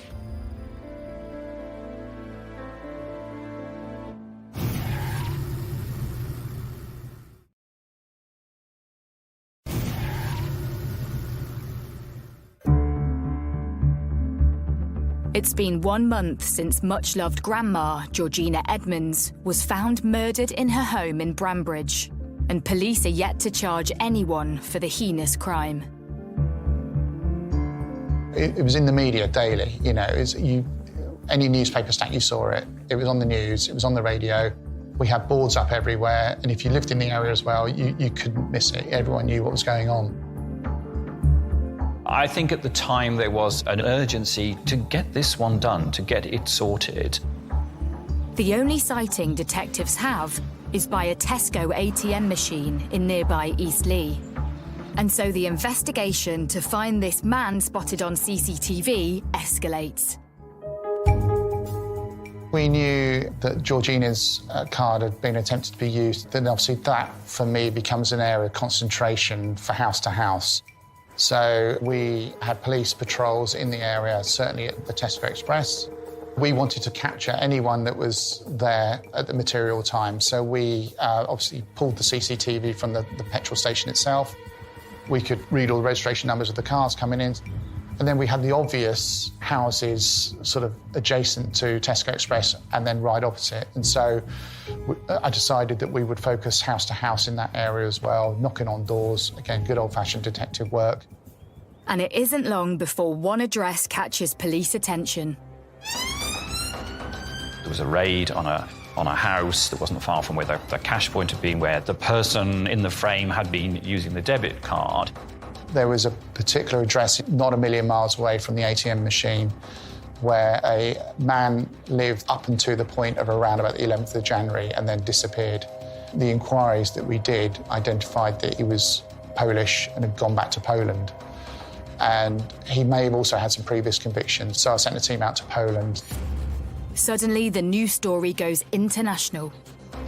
We had reports that the police had actually gone out to Poland to carry out inquiries. There was a lot of media interest in this particular case. I mean, the media were descending on us, and they would put two and two together and come up with murderer fled to Poland and all this. You know, got the community kind of excited, if you like, because they were thinking, oh, great, they finally caught that person. Police question the Polish man regarding his movements on the night Georgina was murdered. Have they finally found their killer? He was alibied, and also, I think, through DNA as well, we were able to eliminate him from the inquiry. With the Polish man in the clear, Hampshire police are back in the UK and back to square one. So they release a clearer version of the CCTV footage to the public and suspect the person is a male aged between 16 and 60 with an estimated height of 5'11". The hunt for this man accelerates to new levels. We wanted DNA swabs from males matching that description to come forward. Our view was, if you've got nothing to hide, come forward. You can't force people to do that kind of thing. But what this did, of course, was to add to the suspicion in the community. But they would have come forward because feeling, well, if I don't, then suspicion's going to fall on me. I must admit that, in my experience, I've never come across a mass DNA appeal anywhere that I've worked before. It was certainly turning into something that's, well, a modern-day thriller. More than 2,000 local men have their DNA swabbed, but there are no immediate results, and the case goes cold.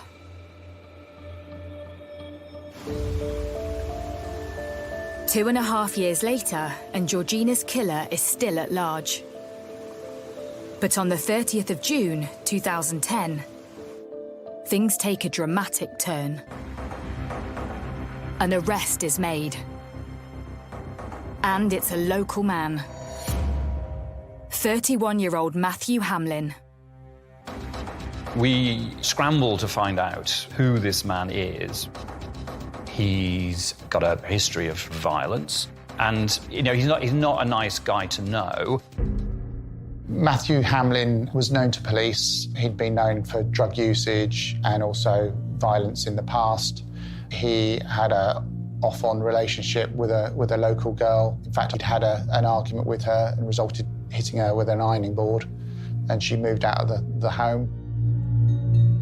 He had quite a bad drug habit at that time, using cocaine, and we understand he also racked up numerous debts as a result of his drug usage. And so that kind of fitted the profile of somebody high on drugs, desperate, and probably not really thinking what they're doing.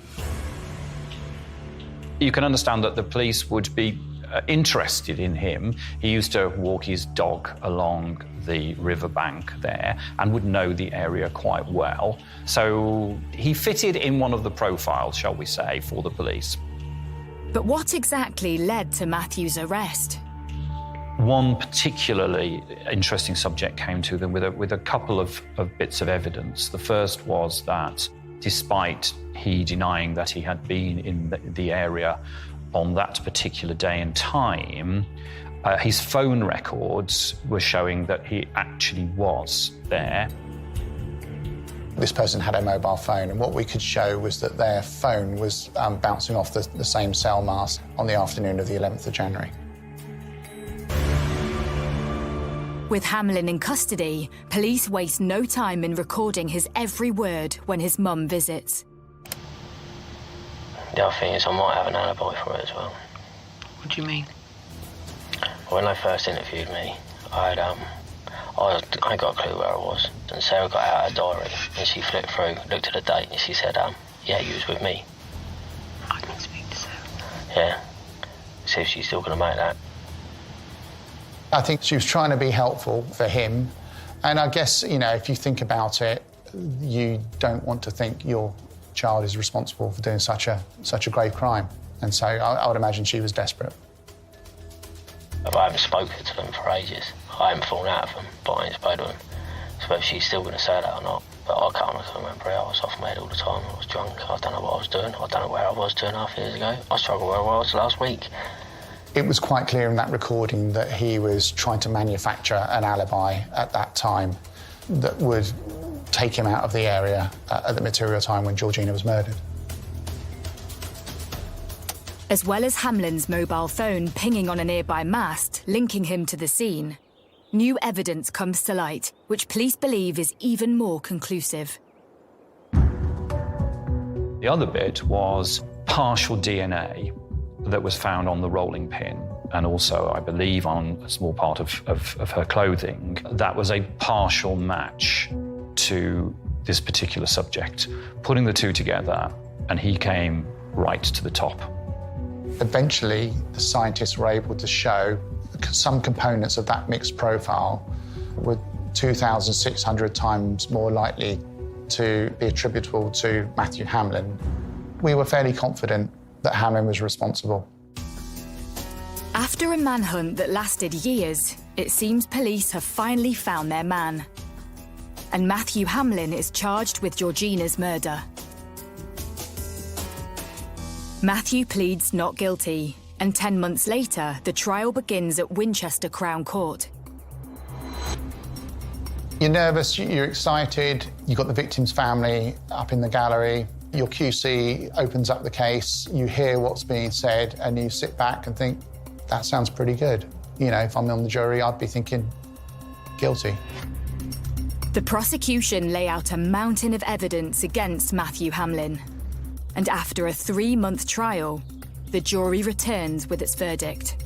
When the call came through, I remember the news desk saying to me, it's not guilty. At that moment, it was one of those moments in the newsroom where you get that stunned silence. They don't happen that often. So when they do, and when it's such an important case like that, you can't really describe it. It's just a punch in the guts, you know. Yes, professionally, you're disappointed for yourself, you know, and your team, but it's the family, you know, you really feel for.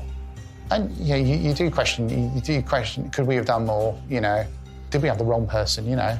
Is there somebody out there that's done this that we haven't caught? And you think about the community. The community had lived with this for 4 years. They believed that the monster amongst them had been caught and was now going to get his just desserts. And now it wasn't. And according to the court, he's not the monster at all. Well, who is the monster?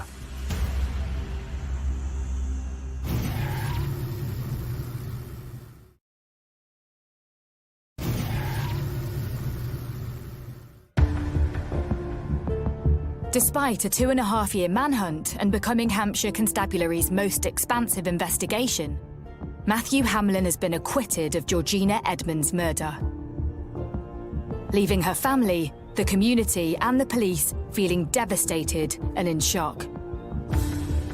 Well, we're back now to square one. The mystery continues. The courts have cleared him. So who is it? Is it my neighbour? Is it my friend? Is it someone in my family? Is it someone I work with? You always have to be open-minded, and you have to accept that actually Hamlin didn't do it and there is someone else out there.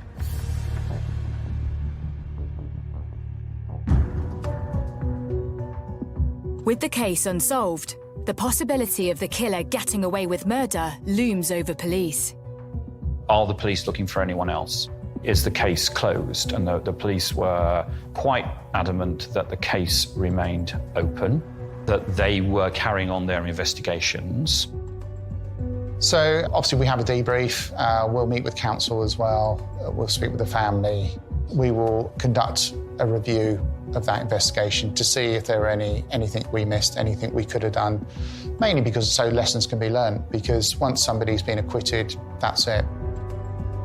Detectives go back to the drawing board and relook at all the evidence they have collated over the years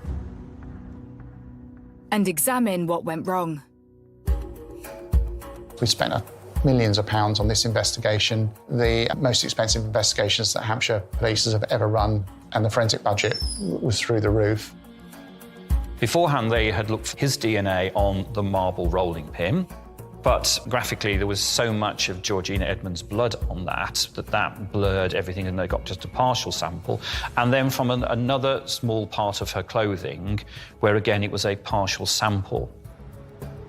I mean, you're asking a jury to put someone away for life on the grounds of circumstantial evidence and also partial DNA. It's too cloudy, and I think juries can then look at it and say, can I actually send a man away for life on evidence here which is not the strongest?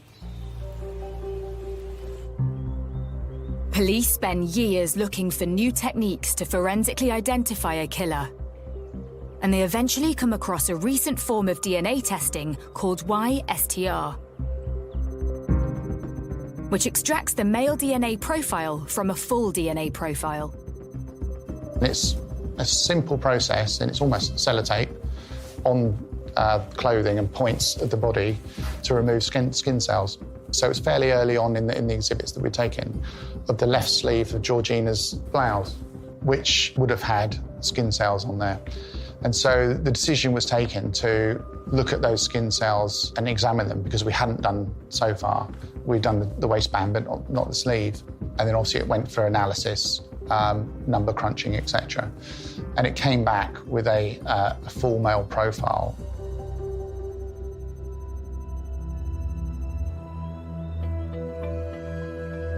On Thursday, 30th of October 2014, police make an announcement. They have arrested and charged a suspect for the murder of Georgina Edmonds.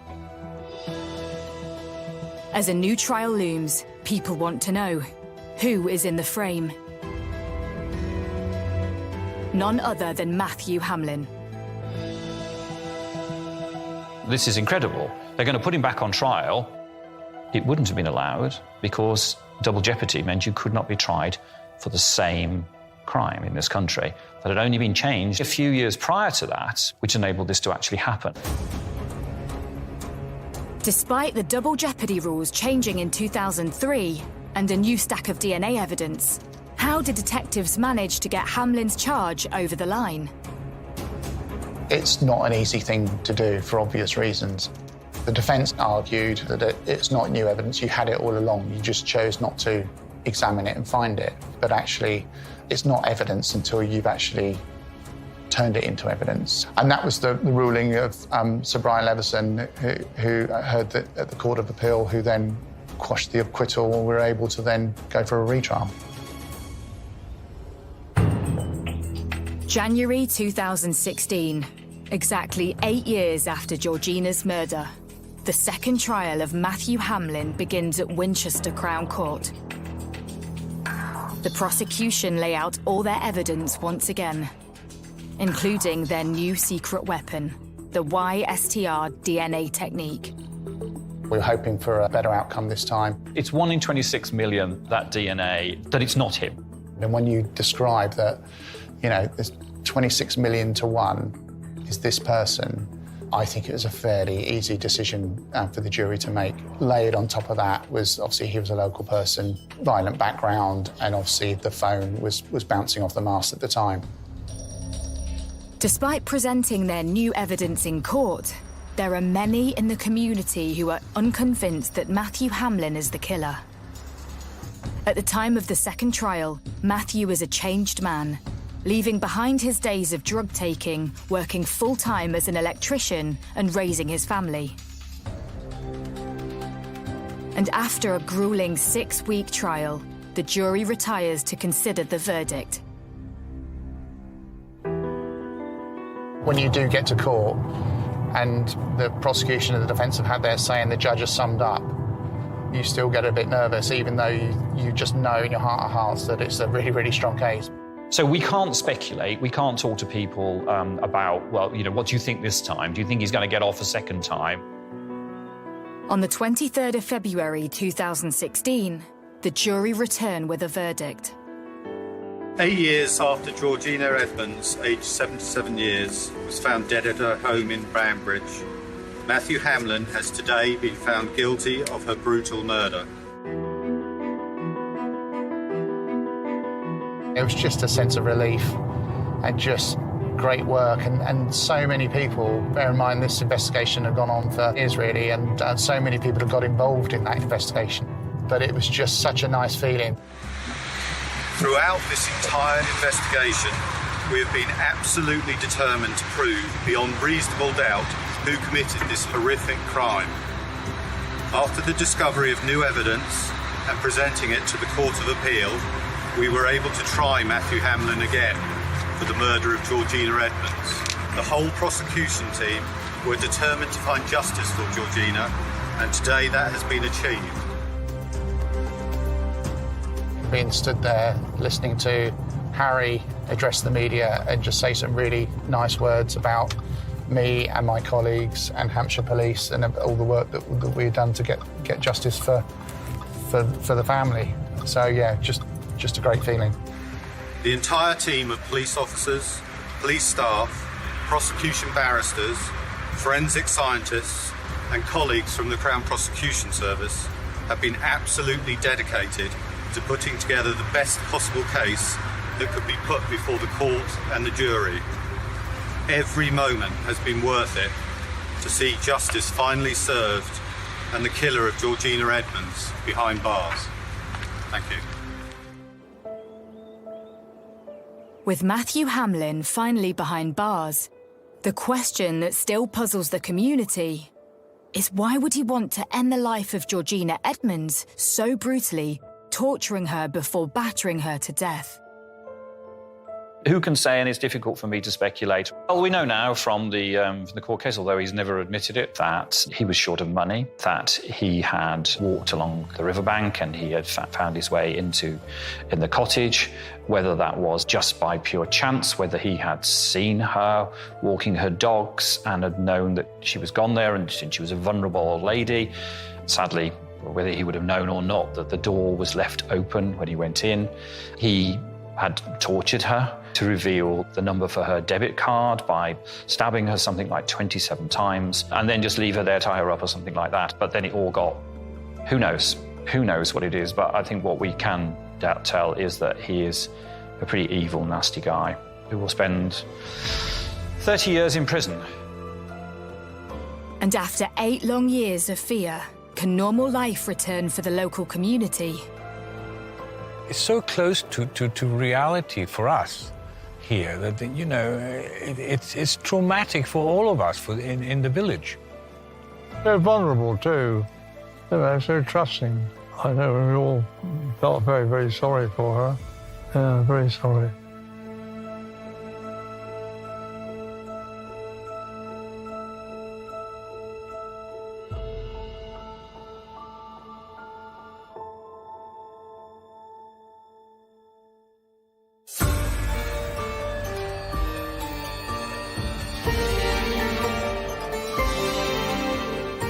It's Ethan Hunt's toughest choice yet.